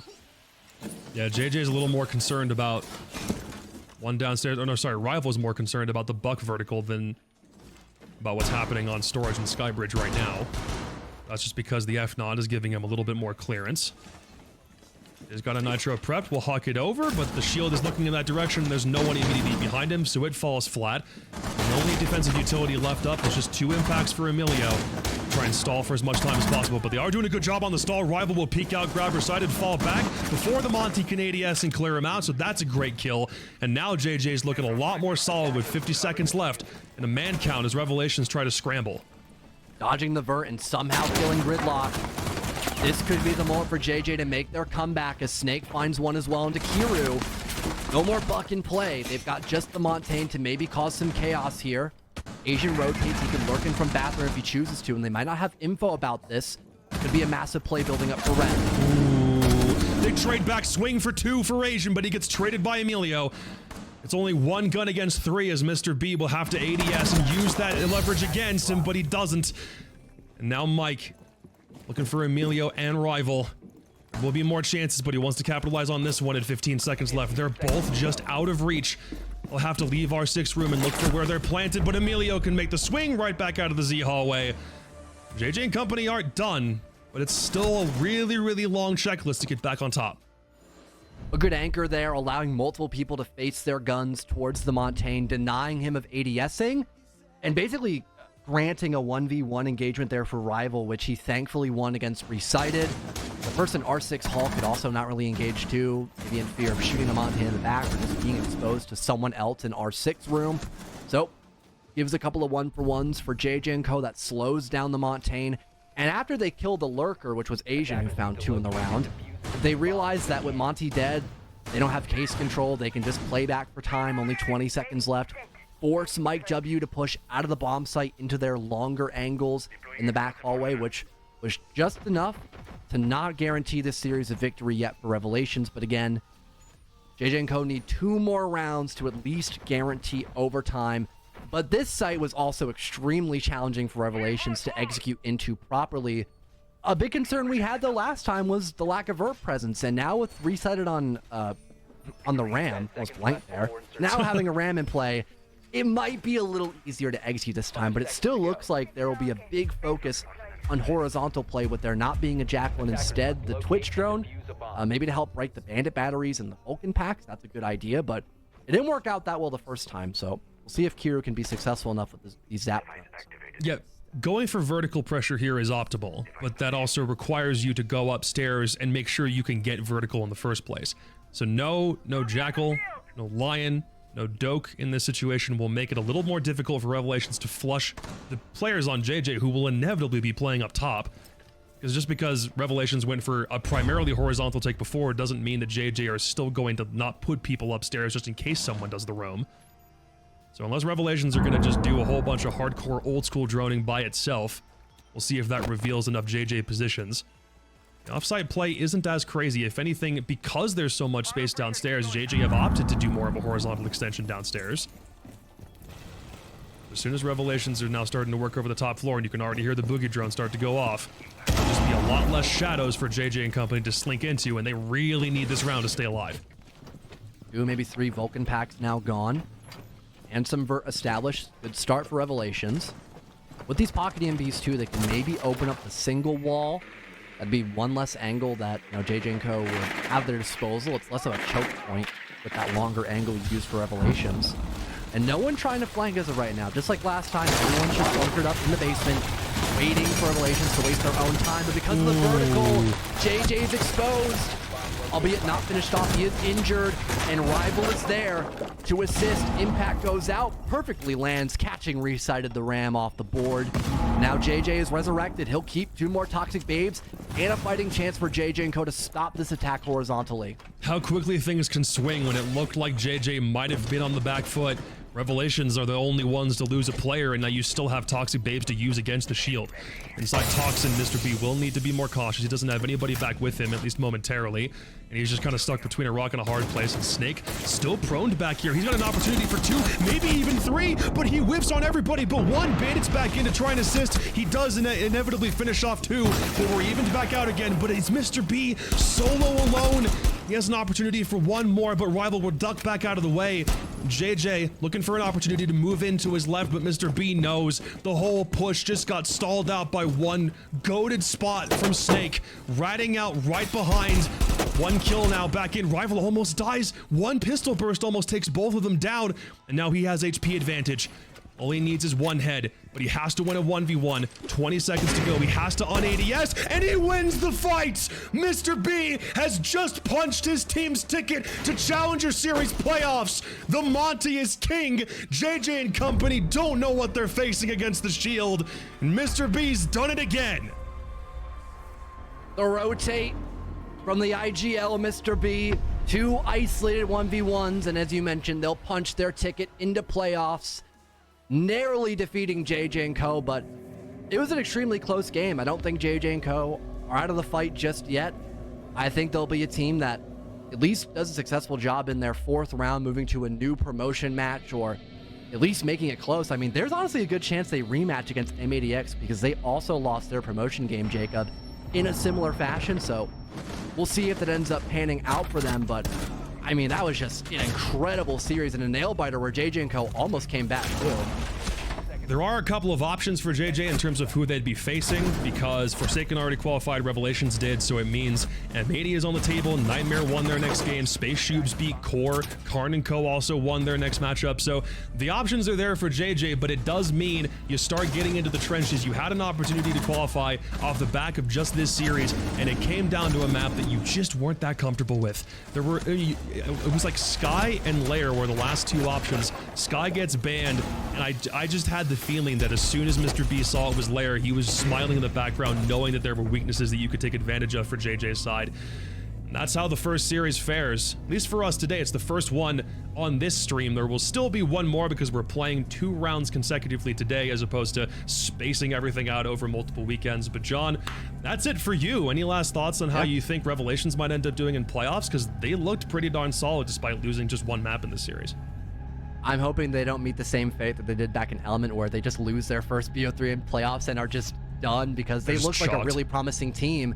It was the same storyline too. They went flawless in their group stage, and then that long break kind of created all these bad habits, and that just allowed them to lose their first series. But with that layer map that we just saw, that was one of the maps they played really poorly against a team like Bay Harbor Butchers. So it looks like a lot of those initial issues they had back in Element 4 have seemed to have gone away with this new iteration of Mr. B team. Well, it's another lineup that already looks like it's got a bright future. It's the second team to now qualify for playoffs after Forsaken defeated M80x just a little while ago. John, thanks a bunch for jumping on for this one. It means a lot to have your back on these casts. But we still have one more game coming up, and we have a special guest who will be joining us for game number 2. We'll wait until after we've got the last couple of games from round 3 off of map 3 and finish up, figure out what our matchups look like, and then come back for round 4 in just a couple minutes. So don't go anywhere. We'll be back very shortly.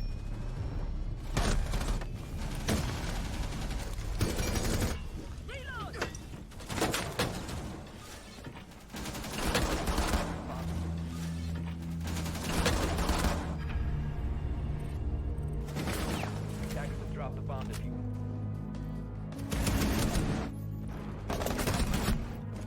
Attackers activated.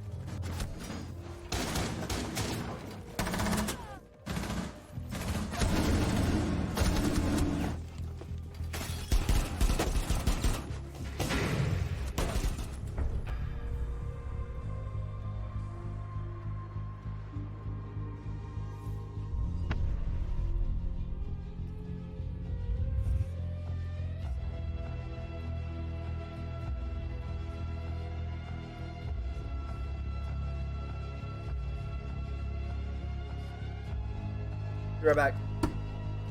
I don't know what's going with my game, but I ain't gonna use PC Peru.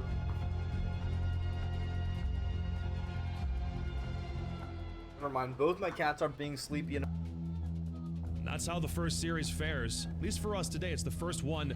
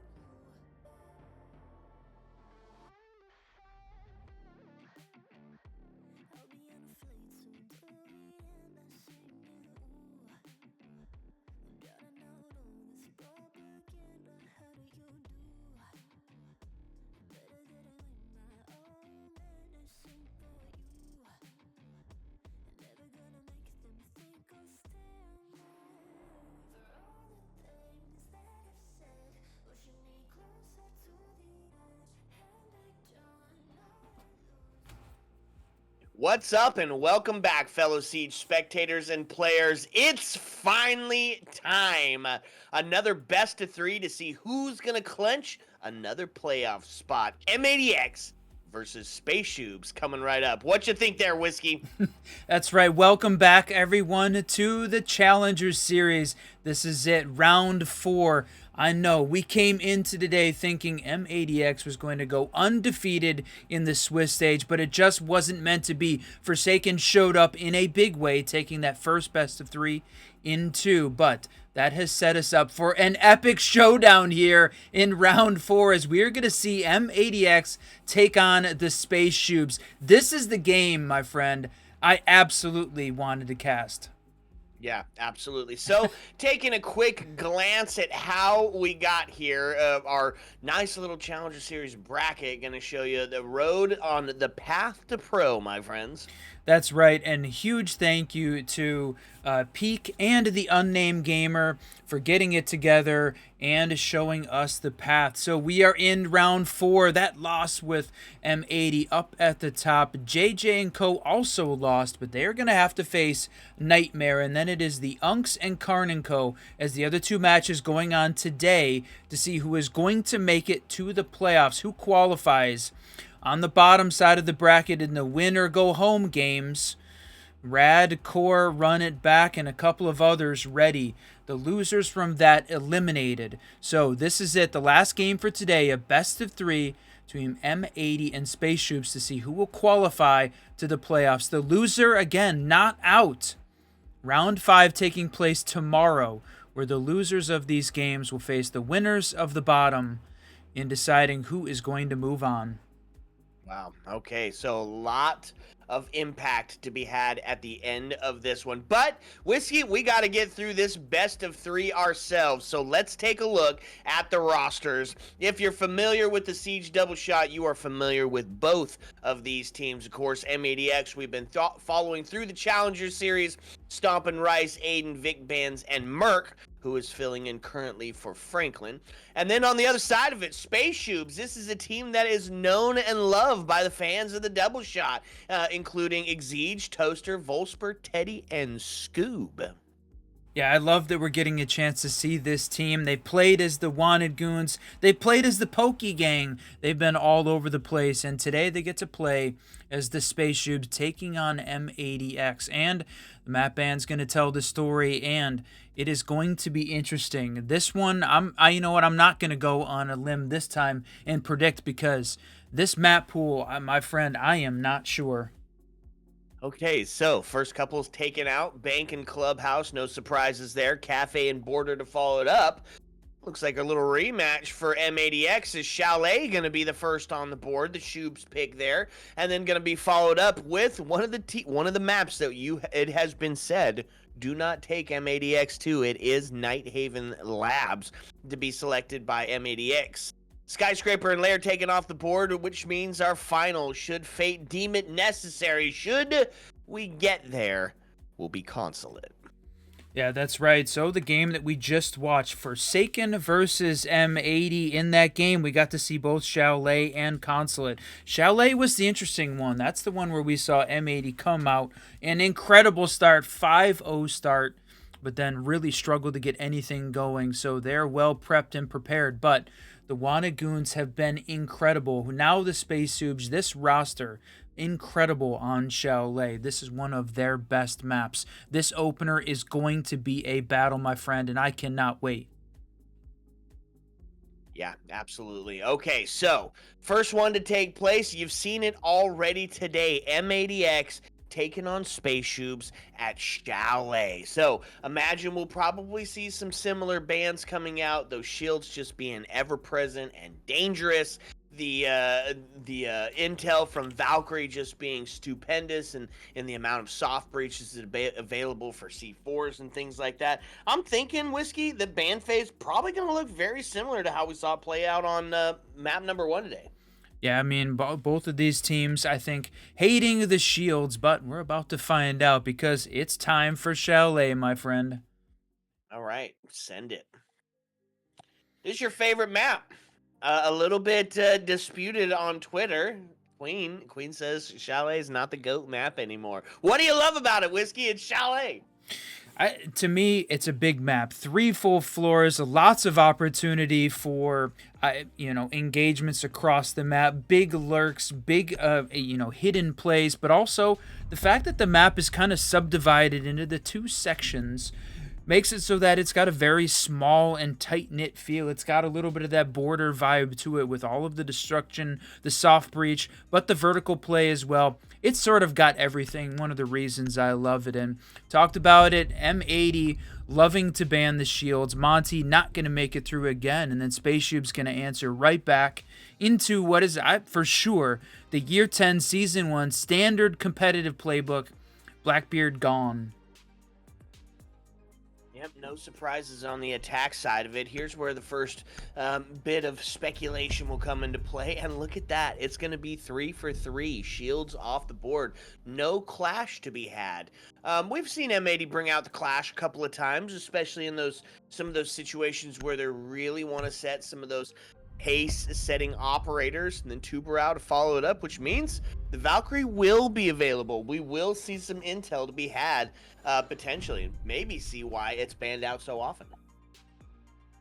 I think this is a great call. Tuberau was a significant point of contention for M80 on their attacking half. Really struggled to get anything going. Completely slowed down the pace of the game, and I think changed the way that M80 was playing, and that was significant enough for them to lose that first best of 3. So they can keep the Tuberau off the board, keep that competitive pace up when they get onto their attacking half. Going to make them very dangerous as they roll in. But as we said it, this is one of this SpaceShoobs roster's favorite maps. So they are up against a battle. We're going to see M80 run the playbook, though. Start off on the first floor, kitchen dining as the place. Yeah, and we saw this on the first map that we watched them take on today, right? They brought out a similar lineup. Stomping going on to the Vigil to be that agent of chaos across the map, really lean into that roam game. And then Merc and Aiden going on to the Castle and the Mira. Really just solidifying that hold up onto the second floor, which is so important when we're seeing this first floor being played out. That's right. I love the castle play too, blocking off some of these, and then the shotgun opening up these sight lines upstairs, walking into library, holding on to any of these angles, difficult for the attacking team. So what did they bring out? The Hibana. A lot of those, it brought along some Claymores, watching out in case they're expecting this M80 defense to be very aggressive. We've seen them play it both ways. Super aggressive and super conservative, and you never know which one you're going to get.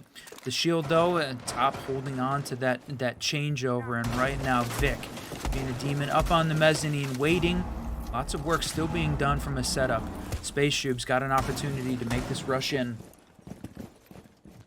Okay, shield on the other side, as you would see it for the from the bar gaming side shield, but still prevalent presence that you have to deal with when you're sitting trying to get into this top floor. Already making quick use of some of this extension utils, some of those that castle barricade already been blown off, and forcing this person Vic Bands, who's playing onto the Mira, to just stay back a little bit farther. One false step could get done in by the cross.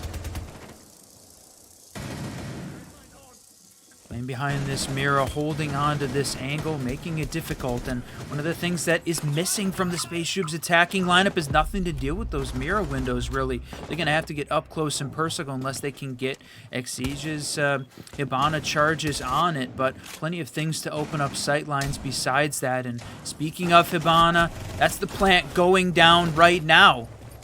Wow, huge. They take 2 off the board as Rice and Merc go down at the expense of Teddy, but just like that, find ourselves into a post-plant scenario. Not really worried about taking that top floor presence while still putting some pressure on it, just not needing to really go force everybody off. Push in, gain that little bit of a foothold, get your plant going, and then hold out to the end. And that's going to be attacking round 1. Okay, so we said this is, if you're just joining us, welcome everyone. We are in the second best of 3 today. M80 lost to Forsaken early in round 3 in a 2-0 victory. Means their playoff run is not done. Got to face the SpaceShoobs though, and coming into the SpaceShoobs map pick on Chalet This one is going to be a barn burner. Both of these teams very good. And right now, a little bit of advantage as we start off round one going to the Shoobs with what was a pretty quick plant. And they still had defensive utility. The mirror window still in play. They gained just enough space downstairs to get that plant down, and M80x wasn't able to react, finish them off. So this time they're going to continue the first floor meta, play downstairs, Bar Gaming as site number 2. Yeah, interesting too that we're going to see Rice picking out the Mozzie, right? Kind of used to that Valkyrie being banned out, so instead going to go with some of that mobile intel. And then the Architect. Stompin put themselves onto the Azami. Now, we have seen Stompin do some crazy things with the Architect, including that crazy hold at the top of Blue Stairs on Bank where he just locked down that shield player inside of it. So definitely into the hands of somebody who knows how to use it as Azami, a dangerous operator. You're going to see the Twitch get in and start making quick work. Some of that extension util, looking for those mute jammers and a couple of those default cams off the board. Quick work. They've got now a camera in sight as well. Really effective play out of the Twitch drone. Those mute jammers making it a little bit more difficult, trying to clear some of this off, but they're running sort of the standard playbook. Rice playing upstairs in the library corner. Teddy's got the Capitao to maybe try and clear him out. They know they've got some intel. Droning, looking here, but Aiden goes down in the opening pick. Speaking of Teddy, and that Capitao going to clear him out to start. So Fenrir's down, not going to be able to change up where any of those F-Not mines are at, but they're still in place, what they had available and ready and waiting here for this team. The C4, gonna catch one, maybe, ready, there it goes! Yep, prime prep and ready, but it's not gonna make it outside, so now revealed the location and the cross is set up, which means SpaceShoobs gonna take Rice off the board as they claim some library space. Ping's going out now as the fire goes down, looking to get some vertical play here, try to take advantage of a quick situation. Going to capitalize, at least on the M80x side. SpaceShoobs sitting up now in a 4-2 with plenty of time left on the board to hunt down these last 2 defenders. Okay, as we're watching this situation develop, my friend, Merc and Stompin left alive again. This is a situation that we saw them get into several times during that first best of 3. And playing the Azami, still got 3 of those Kiba barriers in play, waiting, seeing if they can block off some of these sight lines late in the round. They're trying to survive at this point, waiting for the SpaceShoobs on attack here to make a move, but no. Unfortunate, walks into the hallway, looking for the mudroom door, takes him down. Merc still playing in stock, but it is a 1v4 with a minute left. That's right, goes to take a long swing towards Mudroom, but not going to be the case. 417 answers back with a dominance, and that's going to be a 2-up, 2-down situation. Is the Shoobs, that's going to get me, the SpaceShoobs find themselves 2 early ones on the attack side of it. To me, this is a situation where we talked about it. This is a map that they're very good, very practiced at. So M80x, I think, coming in on, right, from a mental perspective, coming in off of a loss versus Forsaken, when really it looked like they should have won that matchup. On the other hand, Shoobs coming off of a big 2-0 victory on their side to get themselves into a promotion match. So from a momentum perspective, right now, it's carrying a little bit on the Shoobs side, but everything changes in the game of Siege when that map 1 is done. So we've still got Chalet left to play out here, and it's still early, my friend. Plenty of time on both sides of this map. It was very defensive-sided when we saw it a couple hours ago, but anything can change any given Saturday in this case. So watching the teams work on getting set up, sort of changing up on the operator lineup on the M80 side, right? You still have got the Azami, but Stompin back on the Vigil as opposed to the Azami. Vic Band's going to pick that up. Not going to play the mirror with Merc changing on to the Fenrir. So got some of the same roles with different operators. Shows the versatility of this team, what they're up against. Yeah, one thing that's going to remain the same, though, and we've been seeing it a ton lately, is the Fenrir. Going to be back on the board. Can't hit what you can't see, and you really lean into that tactic when you're bringing out the man with the purple smoke. So, going to take a quick look in. They suss out where the Cade Claw's at, so Impact EMP going to make quick work of that. as they go ahead and start to open up the main garage. They're going to open that space. Still have this vertical to deal with, but they're taking a look, and they're going to go ahead and suss out the Goyo who sits at the top of Mez. Which means now they can invest a couple of people to get him taken down off the board. We're in an extremely unusual situation at this point with Stompin unable to find a kill. I would say, in general, MVPs of most of the maps we had a chance to cast, so a little bit of a slow start today. Uncharacteristic for this man. He's going to find one to start it off. Boy, there's the caster bonus. Certainly not a curse, as he picks one up just as we were talking about him. Teddy able to answer back, though, as rips the head off the Aiden. So all's fair, love, and wars. They find themselves both 4 apiece, stomping with a little damage now. Able to survive a little bit longer, put himself back into a position to become an impact player a little bit later on. He's already rotated back down to site. So now it's going to be the Capitao bolts going out as they're going to try to make their way in and push and set up for an execute. Exige able to take Stompin off the board. Means main advantage now into the hands of the SpaceShoobs. So looking towards the back end. They're putting the pressures on from both sides. That's right. This is the important part here for the TAC. Working on gaining the sight lines. They've got this main wall open. Now working on the wine side. Pushing in. Very objective-based gameplay from this team. A little too close to the electricity. That's the plant going down. But got coverage here. And what a shot from Vic. What a shot. Answer back immediately. Teddy able to find Rice off the board, so still put us into a 3-2 situation. Look down the main stairs is going to start to see some action, but Azami still in the closet, ready to take that gunfight on. 35 seconds now as it starts to count down. A little bit of a hurry up and wait scenario. So looking to see where this last defender's at. They push in. That's going to be Merc to find Toaster off the board. Teddy to answer back again as he's on the triple kill. As Vic Bands goes down now into a 2v1. They've got the location. Starts to make the push in towards Blue. Takes a shot. A little bit of damage, but not enough to get it down. So still up, still 2 people, still 1 to hold and 1 to plant. And that's exactly what they're going to be doing. Holding on to Blue. It's a pre-fire as he gets his way around. 6 seconds left. Can't quite stop the plant, so a post-plant, which means Teddy. No way. Breaking out the barbecue sauce for that 4-piece.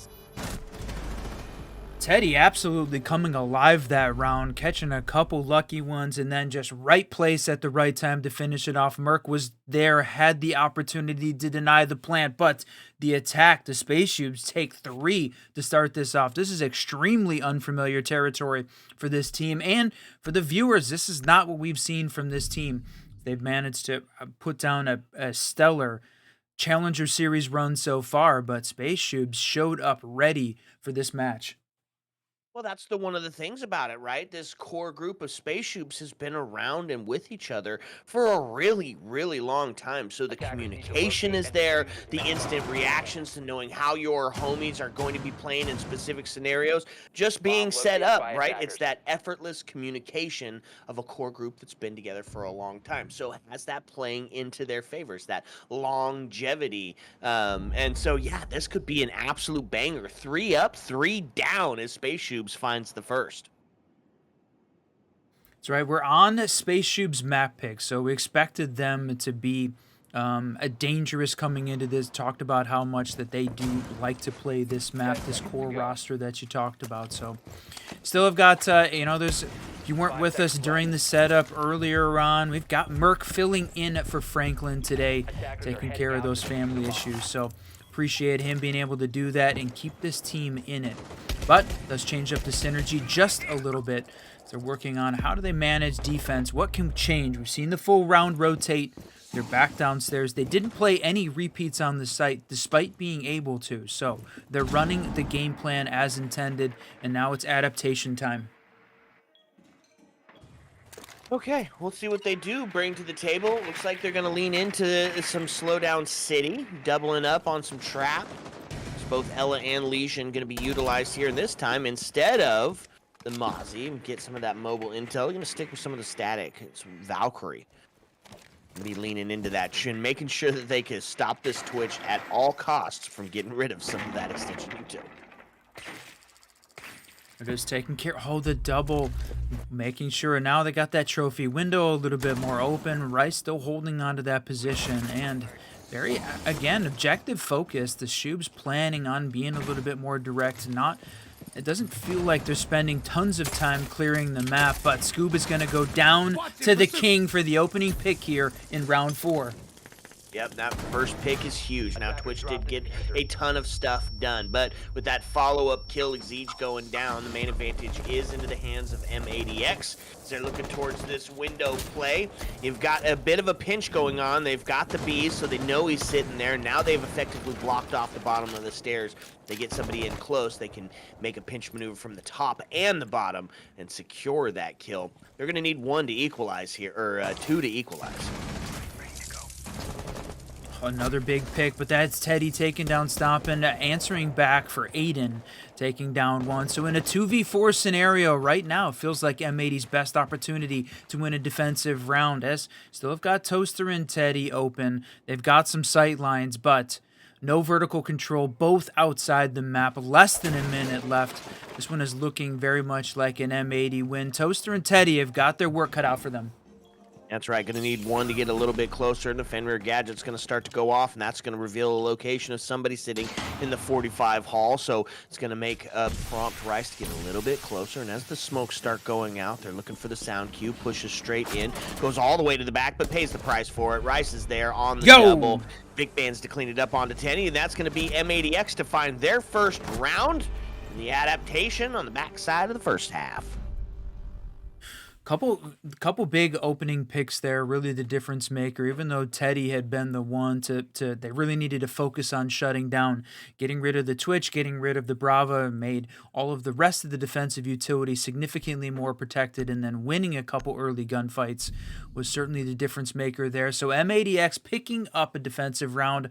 The Shoobs have picked up 3, so even if M80 can win out on the last 2 rounds of defense, they've already secured that at least a 3-3 split rolling in. So this, to me, I think went about the way that we were expecting, with this being a very strong SpaceShoobs map. So M80 was going to be a bit on the back foot. So now we're playing it out, sort of playing out that way. So they're going to hold on to the first floor meta, play the bar gaming site next. Again, set up, but switching up the operators and who is playing what role this time. Vic playing the Mira, holding downstairs.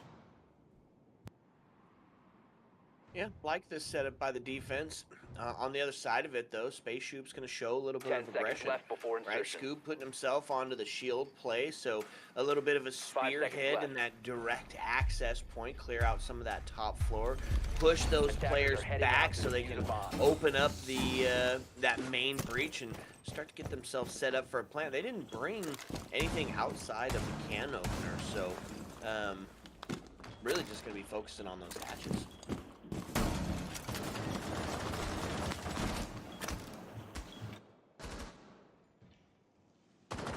All right, my friend.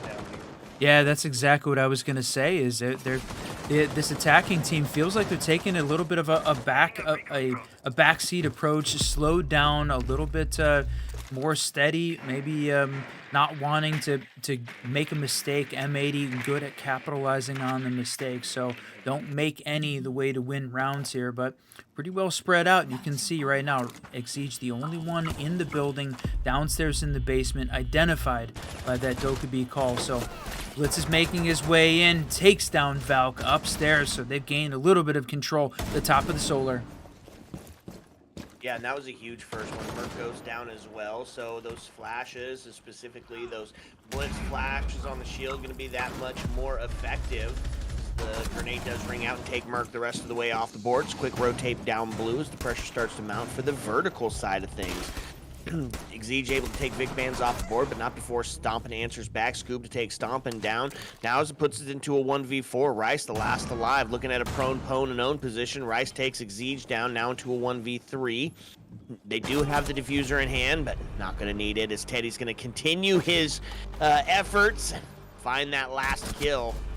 Put us up 4-1.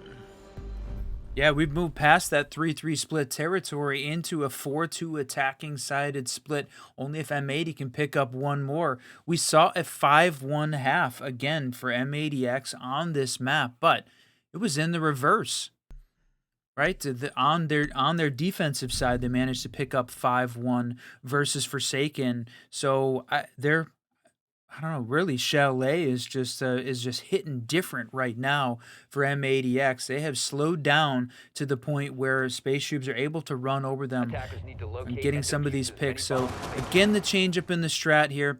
Stomping this time, going to play on the Goyo, and Aiden Attackers have going to pick located up a that bomb. Vigil. Going to play the basement one more time and continue to avoid the top floor. That has certainly been a hallmark of this defense is avoiding that top floor bomb site. Yeah, it's kind of pick your poison for the last two. The two floors on the first, or the two sites on the first floor, kind of being those preferred. Is you can have quite a bit of an extension up, down, and horizontally speaking. So really, just a lot that you can bring to the table with those, and then pick your poison on the turf side. At least for here, M80X trying to find themselves on a standard half on the opposite direction here. Chalet just not quite, as you said it, Run, going their way today. So what do? They focus a little bit more on some slowdown. We bring out the Fenrir, we bring out the Goyo, a little bit of static warfare from the Azami, but they're ready for it on the other side. Shoobs, they're bringing out that glass play along with the smoke. Hints at something potentially a little bit quicker should they find themselves in an opportunity to get a plant going. Yeah, right now it's certainly feeling like SpaceShoobs have taken over in the game and in the chat. M80 needs the fans to show up right now, give some energy to this team. Merc filling in for Franklin. This is certainly a change up in the way that we've seen these games play out. I wouldn't say they're playing timid at this point, but right now just not winning some of these 1v1s that we have seen them dominate in previous games. The SpaceShoobs are just, feels like riding the roller coaster right now all the way up. And question is it going to come crashing down? We're going to pick up a 5-1 half here. We still have got a minute 50 left. Hold on here, the stairs. Merc playing a little bit forward, holding on to Library. Most of the rest of this team downstairs in the basement, and that's Aiden picking up one, but the plant is going down again. Wow, okay, so with everybody on it, they're going to force attackers into defenders, defenders into attackers, and now it's going to be outside looking in. A bunch of damage done onto Merc, but Aiden's able to find Teddy off the board, now putting us into a 5-3 situation as they're starting to get that defused. Now, it does push them back just a little bit more, waiting for that jump out. Toaster's going to find Aiden off the board. Still have to contend with this Glaz, who's close, and they take the shot there. Rice finds one, Stompin' able to take it, and now it's going to be Exige here, and defenders are going to win it off of getting in, holding the cross, and that's going to put us on a 4-2 split. Now, here's the problem, is now you got to get here and deal with M80X's attack side. Now, if you're a SpaceShoobs fan, you're feeling real good right now on that attacker half, right? You take it on the opposite side of the split that you're normally able to sit on, which means you only need 2 more rounds on defense to find yourself on a match point scenario. See if they're ready for it. That's right, my friend. Here we go. Onto the attacking half for M80. Defense for SpaceShoobs. You said it. Managing what seemed like the oldest trick in the book, opening up that main breach. Smoke and plant with the glass cover completely falls apart against a comp team that was ready and waiting for the oldest trick in the book. So, managed to find 2 on defense. SpaceShoobs now setting up for defense in the basement and running a very similar lineup, although this time opting to spend a little bit of defensive utility on the Cade, Kaid, plus Scoob running that Legion. Saw him play all over the place, lots of roam capabilities, such a good op. Those Legion goos coming in play. So how is this going to play out? We're going to see a dedication to the hard breach. Certainly looks like it with both the Ace and the Thermite and the Thatcher. They're going to make sure that all these sight lines get opened, and Aiden running the Ace, dedicated to try and deal with Exige and those mirror windows. You got a little intel that somebody's sitting up in Library, kind of anticipating a jump out scenario, and more focused for this defense on a horizontal approach as to the vertical. Yes, they've got some upstairs, but you can see all the way into that kitchen dining area where they've got an extension being played out as there as well. So Really just spread out across the board. Aiden going to be the first casualty of war here as the main advantage does go into the SpaceShoobs' hands. They claim it 5-4 currently as the defense feels good about the opening pick. Yeah, just what looked like a little bit of a rat play downstairs, holding on to the bottom of the stairs, waiting. Sometimes we've seen the Cav there wait and for one of the repels, but in this case, Scoob was just waiting for it, but Stompin answers back in a big way, deletes a Legion, and SpaceShoobs off the board to tie this thing back up in a 6-6 scenario. The C4 goes out, but Ace just too far away to be affected by that. We saw some huge C4 play come in. One of the things we haven't seen so much in this map yet is a ton of dedication to the vertical, so see if M80 changes that up on their attack. SpaceShoobs were definitely fairly direct in the way that they played it out. Oh man, a couple of close shots there towards Mudroom and some answer back as Toaster finds himself in a bit of a precarious situation. Exige now to take down Mercs. They're looking for a pistol pop, but Volspor on the other side of it's going to take down Stompin. So now man advantage back into a big way is going to go into the hands of, oh my lord, close to nobody. SpaceShoobs going to see a knife and a Goyo canister go off and claim a life, which means Vic Band's now going to be the last alive in a 1v2. Takes care of that mirror window. Now starts to go for the plan. Looking towards blue. Maybe a little bit of intel. Got off of it. Should have stuck that one. Unfortunate. Gonna go ahead and make a second attempt at it. 47. He's gonna have to stick it. Attackers activating. I was going to say that question. Volspor looked like was in a position holding the blue hallway, but they're just hanging back, waiting. Surprising that they didn't make the push, but Teddy over-aggresses, runs up, loses that battle now in a 1v1 with Volspor, dodging, weaving, trying to bait the shot out. Who's going to get it? Man, puts himself down on a low spot, but in the Vic versus Volspor, it's going to come Vic on top. Gets himself a plant, holds it down for the 1v2. Gets a little bit closer to tying this one up. All right, now 2 in a row. M80x picked up their third in a 3-4 scenario now as we head into round 8. SpaceShoobs, great job holding downstairs. Interesting, they sort of held back, played a little bit timid. M80x taking advantage of that with the plant down. We talked about them being very objective focused in general in their gameplay. We didn't see a ton of it versus Forsaken. That's a series they lost. So already on the attack, they go for a plant round 1. Many bombs as Okay, well, as we get close to tying this one up, let's take a quick second for some station identification. Just want to say thank you so much to everybody hanging out with us and those watching in the stream as well. Jinxie, Super Fett, thank you so much for tuning in and following your respective favorites. Happy to bring you this siege coverage here on this this next chance at trying to make it into the playoffs. Whiskey, we're one away from tying up map 1.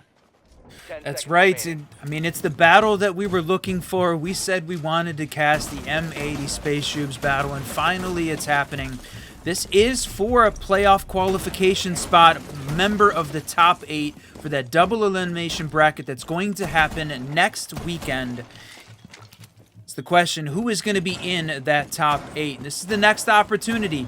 M80x and SpaceShoobs both have it. The winner qualifies to the playoffs. The loser will have to play one more final best of 3 tomorrow as their last opportunity to qualify here for the T2 Challenger Series. So, it's not a do or go home scenario, do or die right now. Got one more, but this is the short path to qualification. Both of these teams want to take it and avoid playing tomorrow. Well, Big Band's the hero of the last round, going to be taken off the board as he gets deleted. So, body balance is going to tip into the hands of the SpaceShoobs as they're looking to claim some of this vertical space here. Put some pressure on these players playing up top. Got a couple of them as well, right? Is Volspor, Toaster, and SpaceShoobs all up on the top, making it difficult to push in. That's going to be Rice to take Volspor down off the ground, down onto the ground as a pistol pop's going to ring out. Blitz taking up a ton of space, but they've got 2 here on that piano to put the pressure on. So if he doesn't have any backup, going to make it tough. Aiden, though, he's there, stopping to find one as he finds Toaster off the board. Now into a 4v2 scenario. Pressure now on for the defense. A jump out is going to see Stomp and claim one with a Claymore, as it's now all onto the shoulders of Teddy. Pink start going out with the bees, and they're going to get themselves set up and ready for the execute. And now he's looking for a little bit of that vertical play here. And if anybody could do it, this is the top frag of the Shoobs team. So looking to find one, but they know where he's at. Merc's able to take him off the board, and that's going to see us tied up.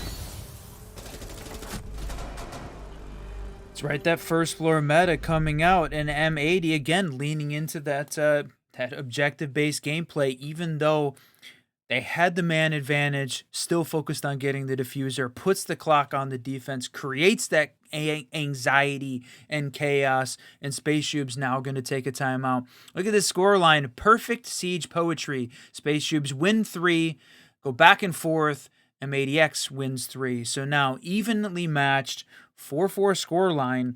And if you had to say it, a little bit of momentum on the back of this M80 squad. When we were talking about it at the end of round 3, it was certainly feeling like something was off with this team. Apparently all they needed was just a little bit of time to get straight, get settled in, even this thing back up, and we have got a battle on our hands.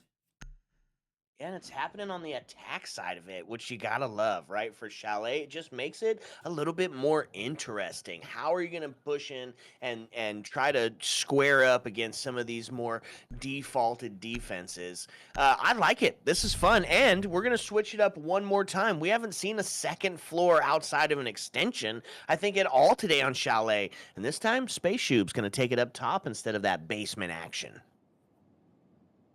Attackers need to locate and defuse as many bombs as they can. Surprising, yeah. The second floor.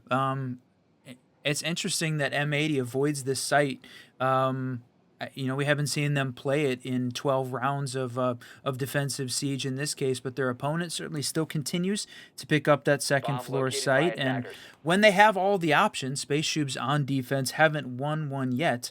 Got all the places they could go. They're bouncing around the map trying to find which one are they going to be able to crack this armor in the M80 attack. And a try second floor this time. Combination of that Azami, the Mira, the castle, really blocking off these sight lines. And then Teddy bringing out that Valkyrie as well. Try and gain a little bit of intel. Defuse the bomb. Can see it kind of play out similar that you would to that kitchen dining.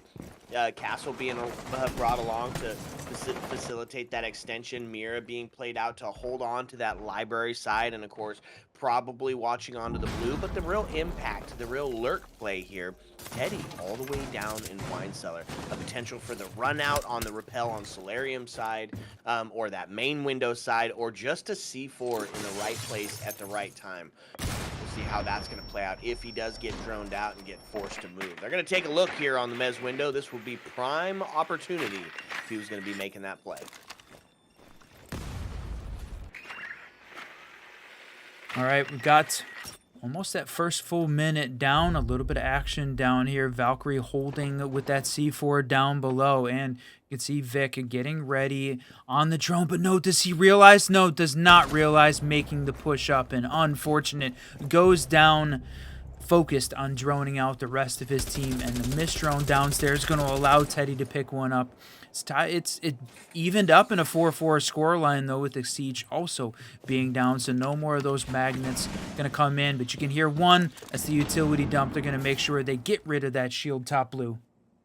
That's right, and so we're equalized up here on the man count as more than half the round is done and dusted, and we find ourselves in a bit of an old-fashioned standoff, right? And instead of taking a gunfight, he's going to go ahead and rotate down and try to be impact layer on in the round. Some Sen's gadgets go out as they start to claim that space, but nobody really falling for the bait here, right? Azami is set up inside of the bathroom, and that's going to be Teddy with that C4 we talked to be in the impact. Well, he finds one, rises off the board, and now that's going to be the body balance tipped in now into the hands of SpaceShoobs as the time starts to click down. We've got 60 seconds left. Sends gadgets out as they make push towards the bathroom. Aiden's able to find Toaster off the board. A quick swing onto the top of the stairs, and he's just missing every shot, but finally goes down as we're into a 2-2 scenario. Pistol rings out and claims the completion, and it's 45 seconds left. Whiskey, that was quite a dramatic round, and so now they put themselves up onto the bed. Fear of a C4 to still potentially ring out.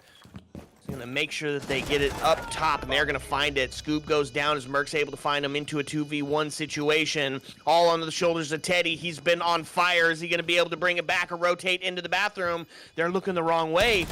Oh, now he has it. Quick pre-fires. The ping goes out. He lets him know exactly where he's at. Looking for it. Takes a swing. Nobody gonna give him that sort of answer. There's the quick shots in, and now it's gonna be cool. No way! No way! Teddy on the ace. He's gonna find it. He's gonna get it. And they're gonna claim that scoreline advantage, one away from a match point scenario off a Teddy ace. He's dangerous. Bomb defusing attempt failed. Defenders win. All right, there is no way I thought that was how that round was gonna go. You had Merc picking up in a 2v2 scenario. They managed to get the plant down. The defenders aren't on site. They've got it locked down, holding onto the closet. Merc wins one, and then the pre-fire in just an unfortunate swing, and then Teddy just seems to be unstoppable, man. Right now, picking up an ace after being, I think, did he start off that round 10 kills? Man, holding the SpaceShoobs together at this point. Yeah, Teddy's sitting at 12, 6, and 2 after that ace run there on round 9. What a play. SpaceShoobs, they pick up one. I mean, it's still close. We're sitting in a 4-5 scenario, and maybe that is the timeout buff coming into effect. The team that takes the timeout wins the next round. SpaceShoobs pull it off.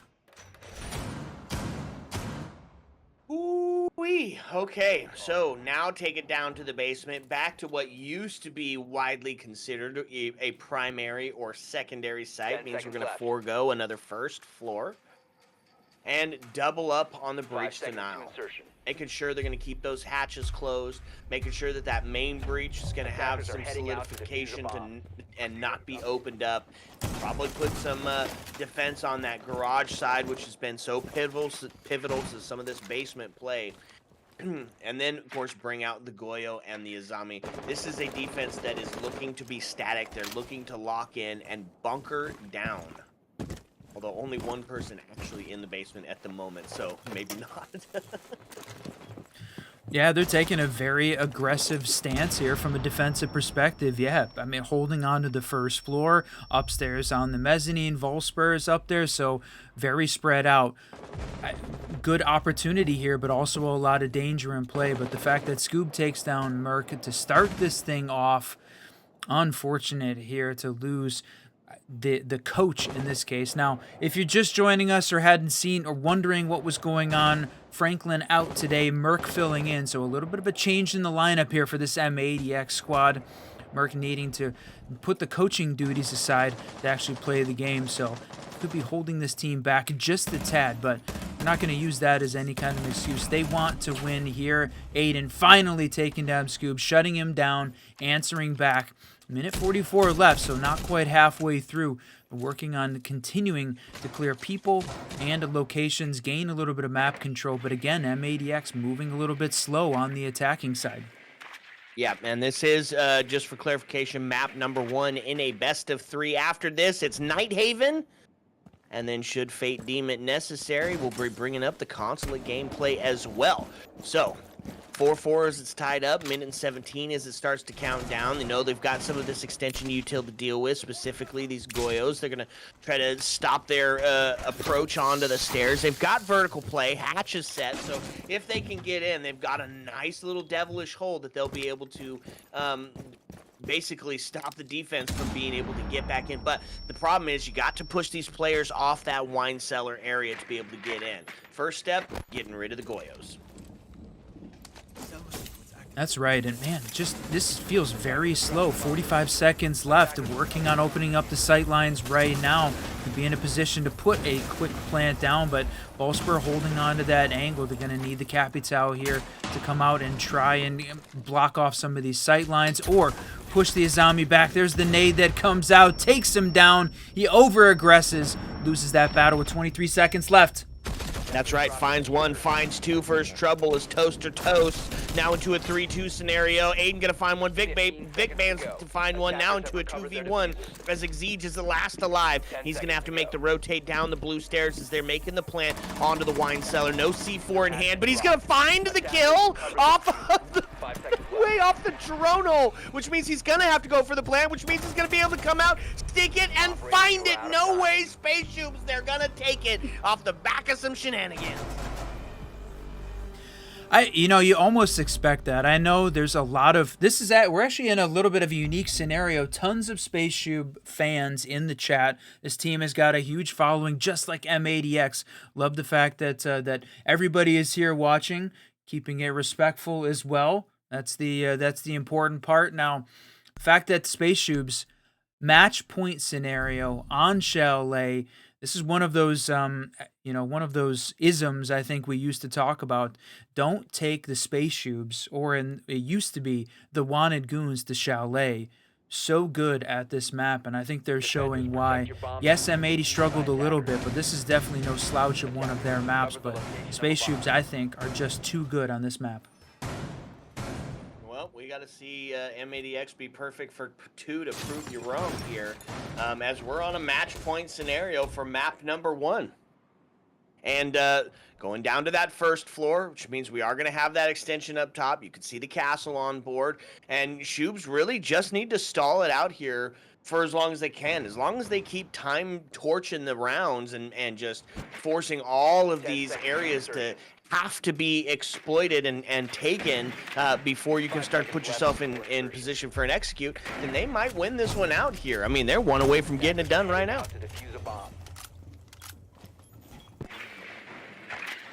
Yeah, you said it. In this case, looking at the all 5 left alive from a defensive perspective, like what this team has brought out. This combination of Castle and Azami and Valkyrie has worked very well for them. From the M80x side, they've tried a variety of different ops, a little bit some change up in the lineup. Aiden running that Deimos, and one of those consistent plays. But seeing Stompin, Vic, Rice all sort of changing up roles a little bit right now, trying to find something that'll work, but they've got one opportunity. This is the last round here. It is a best of 3. You're just joining us, welcome. It's only map 1. Lots of opportunity here for M80x or the SpaceShoobs to come back. Still a lot of siege left to be played. That's right. A little bit of exchange goes on, but nobody really the worse for wear on that one. IQ sitting on the blue stairs looking for some of those cameras, those Val cams that can prove to be so devilish. And they've taken some top floor space here, right? As you've got both Vic Bands and Stompin inside already with Aiden taking up some of that second floor. So the danger of the C4 in play is both Exige and Teddy have them. But currently, one of them sitting up on the second floor, so it's going to have to be a long bomb for it. Man, all 10 left alive with a minute 30. Jesus, right as I said it, Teddy and Exige answer back. What I was going to say, felt like this was developing slowly here. Everybody left alive, but no, unfortunate. The explosion takes down the Kiba, but they just are losing all of these 50-50 battles. The SpaceShoobs are winning every time in the right place, at the right time, with the right util. Right now, this is a complete change-up from what we've seen out of this M80 team normally. Yep, and so got to be on pace for the A's. Scoob is down, but now they know exactly where he's at as that Legion goo goes off. So he's going to hold on to the angle there, maybe get a couple of frags for the impact if he's able to pull it off. But it is a tough bit to work through here. Scoob goes down. Volsper's going to end this kill, and map number 1 is going to go into the hands of the SpaceShoobs. 7-4 victory. Don't take this team to Chalet continues to be the mantra that we all need to live by at this point. Congratulations there, big GGs. Teddy, then on an incredible round there, 13-7 to start it off. This M80x team very balanced, everybody contributing, but when it came down to it, couldn't find a way to win on Chalet. But it is a best of 3, my friend. Still have got Nighthaven left alive, and as you said it during that map ban phase, don't take M80 to Nighthaven. There's a good reason why. We've only seen them lose this map one time. It was to JJ and co. And it's not against that team. This one, SpaceShoobs are going to have to watch out. Okay, well, here's hoping for a map number 3. We want every single bit of siege we can get, as this is the last best of 3s of the day. So, well, yeah, we want as much as we can get. Sit back, relax, because when we come back, we're going to bring you that second map. Ayo. Let's go.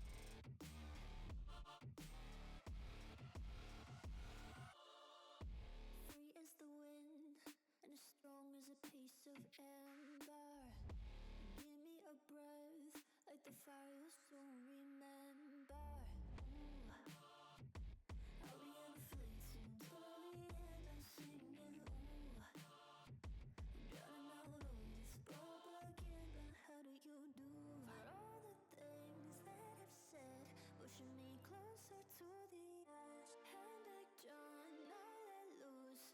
Don't mind if I do. For all the things that I said, pushing me closer to the edge. Hand back, John, now let loose. Don't mind if I do.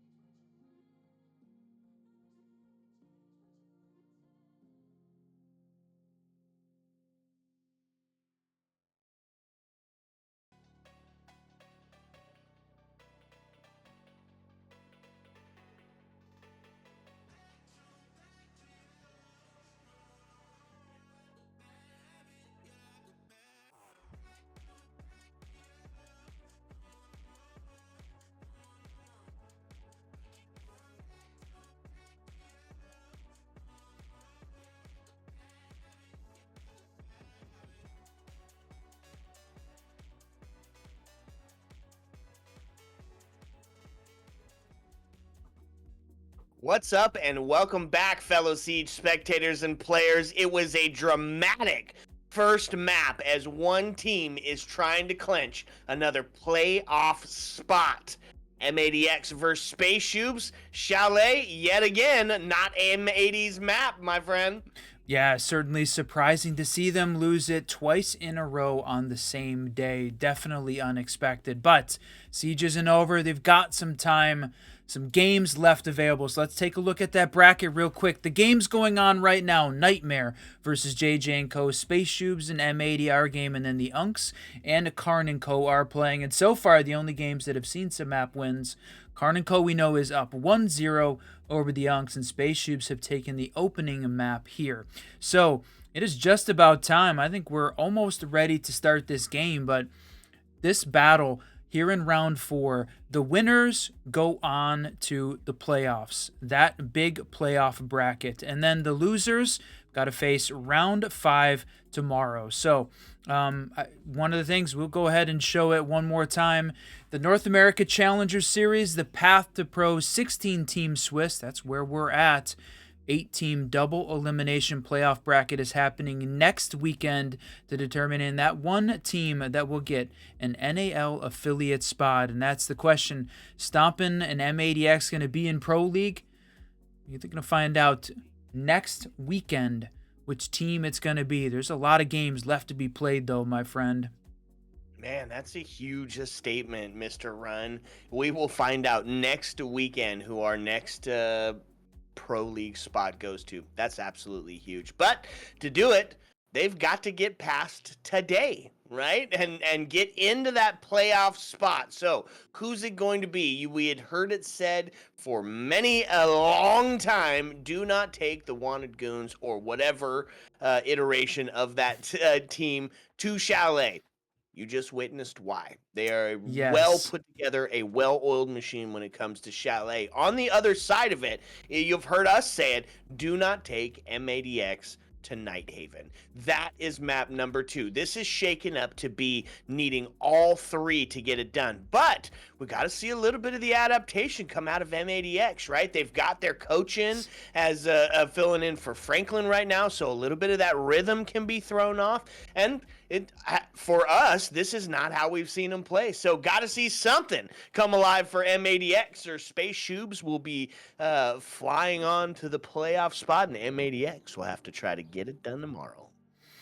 Yeah, I completely agree. This is the question. It certainly feels like right now that M80x is feeling the loss of Franklin. Whether or not he was a piece of the glue that held that team together, maybe a more consistent force that was a part of the way that they played. Right now, they are certainly feeling it. Undeniable, a king in the Siege community, winning with TSM back in 2022. But still, there's something to be said for that 5-stack that's got the vibes running. And right now, SpaceShoobs holding on to that piece of it. So this interesting, though, as we start off the ban phase on Nighthaven. Blackbeard, not surprising to see him banned out. SpaceShoobs and M80x generally consistent, but the Capitao, that is a huge switch up, and I think a target ban against Teddy. Yeah, not a bad pick either, right? It facilitates so many different takes. It's the smokes to block off those critical point of views, to facilitate the glass holds. It's the fire to push those players out of those critical positions, specifically when you're looking towards those Miras who are holding on to a little bit longer of the angles. And an LMG, enough bullets to get the job done without having to make a reload. You can push in and find yourself on an ace without having to put a new clip in. Yeah, that's right. And the rest of this ban phase too, I mean, the fact that we saw M80 and I think it was Franklin be crazy on the clash. So SpaceShoobs, I think, reading into that a little bit, trying to decide, can we avoid having the clash available? Can we avoid dealing with it on the M80 side? It's worth it to leave one of the shields up and available. M80x at least showing right now the Blitz as the alternative, but SpaceShoobs, as they're working on getting themselves set up, combination here, got the breach denial with the with the Cade, and then that intel deny with the mute. I think trying to avoid all the droning M80 so good with. Now, talked about one of the things that they are very good. The SpaceShoobs team's going to have to watch out for the vertical play. One of their strong suits in this map certainly lends itself to that. 10 seconds remaining. Yeah, absolutely. So, how are they going to combat it? Well, they got a lot of operators designed to slow you down, specifically that Fenrir. We see those placed outside quite a bit as well, especially going up onto that catwalk entrance. And you can see him kind of getting ready on that spot of it. He just put it out there for that exact reason. It just makes it difficult to make that push up. So now, to see that mirror being put onto the main breach is kind of one of those a little bit more difficult to open it up, specifically on that Maverick play. He's one of those operators that you definitely use when you're trying to get into 2F here on Nighthaven. Yeah, holding on to this C4, we said it. Haven't seen the we didn't see the C4s be such a big part of the play on Chalet, but here, Nighthaven Consulate, certainly a huge part of the way that the map is played out. So this is interesting from Wolfsburg, taking the long way downstairs, looking to hold on to the basement. Typically on the second floor bomb site, you see a lot of focus from the defense upstairs holding on to those spots, but they're going to make sure that the Cade Claw goes down with Buck working in, and that may be what Wolfsburg was going to do, try and deter Buck from opening up. But rather than have Vic get in a position where he could lose his life trying to open up that window with the mirror in play, they're going to go ahead and clear the claw, open it up with the ace. Yep, and then so that's going to facilitate the first part of it. Now, they didn't bring a bunch of hard breach on the side of M80X, and that's kind of something that you see utilized a lot here, is that two-pronged approach when it comes to opening everything up, because the idea and the goal is to get electrical, connector, and IT, all areas that you can present a problem, and then have a little bit of Monty coming in from that riverside to put the pressure on. So Stomp's going to find the first as Wolfsburg goes down, and that's going to be the Goyo taken off the board. No vector to be had, and the shotgun gets close as they make their way inside, and a C4 that's going to be perfectly placed, except for not able to be utilized. The quick shot goes out, and Big Mans takes Teddy off the board. Exige to answer back, but the damage has been done. It's now into a 4v2 situation, and only one C4 on the board to stop this Monty from potentially getting the plant down. He is behind the chassis. They're looking at it. They've got the cross set up. Stompin's able to take Exige off the board, which means Scoob.Shoob going to be the last alive to try to take on these kiddos. A legendary Uplay as well, but the C4 comes out, blocked by the Monty, not banned. M80X going to use the Monty to their advantage, and the cross angle setup, maybe going to catch one. Aiden's going to shut him down before he even gets the opportunity. Well played here by a very objective-based team, shutting down on round one, winning the opener. Maybe that's the piece of confidence they needed. Well, round one to the attack side of it, which means we're going to see him try it again up on the second floor. Not going to keep that rotate going as far as where we're going to see the site being played at. So running back with a little bit of a different operator. This time, one of the comfort picks, Ella, being brought out. And we see her utilized a lot when we've got shield plays going on, right, Whiskey? Because that Grisma just so great at forcing the shield behind and letting you have that play. Question in the chat, who's here from Jinxie?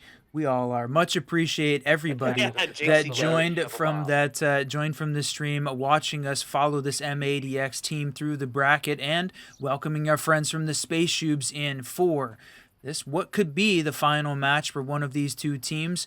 Got a win here. The winner qualifies to the 8-team double elimination playoff bracket. The loser goes on to play tomorrow in that round 5, what will be the final elimination game. So trying to win today to avoid all the pressure tomorrow.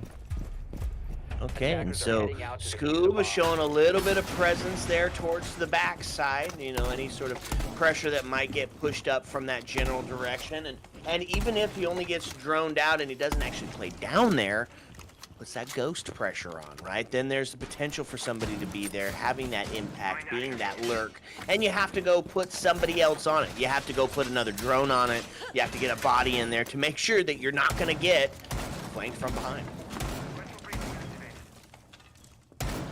Still working, all 10 left alive this time, and a similar setup. Block that wall, run the mirror, put it directly in the center, protect with the C4.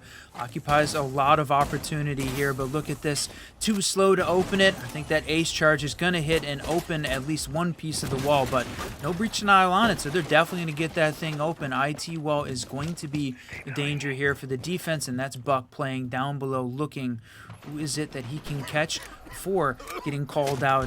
And this Fenrir outside proves to be a very effective piece of defensive utility. Yeah, especially if somebody's there to play off of it, right? And you never know when you're going up to try and make the push on that door if somebody's going to be there to take the swing when you turn around to go hit it. So a big, huge distraction piece. In this case, Aiden not going to be deterred. He pushes up, he gets the Fenrir off, and now he's helping support the Monty, who's made it all the way up the catwalk area. So some critical push points here held by M80X as they're looking to try to get themselves set up and in for an execute.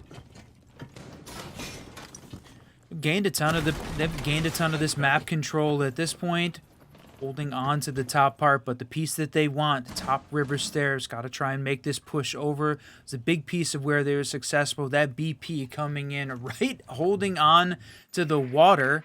I don't know whether or not that is that's canon, but it's in play. A little bit of fail RP there, yeah. This flash is coming in. The C4 comes out. Gonna catch one. Does a little bit of damage, but everyone survives at this point, right up until they don't. Shut down. Boy, the river stairs is where all the action was happening. M80 comes out on top after what was a crazy exchange. Yeah, and kind of just doing a great job at the redirect. They opened up, and that's why you want all of these things open, is it gives you opportunity for you to make your reset, right? You go in, you get a kill, you take a second, you talk about it, you find where the weak point is, and then you get in and you plant. In this case, it was on that riverside. Once they got the Ella kill, they were free to push up and start taking that space and then just eat the defenders off one at a time as they came for it. So 2 in a row to the attack side. I don't imagine we're going to see 2F again here on this rotate as they take it down to the tank assembly. Yeah, for sure. M80's got that thing on lockdown and dealt with all of the SpaceShoobs defense. So, like you said, a change up in the strat. What are we going to see the SpaceShoobs do? Bring out sort of a standard lineup again, running the Mira, bring in the Goyo. The only thing that they don't have, nothing from a breach denial perspective, but we talked about MA being so good at the vertical. Expect that maybe they're not going to make that kind of a play, the more direct take on this site, but see how aggressive the SpaceShoobs going to play from a defensive perspective. How far up, how far spread out. Already looking like at least shallow roam in this case. No real big presence up on the 2F though. Okay, down to the basement. Little focus on the first floor play, and by a little, I mean only one person downstairs. Exige on the Mira, looking to hold down sight by his lonesome. And went back, Volspor back onto the Ella, anticipating some shield play, and Rice is going to give him that shield play as well. Oh, quick exchange. Aiden's going to take Scoob off the board. Means main advantage is going to be had in a big way as Volspor goes down as well. That's 2 for the price of 1 as they find themselves up in a 5-3 scenario. 5-3, big advantage here for the M80X team, but still working upstairs, and Rice losing a little bit of life to that Goyo fire, so they've got some of these angles blocked off. They're going to make sure nobody here in kitchen, as it looks like they're working to push down those bending stairs. The C4 comes out, but nobody close here, so they've got a first floor presence, but M80 closing the trap around them. Got Toaster and Exige here trying to hold on to piece of it, leaving Teddy downstairs in Exo to lose a little bit, no, win a little bit on the vertical.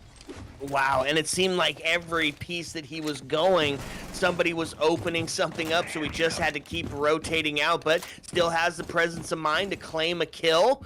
Teddy's gonna take one. Oh man, give him a second as they push down onto the Monty. He what? For a third, but Exige no gonna way. Find that kill, and that's gonna put the man advantage into the hands of SpaceShoobs now as they're up in a 3-2 scenario. Man, what a change of events. Teddy, I mean, we talked about that. Capital being a little bit of a target ban on him, but showing up in a big way. Kill count not showing how important that particular exchange was. They're going to be able to catch the diffuser here, but man, Exo was the death trap that M80 walked into. The difference, though, is you still have got Vic and Stompin' Alive sitting at a perfect 4-0 currently. So can you continue that reign of terror, or is this SpaceShoobs 3-stack going to shut him down? Just got 48 seconds left to find out. It definitely feels like it starts to lean into the defensive side of it when you've claimed the man advantage. You've claimed the time advantage. They need something to equalize here. Yeah, we're going to be looking at a SpaceShoobs victory for their first here on Nighthaven. Some drones get in. They suss out exactly where Teddy has been sitting at. It was the monster of the first round. He's got the backup of Exige, who was close with a vector in his hand, but no C4 to send it. And they're just going to push in. They're going to start to go for the plant. And they've got the cross held. If they can manage to keep him off of it from the backside, and that's going to be the first one. Stomping to take down Teddy. And now, as the flames go out, they're gonna have to do some damage. They can't push from the backside. Mir's gonna come up and take Vic Bands down. So now it's the vertical to be had. So some shots from above does put us into a 1v2 scenario. They've got to go up and put the pressure on to Stompin'. He's deathless currently. And in this exchange, he's going to take Mira down as they start to go for the defuse, but not able to do it. 7 seconds needed to be. He's just going to have to start to stick it. It's a couple of phantom shots. He's just going to be able to deal with this one quite easily. Stompin' finds the kill onto Toaster, and that's going to be another one into the hands of M80x. Not just another one. We're talking about a 4K from Stompin' to come out perfect. Not a single death, sitting at 7-0. He was really struggling during that first series. There was a lot of questioning going on, but boy, the king has risen here for the second best of 3. Now, the problem is it's on map 2 of that best of 3. SpaceShoobs got a commanding advantage based on the fact they've already picked up Chalet.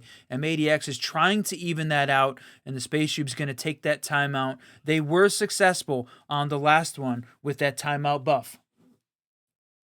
Man, oh man. Now, as they're going through a timeout, we're going to make a slight switch ourselves here. Having a little bit of a health thing going on for myself. So, Red's going to come in and finish out this best of 3 series. I will be in the chat. I will be still hanging out and watching. But as for me this evening, I'm going to bid you guys adieu. Thank you so much for hanging out. Hey, guys, I'm here. Thank you, Glitter. Sorry about that, dude. I heard your jaw was not doing well, but you were sounding great. The game's going great now, finally, for M80x. Dude, I've been watching tonight run. This has just been such a struggle fest, it feels like. Like, everything that keeps getting thrown at them, just like hardship. They have 1v2s, post plants, they keep losing. But finally now, Stompin', I think, is the key ingredient, man. He is starting to finally activate. Yeah, that was a piece that it certainly seemed like they were missing, and we were seeing the same thing too, just not winning some of those ones, just losing some of those close battles, and it came down to it. You had 2v1s that Gasher just was... It didn't expect that you would see that kind of a win. So working through the hardships in this case, coming together, and then you said it, Stompin' activating right now seems to be a big piece of this. So problem is, SpaceShoobs have just been playing unbelievably on top of that. So they can try and hold on. This is a big pendulum swing that could come back here. So now the SpaceShoobs have seen each of the sites. They've seen the full site rotation. How this attacking team's going to manage it. They're going to play the first floor rather than go back to either that basement or the 2F. And I've been watching alongside Jinxie, and he just joined up with Fett, and they were talking about, like, well, why in the heck are they not banning this map against M80? This is a very, very strong map, and some teams just don't have a certain map pool that they have these auto bans in the best of 3. Sometimes maps like this slip through, and we're starting to see why M80x loves this map. It's one of these very familiar maps that we see in the console scene. And really, I think Stompin' is maybe starting to find a little bit of its roots, I guess you could say, as we get into this one. And they are not having any problems at all. So fresh off of a timeout into the second quarter, let's see if there could be any sort of adjustment. Well, Rice and the Legion Mine, that's not going to be a fun duo. That C4 just barely missed from Toaster in the classic Jinxie C4 spot. Rice blitzes in. He will make his screen all white, but somehow will escape the danger. There's still plenty of time, and that's good. That's honestly really good to have, is you force some of those smokes out early. Another C4 over the top, and now Rice will fall. Yeah, that's a huge miss. Or the opening pick there, Rice going down, struggling to get anything going, and that's the shield, the blitz. Still plenty of assets, though, left on this attacking team to make the push in, but the big one they got to worry about right now, the Warden, unperturbed by those flashes coming out from the utility dump. Got to watch out here, and Scoob finding one, but Vic Ban answers back. Teddy, he's been the man to just shut everything down in the right place at the right time. It's a big loss here for the SpaceShoobs. Right now, 4v3, minute left. Stompin picks up another. Stompin entering through, 9-0. Now going to go to the pistol. He has a teammate down on the floor. I think Aiden is going to be going for the res. Siege from below has 2 smoke canisters. Is that going to be any sort of factor? Oh, just a little bit there off on the timing. You have to go and recollect the diffuser if you're an M80x player, and maybe start to think about how you want to start moving downward space. Attackers May have recover found the diffuser. adjustment, but now they're back on that back foot once again. M80x is just in control despite that early pick onto Rice. Siege has reclaimed the high ground. Ooh, very disciplined on the trigger there. Will find Wow. one for his patience. 2 players now remain. 30 seconds on the clock. So the plant's going to be coming down. Stompin has it. Aiden's waiting for a rotation up top. I think Stompin's trying to maybe find a safe area. No more smoke canisters for Exige, and now he's going to try and find where this plant is exactly. It's just on the 15 opposite side of the seconds bomb. I don't think he's going to be able to Attackers get there in are time. activating the Stompin bomb. can get out with his life. No, he goes for the kill. What? Don't foul the king. Plant down. Man down. Stompin right back in the driving seat. This is not the same guy that played the last best of 3. I mean, he has absolutely activated, come alive when he needed to.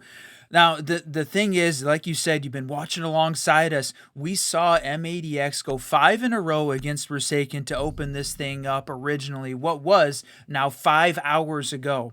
But this feels like a little bit of a different team right now. The way that they've been playing, and certainly, you know, Glitter said it, you can't rely on the individual heroics, but Attackers need to in locate and Stompin we defuse. trust. It's kind of happening right now. I mean, this is why he's feared. And we talk about these hardships that this team has faced, not only Franklin on an individual level, but now this team, and just some of the unlucky scenarios. Like, let's go back all the way to that first game today when they were up 5-1 on Chalet, and they're trying to push that Mira, right? And they couldn't just figure out how to get that kill in that 2v1, just like a moment of miracleness.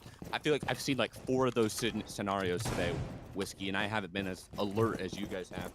So just like plays like that, the lead that they had on Chalet, missing a member of your team. And yet, 5 seconds to go. keep in mind, they just need to win 1 series. And when you have, this is the moment right now. You have Aiden, who is so hot and ready. He can touch and go sometimes, but right now he's hot. Same thing for Stompin. You have to capitalize on this right now. Yeah, this is a map that they can't afford to let get away. And good news is for the viewers and the fans out there, the M80x can find a win here. We get to see a map 3. That'll be Consulate as well. That one is going to be a blast. But first, we got to get through Nighthaven, and M80 showing up on attack here. SpaceShoobs, what are they going to do? What are they going to change up? Trying this basement site one more time. Not changing too much. They don't have. They're not bringing along the any sort of breach denial in this case, but holding onto a shield in the kitchen, just battling back and forth. Ooh, Scoob gets a wallbang onto Aiden, so that's your hard breach down. There will be a trade, but honestly, I think you take that. Trading the Goya for the ace if you're a Shoob fan. So now down to a 44, and I like this adjustment that we're seeing.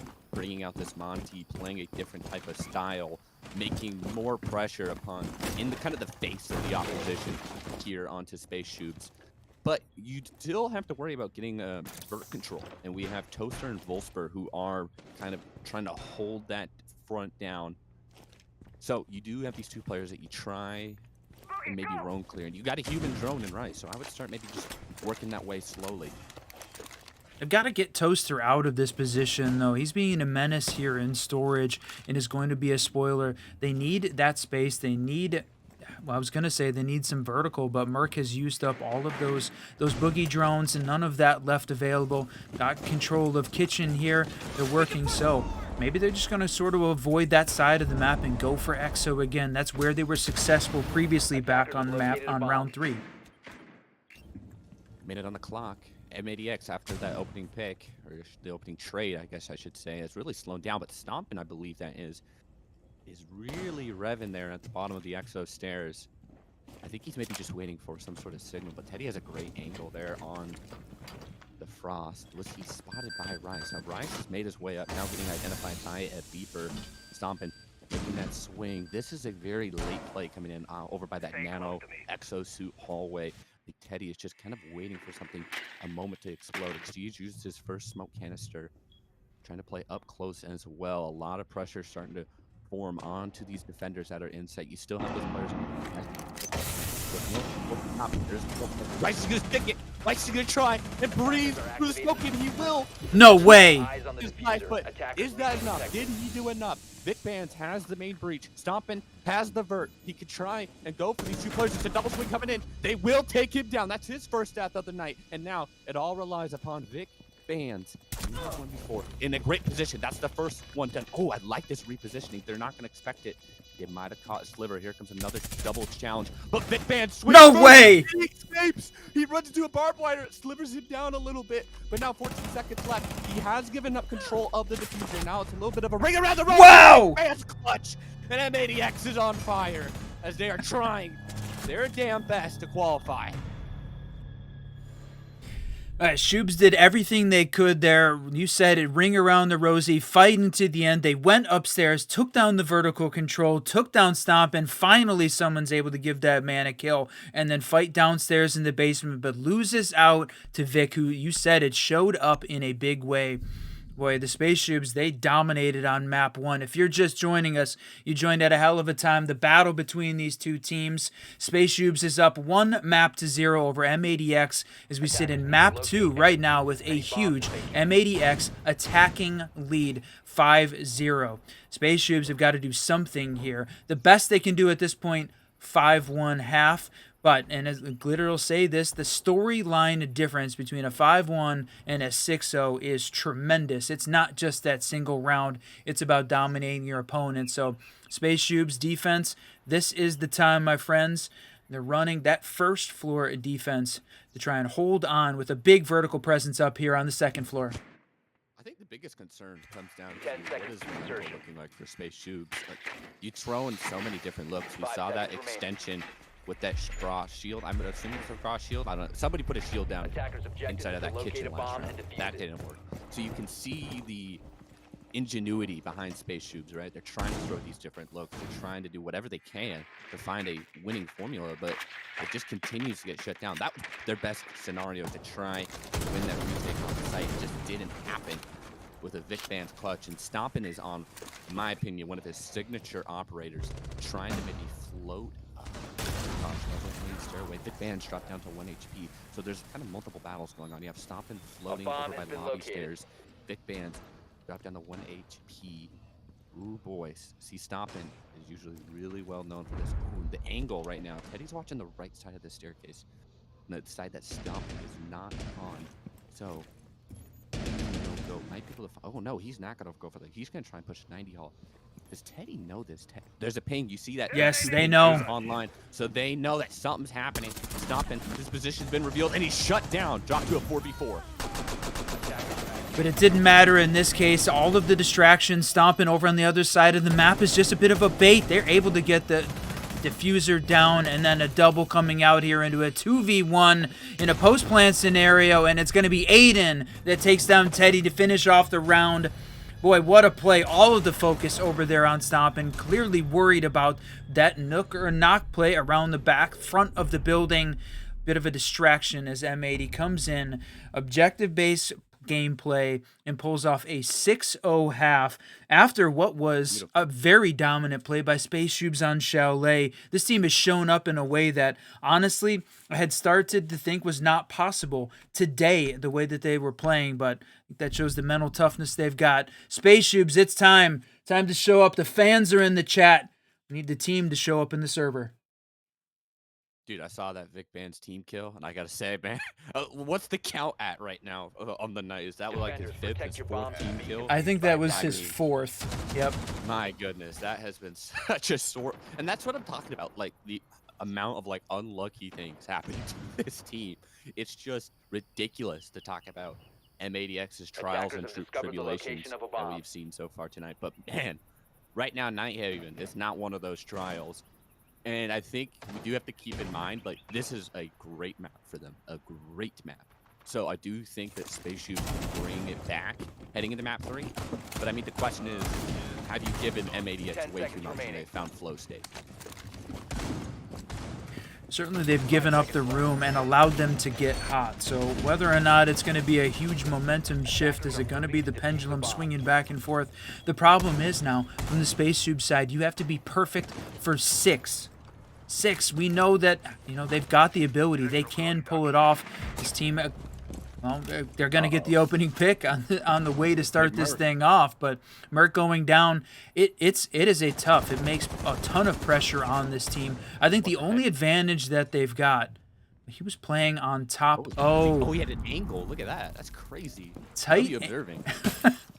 Yeah, That was and insane. shout out to Unnamed Gamer for observing the games again for us today, and Just Trillo picking up map the first series as well for us. W observing today. All right, so M80X is in a uncharacteristic position so far. Rice is going to give up, say it, that garden area of the map and go for a double reinforcement. Ben Remind is going to make Scoop's life not very colorful, just purple. Big Vance is waiting behind the shield. He's still playing that Fenrir a little bit. They have found the hard breach of Teddy, so that's a pretty good kill to get on. Wolfsburg name to get rid of that. Oh, he missed. I think he was trying to go. Oh no, he did get the shield. My Yep, eyes got are it. Deceiving me. Eyes are deceiving. No more grenades for Wolfsburg. He will use a finger boost. Wolfsburg will find that pick onto Aiden. They still have Vic Vance up in a close range position. Stop and dropped to low HP. They will pop one of the Miras. Vic Vance gets his 1v1 to go, but the Blitz has repositioned over by top Raptors. You can see Rice and Vic Vance have their eyes on it. C4, whoa, this kind of goes What? straight. And now it's all down to the Blitz of Scoop. He can maybe get this. He has 3 flashes inside of that shield. He doesn't have the diffuser, and I think Stoppin and Vic are playing this. They know that they have to let the shield come to them. Scoop, everyone down to low HP, and Stoppin calls game. A 7-0 from M80X, and they are on the verge of getting to that playoff. Yeah, this is the team that I remember. This is the team that we had been seeing earlier in this tournament. M80X with a 7-0 victory with a Stompin' MVP. If you had asked me early on, that's what I would have expected. But what that does, that gives us a little bit of a treat here as we roll into what is going to be this. And I'm laughing because of the prod fail on my side as we're working on getting Red's cam in, and unfortunately, it said it. Whiskey Glitter had to drop out there for a minute. Red filling in, so we're gonna work on the prod side of things so we get that straightened up. Yeah. But again, very much appreciate everybody joining us, watching on all the streams. Thanks Jinxie and all of the fans and SpaceShoobs. You guys are showing up in the chat, but now it's redemption time for SpaceShoobs. Can they pull it off? We are tied up 1-1 on the map count as we're getting ready for map 3. All right, folks, we'll go to a quick break.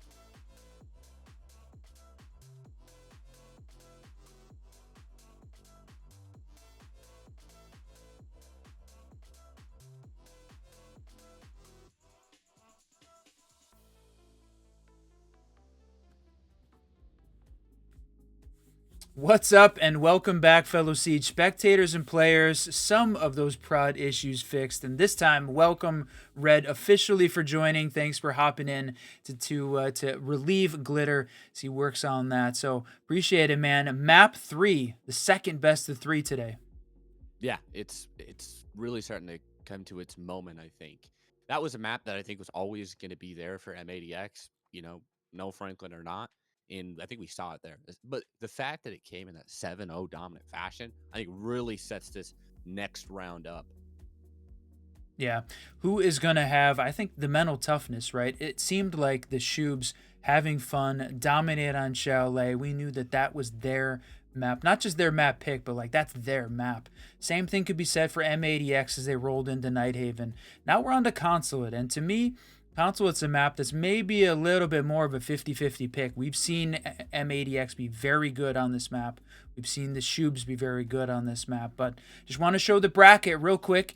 Give everyone a little bit of update on how the rest of these matches are going. JJ and Co. up by 1. Karn and Co. up by 1. We're still waiting on that. That second map here was done so quick. We're a little bit ahead of the bracket. Yeah, if I had to make a prediction for the two teams that might 3-0 and immediately qualify, it would have been JJ Co. and M80X. Now, M80X has extra circumstances, around them. But it is crazy to see JJ and Co. lose that one in a best of 3 earlier today. So now as we get closer towards this round of 5, I mean, you don't know.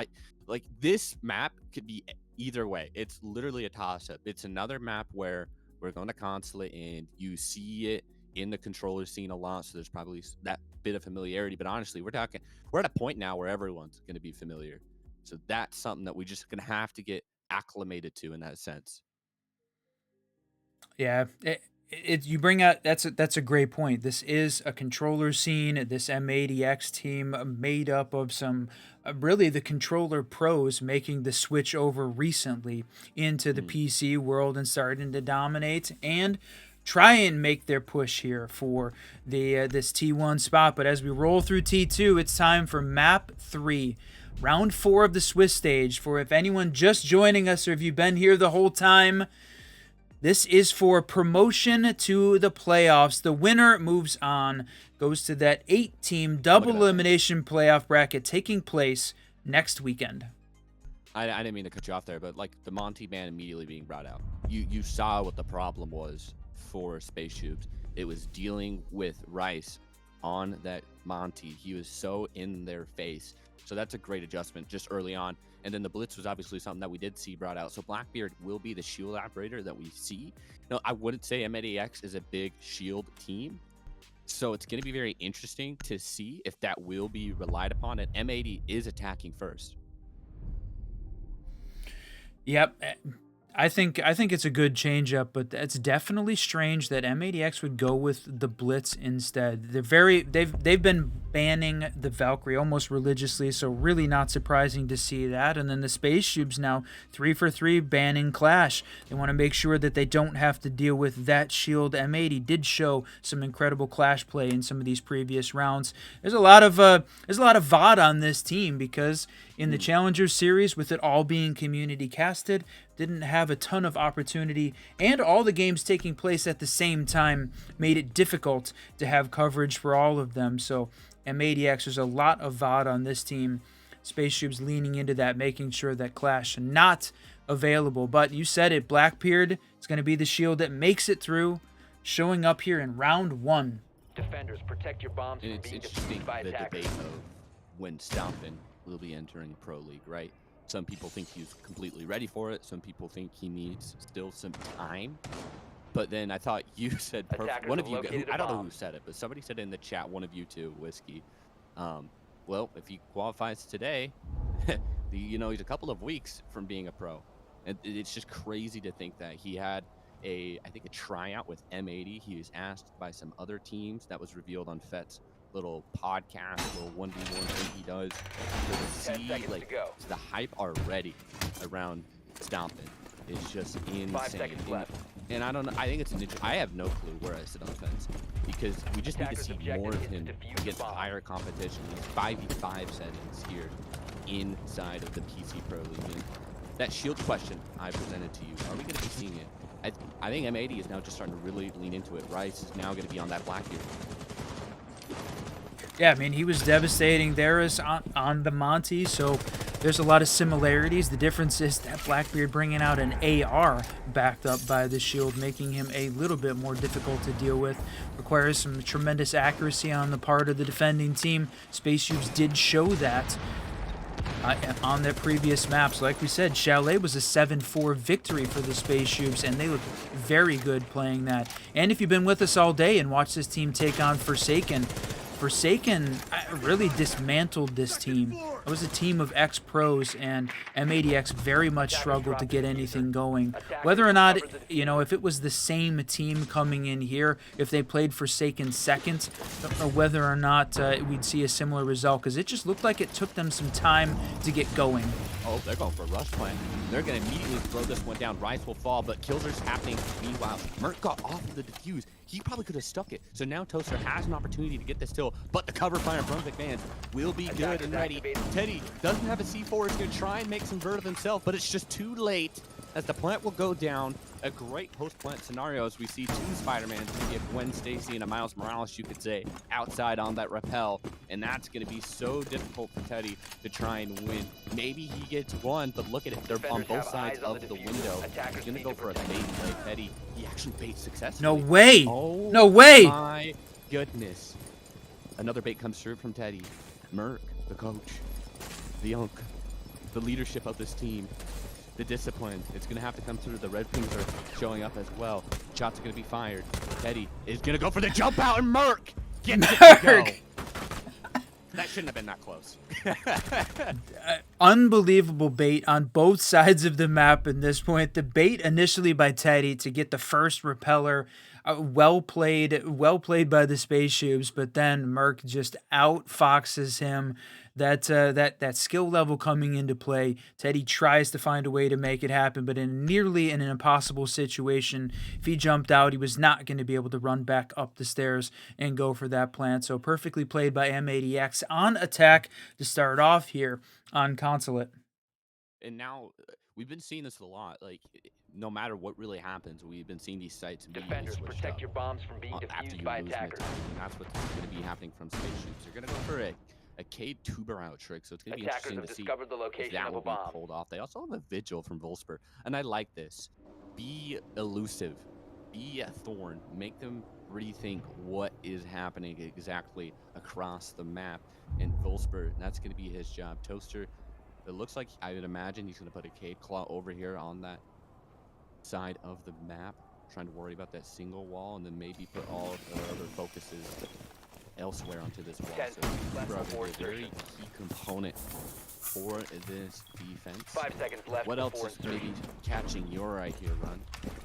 Yeah, I mean, we saw the two-brow banned out in some of the previous maps because I think M80 from the attacking standpoint really did not like to deal with his slowdown the way that he changed up this game. So a little bit of a difference here this time, opening up that space above the main breach, bringing out the Cade two-brow combo. I think is going to be difficult for them to deal with. When they play better, it seems like when they keep the pressure on, and like we saw in that last round. Very quick execute, quick plan scenario. Those are the kind of rounds that they win. So as long as they can keep the same level of pressure up, and maybe M80, I think, it carries a little bit of advantage going into the attacking round. SpaceShoobs just need to work on slowing this team down enough to upset and then gain those tiny advantages to continue to win. And remember that stop and 1v2 clutch on the first floor, or basement first floor bomb site. The Eagle taking the snipe that we saw last week. A lot of magic is starting to fill here on Consulate. We are going to be seeing a low burner. Extension of how about the smoke? Going to make this job very difficult here for Merc. He's going to just back off for a moment there. That wall is very close to being opened up, but you still have plenty of time. That P4 comes through, hits the bottom. Oh, he's not. He didn't blow it? Yeah, I don't. Maybe he doesn't want to blow his cave claw. I'm not sure why he doesn't do that, but that should be easily shot down by M80x. Here comes a Doki B call by Stompin as he's gonna leave that second floor and look for these roamers. Yeah, that's right. Playing upstairs, looking for the roamers, but Toaster takes down Merc. That is, I don't know whether or not that final wall got finished off, but Stompin going to win the battle with the DMR, taking down Volspur, answered back. Man just continues to pad the KD at this point, but into a 3v1 after Vic grabbing a double, all down to Scoob. Hasn't found a kill yet, but it is early. He's trying to make his play, but he's way back in sight. Yeah, Stompin has the diffuser. He should just sprint all the way to B objective and start planning. He will actually go for the plant in A. Does Scoob have an angle on A? He almost had the lead on that player up close and personal. That's Vic Bands he's trying to deal with first, but the diffuser now is down. This is a almost impossible situation here for Space. Scoob is now going to reposition over by that spiral hallway. Brought down to half HP. His position is still known. Another stun comes through, making his life difficult. He will dodge that and find Vic Bands. Now 2v1, 20 seconds on the clock. Scoob, low HP. Every inch of ground he makes, it costs him an inch of his health bar. Scoob sprints across, but Rice, aware of the danger, gets another attacking round. And that question that we asked, is it going to continue from map 2? Wow, it is really starting to heat up. And this M80x team wants it bad. Consulate was the map that we saw with Forsaken that went back and forth, back and forth, back and forth, all the way to the end. Only one time did we see a team win 2 rounds in a row. That was Consulate, and Forsaken played their hearts out, winning that match again, being that first team to qualify to the playoffs. So this was very close. It was a close battle, and when it came down to it in the map bans, you're trying to decide from the M80 side what was left. Did you want to play? I think it was Layer as the last map, or potentially, yeah, Layer as the last one. So good options on the board available for M80. It depends on who you ask. Layer can be so confusing. I do feel like teams know it very well nowadays, but yeah, this is, I think, more suited to the M80x console side of things. But you'd imagine that with how much time and resources has been put into this academy team, they're going to be well prepared on a multitude of maps. And I think that's really why they're going to really make waves here. 5 seconds to go.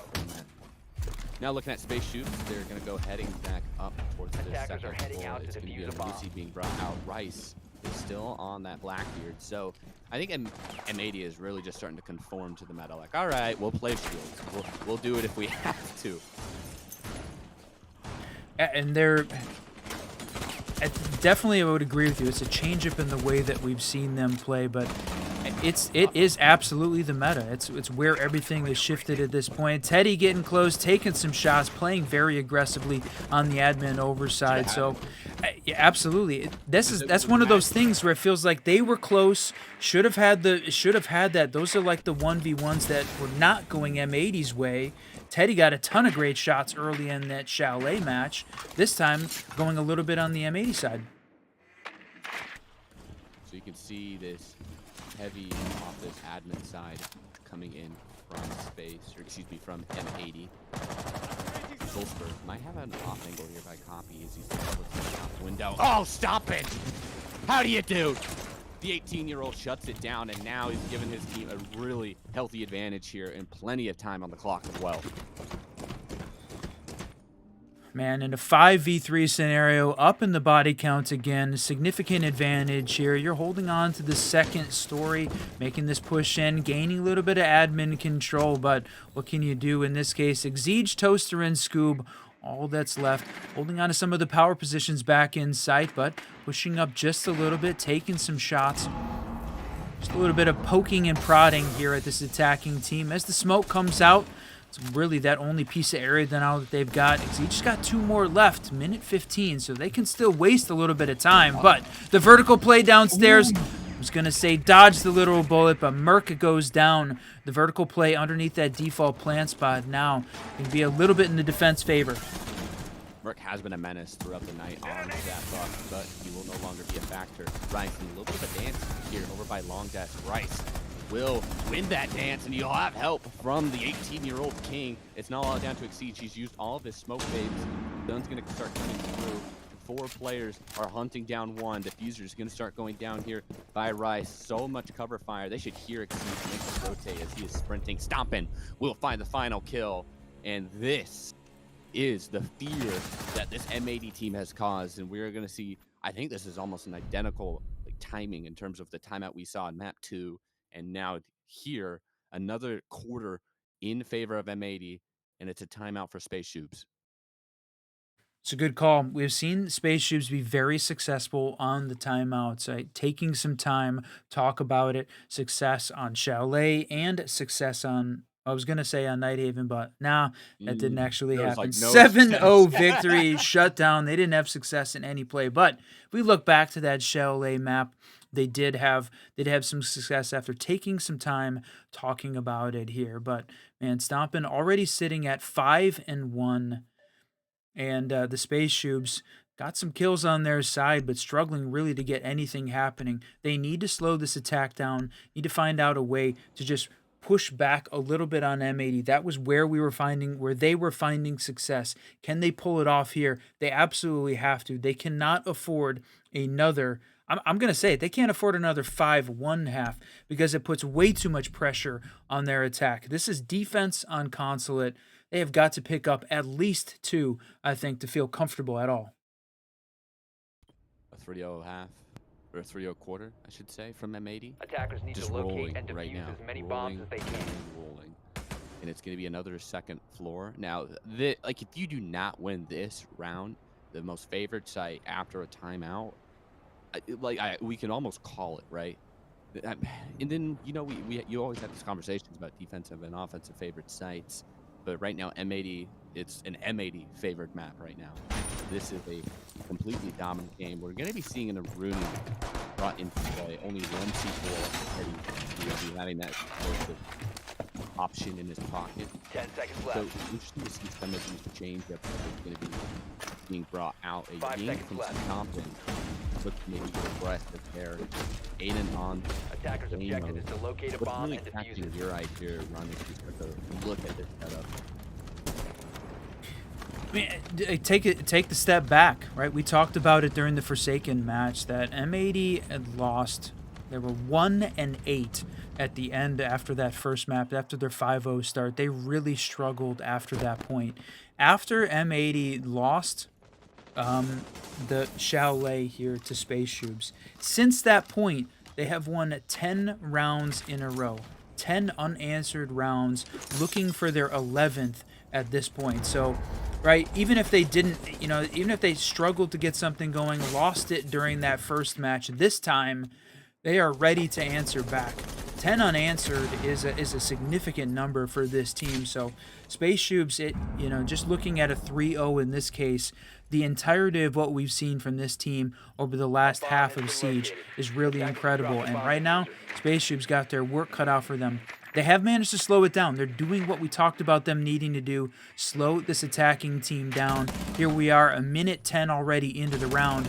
No one dead yet until, man, Scoob finds Aiden.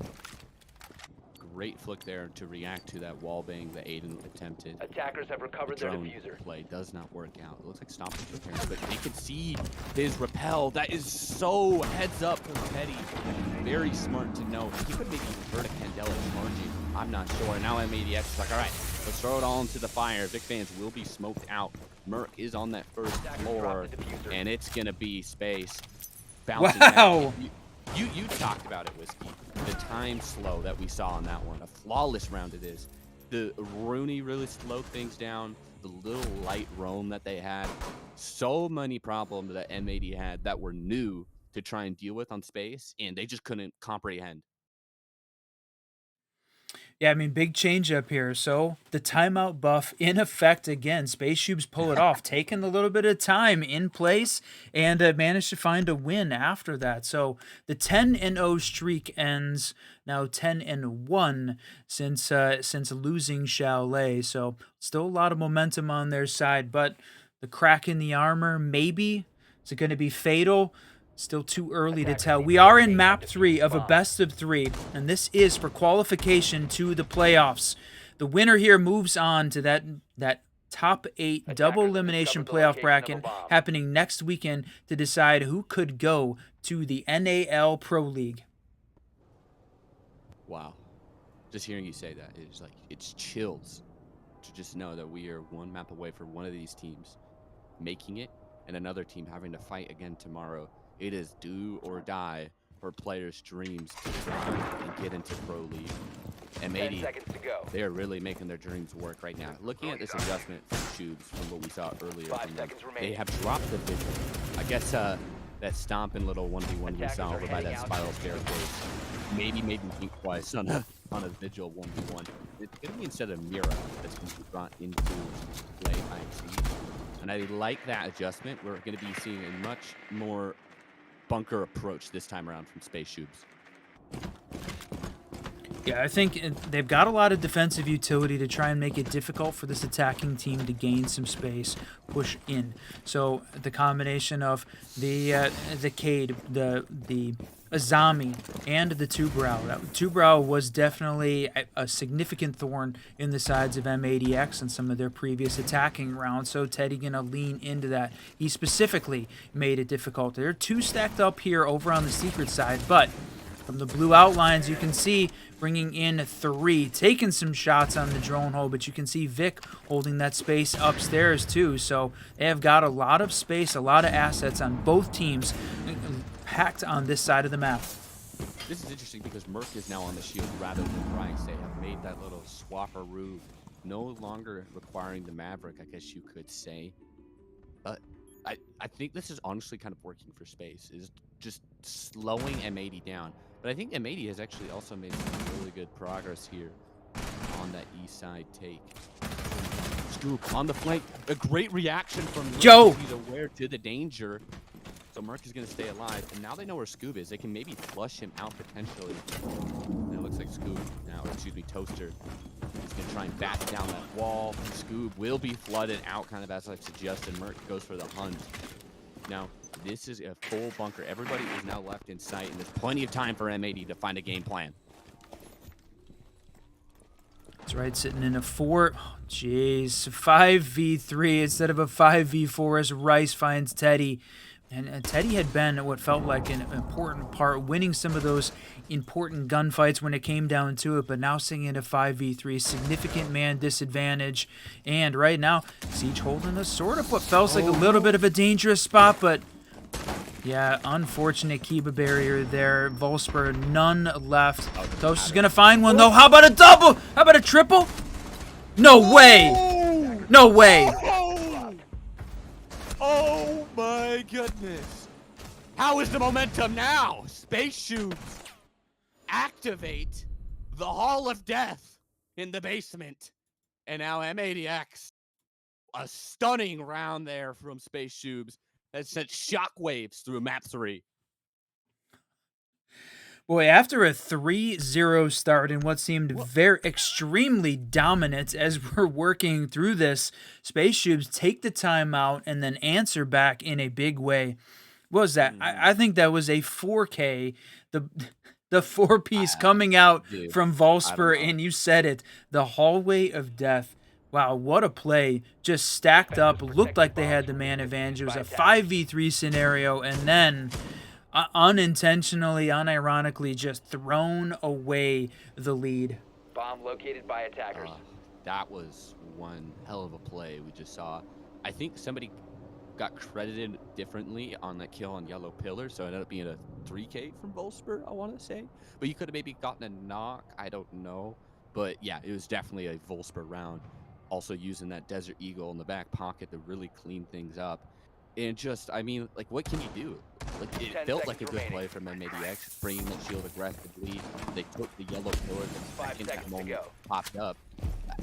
Just timing, I guess. And now that little bit of luck that we talked about to trickle in, but I think that was more of a skillful moment than it was like an unlucky play for M80. Yeah, certainly stacking up in the hallway was not the right play. That's definitely unfortunate, but I mean, when the opposing team makes a mistake and you capitalize on it, that's exactly what we saw SpaceShoobs do. They have to be in the position, ready, waiting, took advantage of it when it presented itself. So found 2. It's a 3-2 half right now. Boy, what the difference those 2 rounds could make. This was looking like, you know, M80 just running away with this playoff spot, but SpaceShoobs still in it, fighting to the end. That's what we wanted to see. It's the last map that we've got for you today. The last one. Already seen full best of 3 played out. 2 maps here at the beginning. They're 1 map away from deciding who's moving on to the playoffs and who's going to have to fight it out again tomorrow. M80X, it's done. 2 rounds in a row from Space. Is there going to be a response here from the console boys? Drone what coming in from Vic Bands. What can he find is the bigger question here on the Twitch. That's going to be one FNAT taking care of it. And they have a lot of preferences on taking out Util, because they also not only have Vic Bands on the Twitch, you can get pretty much maximum value. They also have Rice on the Brava trying to hack some things also. So M80's going to take some time, I feel like, before we start to see them make a push. Work on getting this the time ticking down, minute 20 left, all 10 stacked up, no engagements happening yet right now. Holding lots of upstairs presence here from the SpaceShoobs defense. Everyone, with the exception of Exceed, who Vic Bands takes down, and that's unfortunate for Stompin to go down. He's lost a couple of those gunfights early after being extremely dominant again at the beginning. He finishes off the last map 14-2. Tries to find one here, but Toaster takes down Vic, and now what is a 2v4 scenario? Boy, we're getting dangerously close to a 3-3 half. Yeah, in a 3-0 quarter and then another 3-0 quarter. What a turnaround this is from Space, but they pack 40 seconds to try and cement it. Last player remaining is Aiden as the vert kill comes through by Teddy. Position given away, and that should be all the information they need here in this final 30 seconds to try and make a play. It's a sprint from Aiden. He's going to maybe do a little bit of a sound cue misdirection there with that Selma charge. Super worried about the vert play, but from the backside is Volsper, and a comeback now as we approach halftime. 3-3 all tied up. Challengers League is really heating up here in round 4. That playoff is beckoning. I can't believe we've gotten to this point. We are talking about a 3-3 half back and forth battle between 2 of some of the best teams in the industry, the console side and the PC side, now coming together here in the Challengers series. Which team is it going to be? Appreciate everybody that is in the chat. We got some friends, Nomical in that Blitz series in, along with all of the Jinxie fans, the SpaceShoob fans. We appreciate you being here, watching with us, supporting the community casters, trying to bring all of the Challenger Series action to you. We do this for fun. We do this because we love the game. can't wait to see what these players and these teams can do as they fight their way to the Pro League. And now, the scenario of M80X maybe having another 7-0 after such a strong start, that's gone. That's just completely gone. Forget about that. You're going to have to fight for this one if you want to make it the Challengers League today. All of the trials, all of the pain, the sorrow that has gone through, the sweat exerted into this, through this keyboard here for these console lads. It feels like it's cultivating to this moment. M80X now have to find a moment to shine. SpaceShoobs look to maybe play an upset, be the villains to the console community as they begin their attack. And I have no clue what to call this game. This game is completely flipped after those 3 rounds. This is anyone's game. I completely agree at this point. We saw the SpaceShoobs really dominate on Chalet. M80X answer back in an unheard of 7-0 victory this late into the T2 competition. They're not playing, the 5 stacks that are trying to make their way in, who have never played a game together. They 7-0'd what is a very good team here. And now we've come down to Consulate. The back and forth battle is exactly what we saw with Forsaken. The problem is, this is map 3 of the best of 3. It has all come down to this. No more opportunity. Only one team can move on today in round 4. The good news is, if you're a fan for either of these teams, it is not their last opportunity. It's just the best one. They need to win today so they can avoid playing tomorrow. Oh, Aiden was in a very awkward position there as Teddy finds a crossfire. Stomp it, answers back, and now up into the face they go. SpaceShoobs trying to get aggressive. M80X will respond. Merc drop down to 1 HP as he will be start getting tracked. Finds a little safe corner potentially here. Inside of the box, just outside where that breach has been opened. And now it slows down. Space has plenty of time to actually do so. Attackers have And they're recovered their gonna flip this diffuser. take. It's now over by the vending hallway. That seems to be the area given up. Toaster, you might have a duel here in a moment with Stompin'. Another track comes through, and that's once again on to Merc. They try to flush it out. Nate's gonna be rolled through the drone hole by Toaster.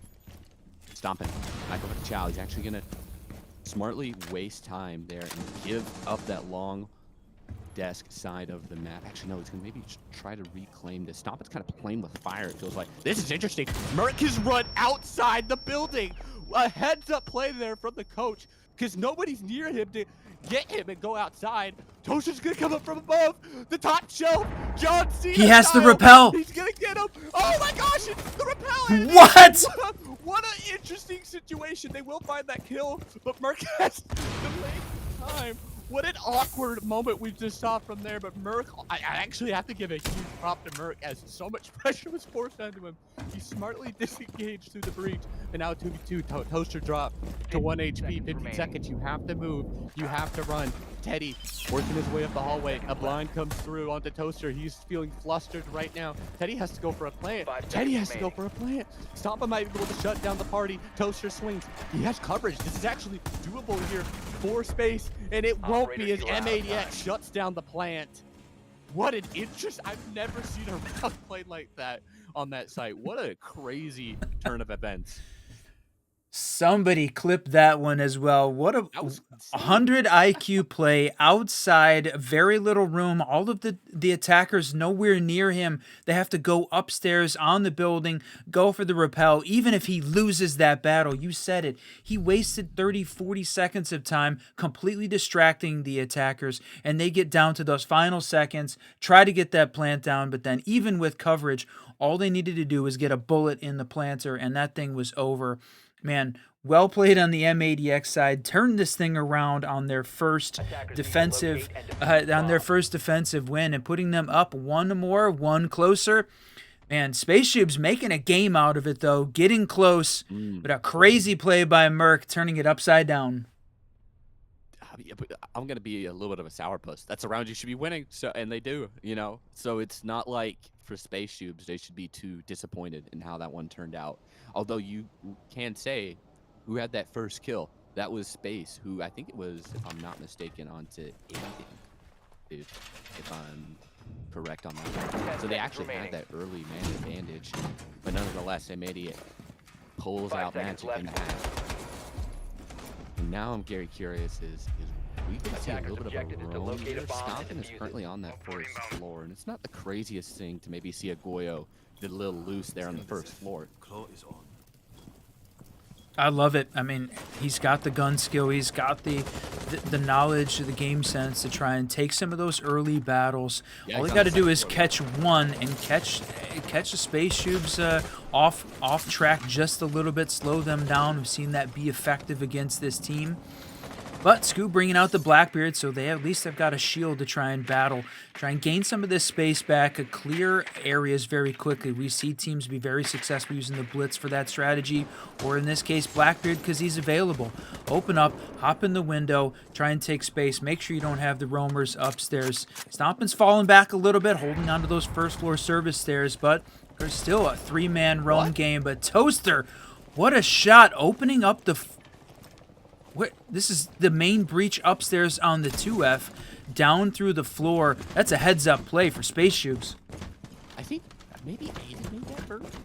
I don't know. It could have been either way. It could have been vert by either side. A little swing, but hey, that's a Blackbeard. And now it's a little chase down the yellow stairs. Smartly displaces him, however, with that smoke canister. Rice now trying to fight through it. Will be dropped to half HP. He's going to go for another smoke canister, and that will back that flash up. Volsper down to 1 HP. I think there's a good play from Rice. Vic fans on the other side has found an answer.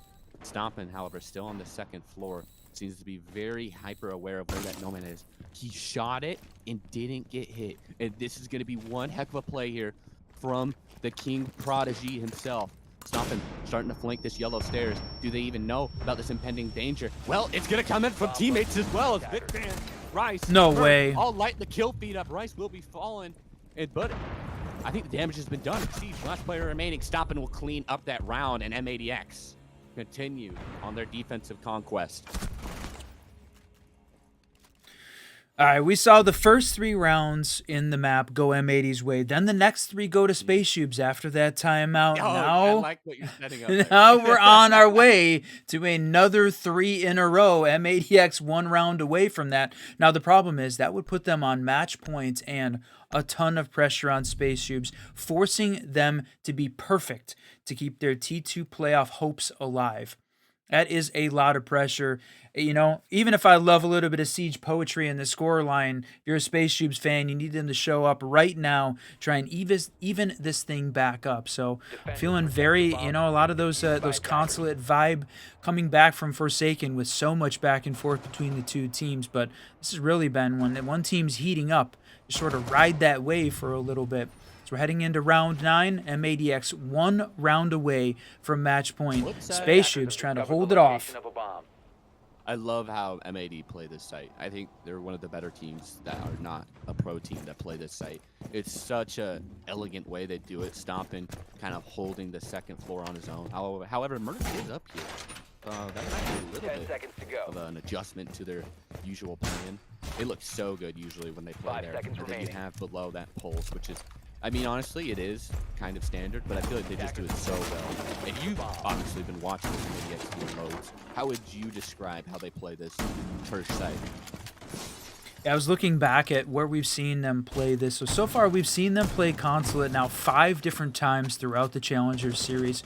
They have been undefeated, winning it every time, except for the match versus Forsaken. When we talked about that map lineup versus Forsaken early on, we said this is an M80 map pool, ready and waiting for them to win it. But in this case, I mean, if you take out the Forsaken loss from earlier today, undefeated here. So, whether or not this is going to be the round, can they win it?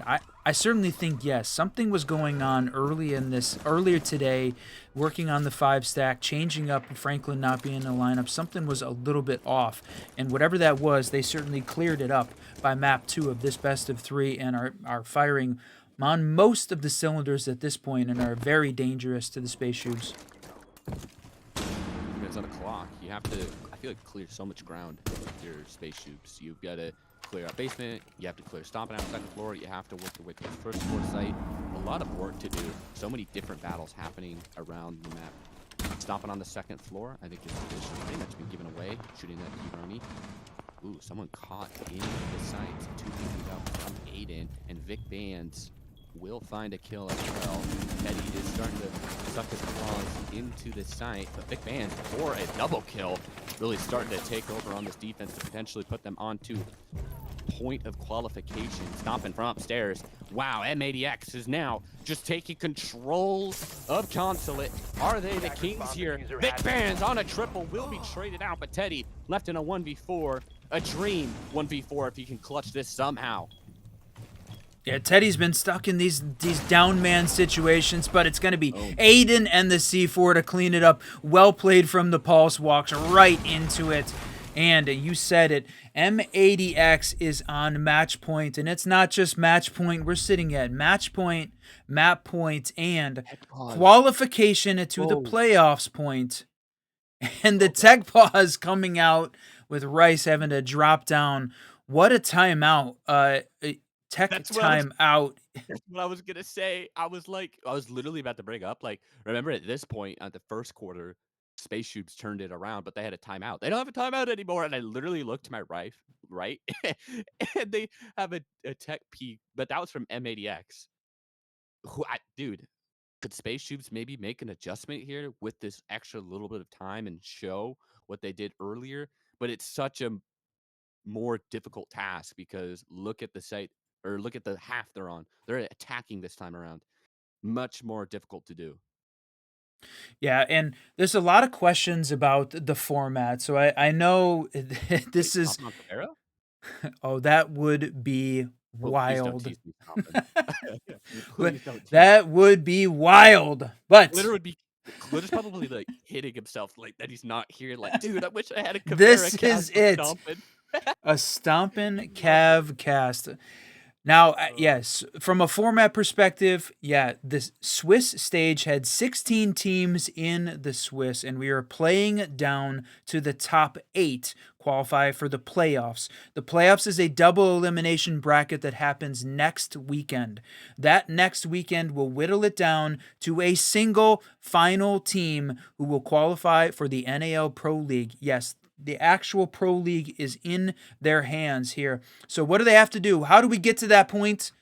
One of these teams will qualify for the playoffs today out of this best of 3. The loser will play tomorrow in a last chance qualifier for the final 2 spots available for the top 8. So that's where this is going. Last chance qualifier tomorrow. So if they can win today, and maybe we'll be sitting pretty waiting for this for their final round in the playoffs to take place next weekend. If they lose, they will be playing tomorrow. So in this case, either of these teams, whoever loses, is going to be playing their final best of 3 tomorrow in a last chance qualifier. So if you're an M80 fan, you want to see them win today, take that Sunday off. If you're a SpaceShoobs fan, feeling the same way. This has come down to it, the match point scenario between these two teams, my friend. We are almost there. I think Franklin's like begging for it at this point. Like, please, guys, let's just close it up here. I'm sorry I can't be there. You know, it's been such a tragedy to hear about what's happening with his family. You know, I hope everyone's prayers are out for it and his family. Like, that's such a sad scenario. And, you know, a huge props to him to continue to play through it last weekend despite what's happening. And now his coach is coming in to help maybe take a little bit of that burden off. And what a story it would be to see M80x qualify and just, you know, if it were me, I would be like giving that to him and his family. Like, you know what, that win, that qualification is for you guys.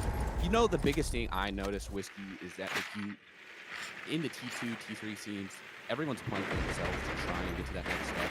But for M80x, I really do feel like this is a team of like a unit. They take care of each and every one of each other. They came up through that console scene. Like, this is the most team-oriented aspect I have ever seen out of this side of T2. You know, it's you get what I'm saying? Absolutely. And you know, the interesting thing is, I know that you're deep into the console scene, and Whiskey Glitter and I for sure on the PC side, and I would say almost the same thing here about the SpaceShoobs. This is a team that we have known and loved from the T3 all the way up to the T2, and not just the org, but the players too. This, to me, this battle is one for the ages between two teams that really have that tight-knit, that feeling. And I love the fact that we're getting to see both of them in T2. And right now, even if one loses, they're not out of it yet. But we're down to the final minute and 30 seconds in this round. Is it going to be M80X? Are we going to see them push forward? Vic Band's right now, this top frag in a 4v5 scenario, trying to fight it out. Stomping 14-2 on the last map. 8-4 right now. The king going to be crowned here, or are we going to see SpaceShoobs pick up another round and extend it? It's very scary, it feels like, the way they're playing SpaceShoobs. They have the man advantage, but they're just waiting for that perfect moment. I think this could be the moment it is. Despite that smoke cancer coming out, you can see Scoop getting aggressive, Sophia throwing out the concussions, and here comes a track from below. Might be able to make some vert play. Here you go! Watch out where you step! That forces that player out of the long desk, so now you can maybe take some ground. Merc finds one. Aiden finds another. 3 kills for 40 seconds for M80X to qualify. They're on the cusp. They're on the verge. Can SpaceShoobs find a moment, find an opportunity, backs up against the wall, stop and finds another. 2 kills remain. M80X, surely it's now. Surely this is their moment. 1 player remaining. Stompin' with the final kill. GG's. And the console boys are heading to the next stage.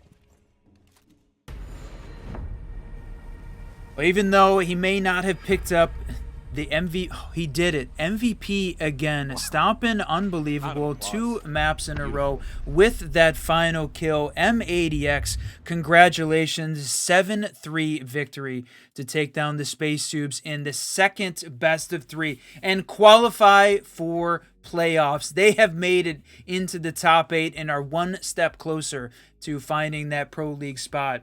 Man, what a game. What a day.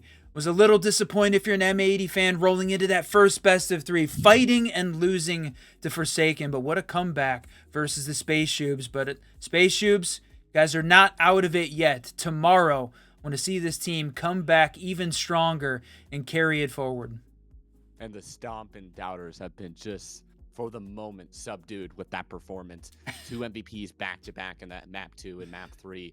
I think it's 14-2 map 2, and then I didn't see his final one there, but just an absolute takeover moment there from the king, and another like heartfelt victory, it feels like, for Franklin. Just the emotions that are rolling through that camp, the storyline that's coming out of M80X as they qualify. I love it. And this is a team that will continue to make waves. They're going to come back stronger than ever, and I think the same way for SpaceShoobs. We can see them make a run tomorrow. Yeah, and I gotta say, the support in the chat for both of the teams was unbelievable, and a big thanks again to all of the fans watching. Super, Fett, Jinxie, we appreciate you guys, again, helping out the community casters here, doing it all for free. All of the follows, all the subscriptions, that is what keeps us going, so certainly much appreciated. But congratulations again to M80X. What a time we've had following this team through the open qualifiers here for Challengers Series. It has been a hell of a ride, a little ups, a little downs, but in the end, they qualify today to the playoffs. Huge victory for them. Yeah, I want to ask you a question, Ron, because you've been following them. I want you to give their greatest strengths and their greatest weakness as they prepare for the next stage. That's a great question. If you had, I'll go with 2 of their greatest strengths because it's difficult to choose between them. But the fact that you've got Stompin on this team, he really is, right now, he's a talent. He's on the edge of generational talent here in the game, coming from both playing on console and then doing it on PC as well. I think it's rare you see that kind of talent. But the other thing, from a team perspective, I talk about this all the time watching them. They are so good at the vertical, probably one of the best teams in Siege right now at managing that. You saw that come out in that last round. So good on the vertical, both on attack and on defense. Really makes this team difficult to deal with, and it's one of their serious strengths and makes them a danger to anyone that they're playing on, especially on the maps that they love. And right now, Siege is certainly in an age of verticality, which gives them a little bit of that boost. Yeah, and if you don't want to piss off the console stomping fans, that's fine. You don't have to say a weakness for them. I don't disagree. They look insane. I think for me, we just need to see more X factors across the board, more players take over as they come up against higher level competition. But until they hit that like pristine level of players, they're doing great right now. They really are. And maybe the team kills. Tone down the team kills. And What a day for that. What a day. You're not playing 2 series. But let's update. I think you've got a bracket ready here about That's what's right. happening throughout the day. So let's take a quick look at that. As you can see, M80x has qualified. SpaceShoobs will be playing tomorrow in round 5. Elsewhere, we have a lot of 1-1s. What's like coming out to you as like the big surprise here in round 4? Yeah, the fact that you've got all of there's a lot of teams that we're at the top of the T2 pinnacle at this point. We've seen a couple teams qualify, but the fact that you've got the final T2 teams out of 400 teams that went through the open qualification process and the invited process here to get to this point, we are at the pinnacle of T2 Siege at this point and watching all the up-and-comers. So the fact that you get down to the final round, a lot of 1-1s to me is not surprising, where you're fighting for your life. Core winning 2-0 over Run It Back. Fantastic for Core. I'm glad to see them move on to the round tomorrow. That means we're saying goodbye to the Run It Back team. We casted them quite a few times, and friends of ours, so sad to see them go. But the rest of these teams still doing battle off stream right now. Yeah, so that bottom square, it's win and survive, lose and you're out. And so Run It Back is done for their Challenger Series. Everyone up top, it's win and confirm, like we just saw with M80x, and then the losers will advance. Do you want to maybe like plug in some people if they want to go watch some of these streams? I think who's running that JJ and Co stream?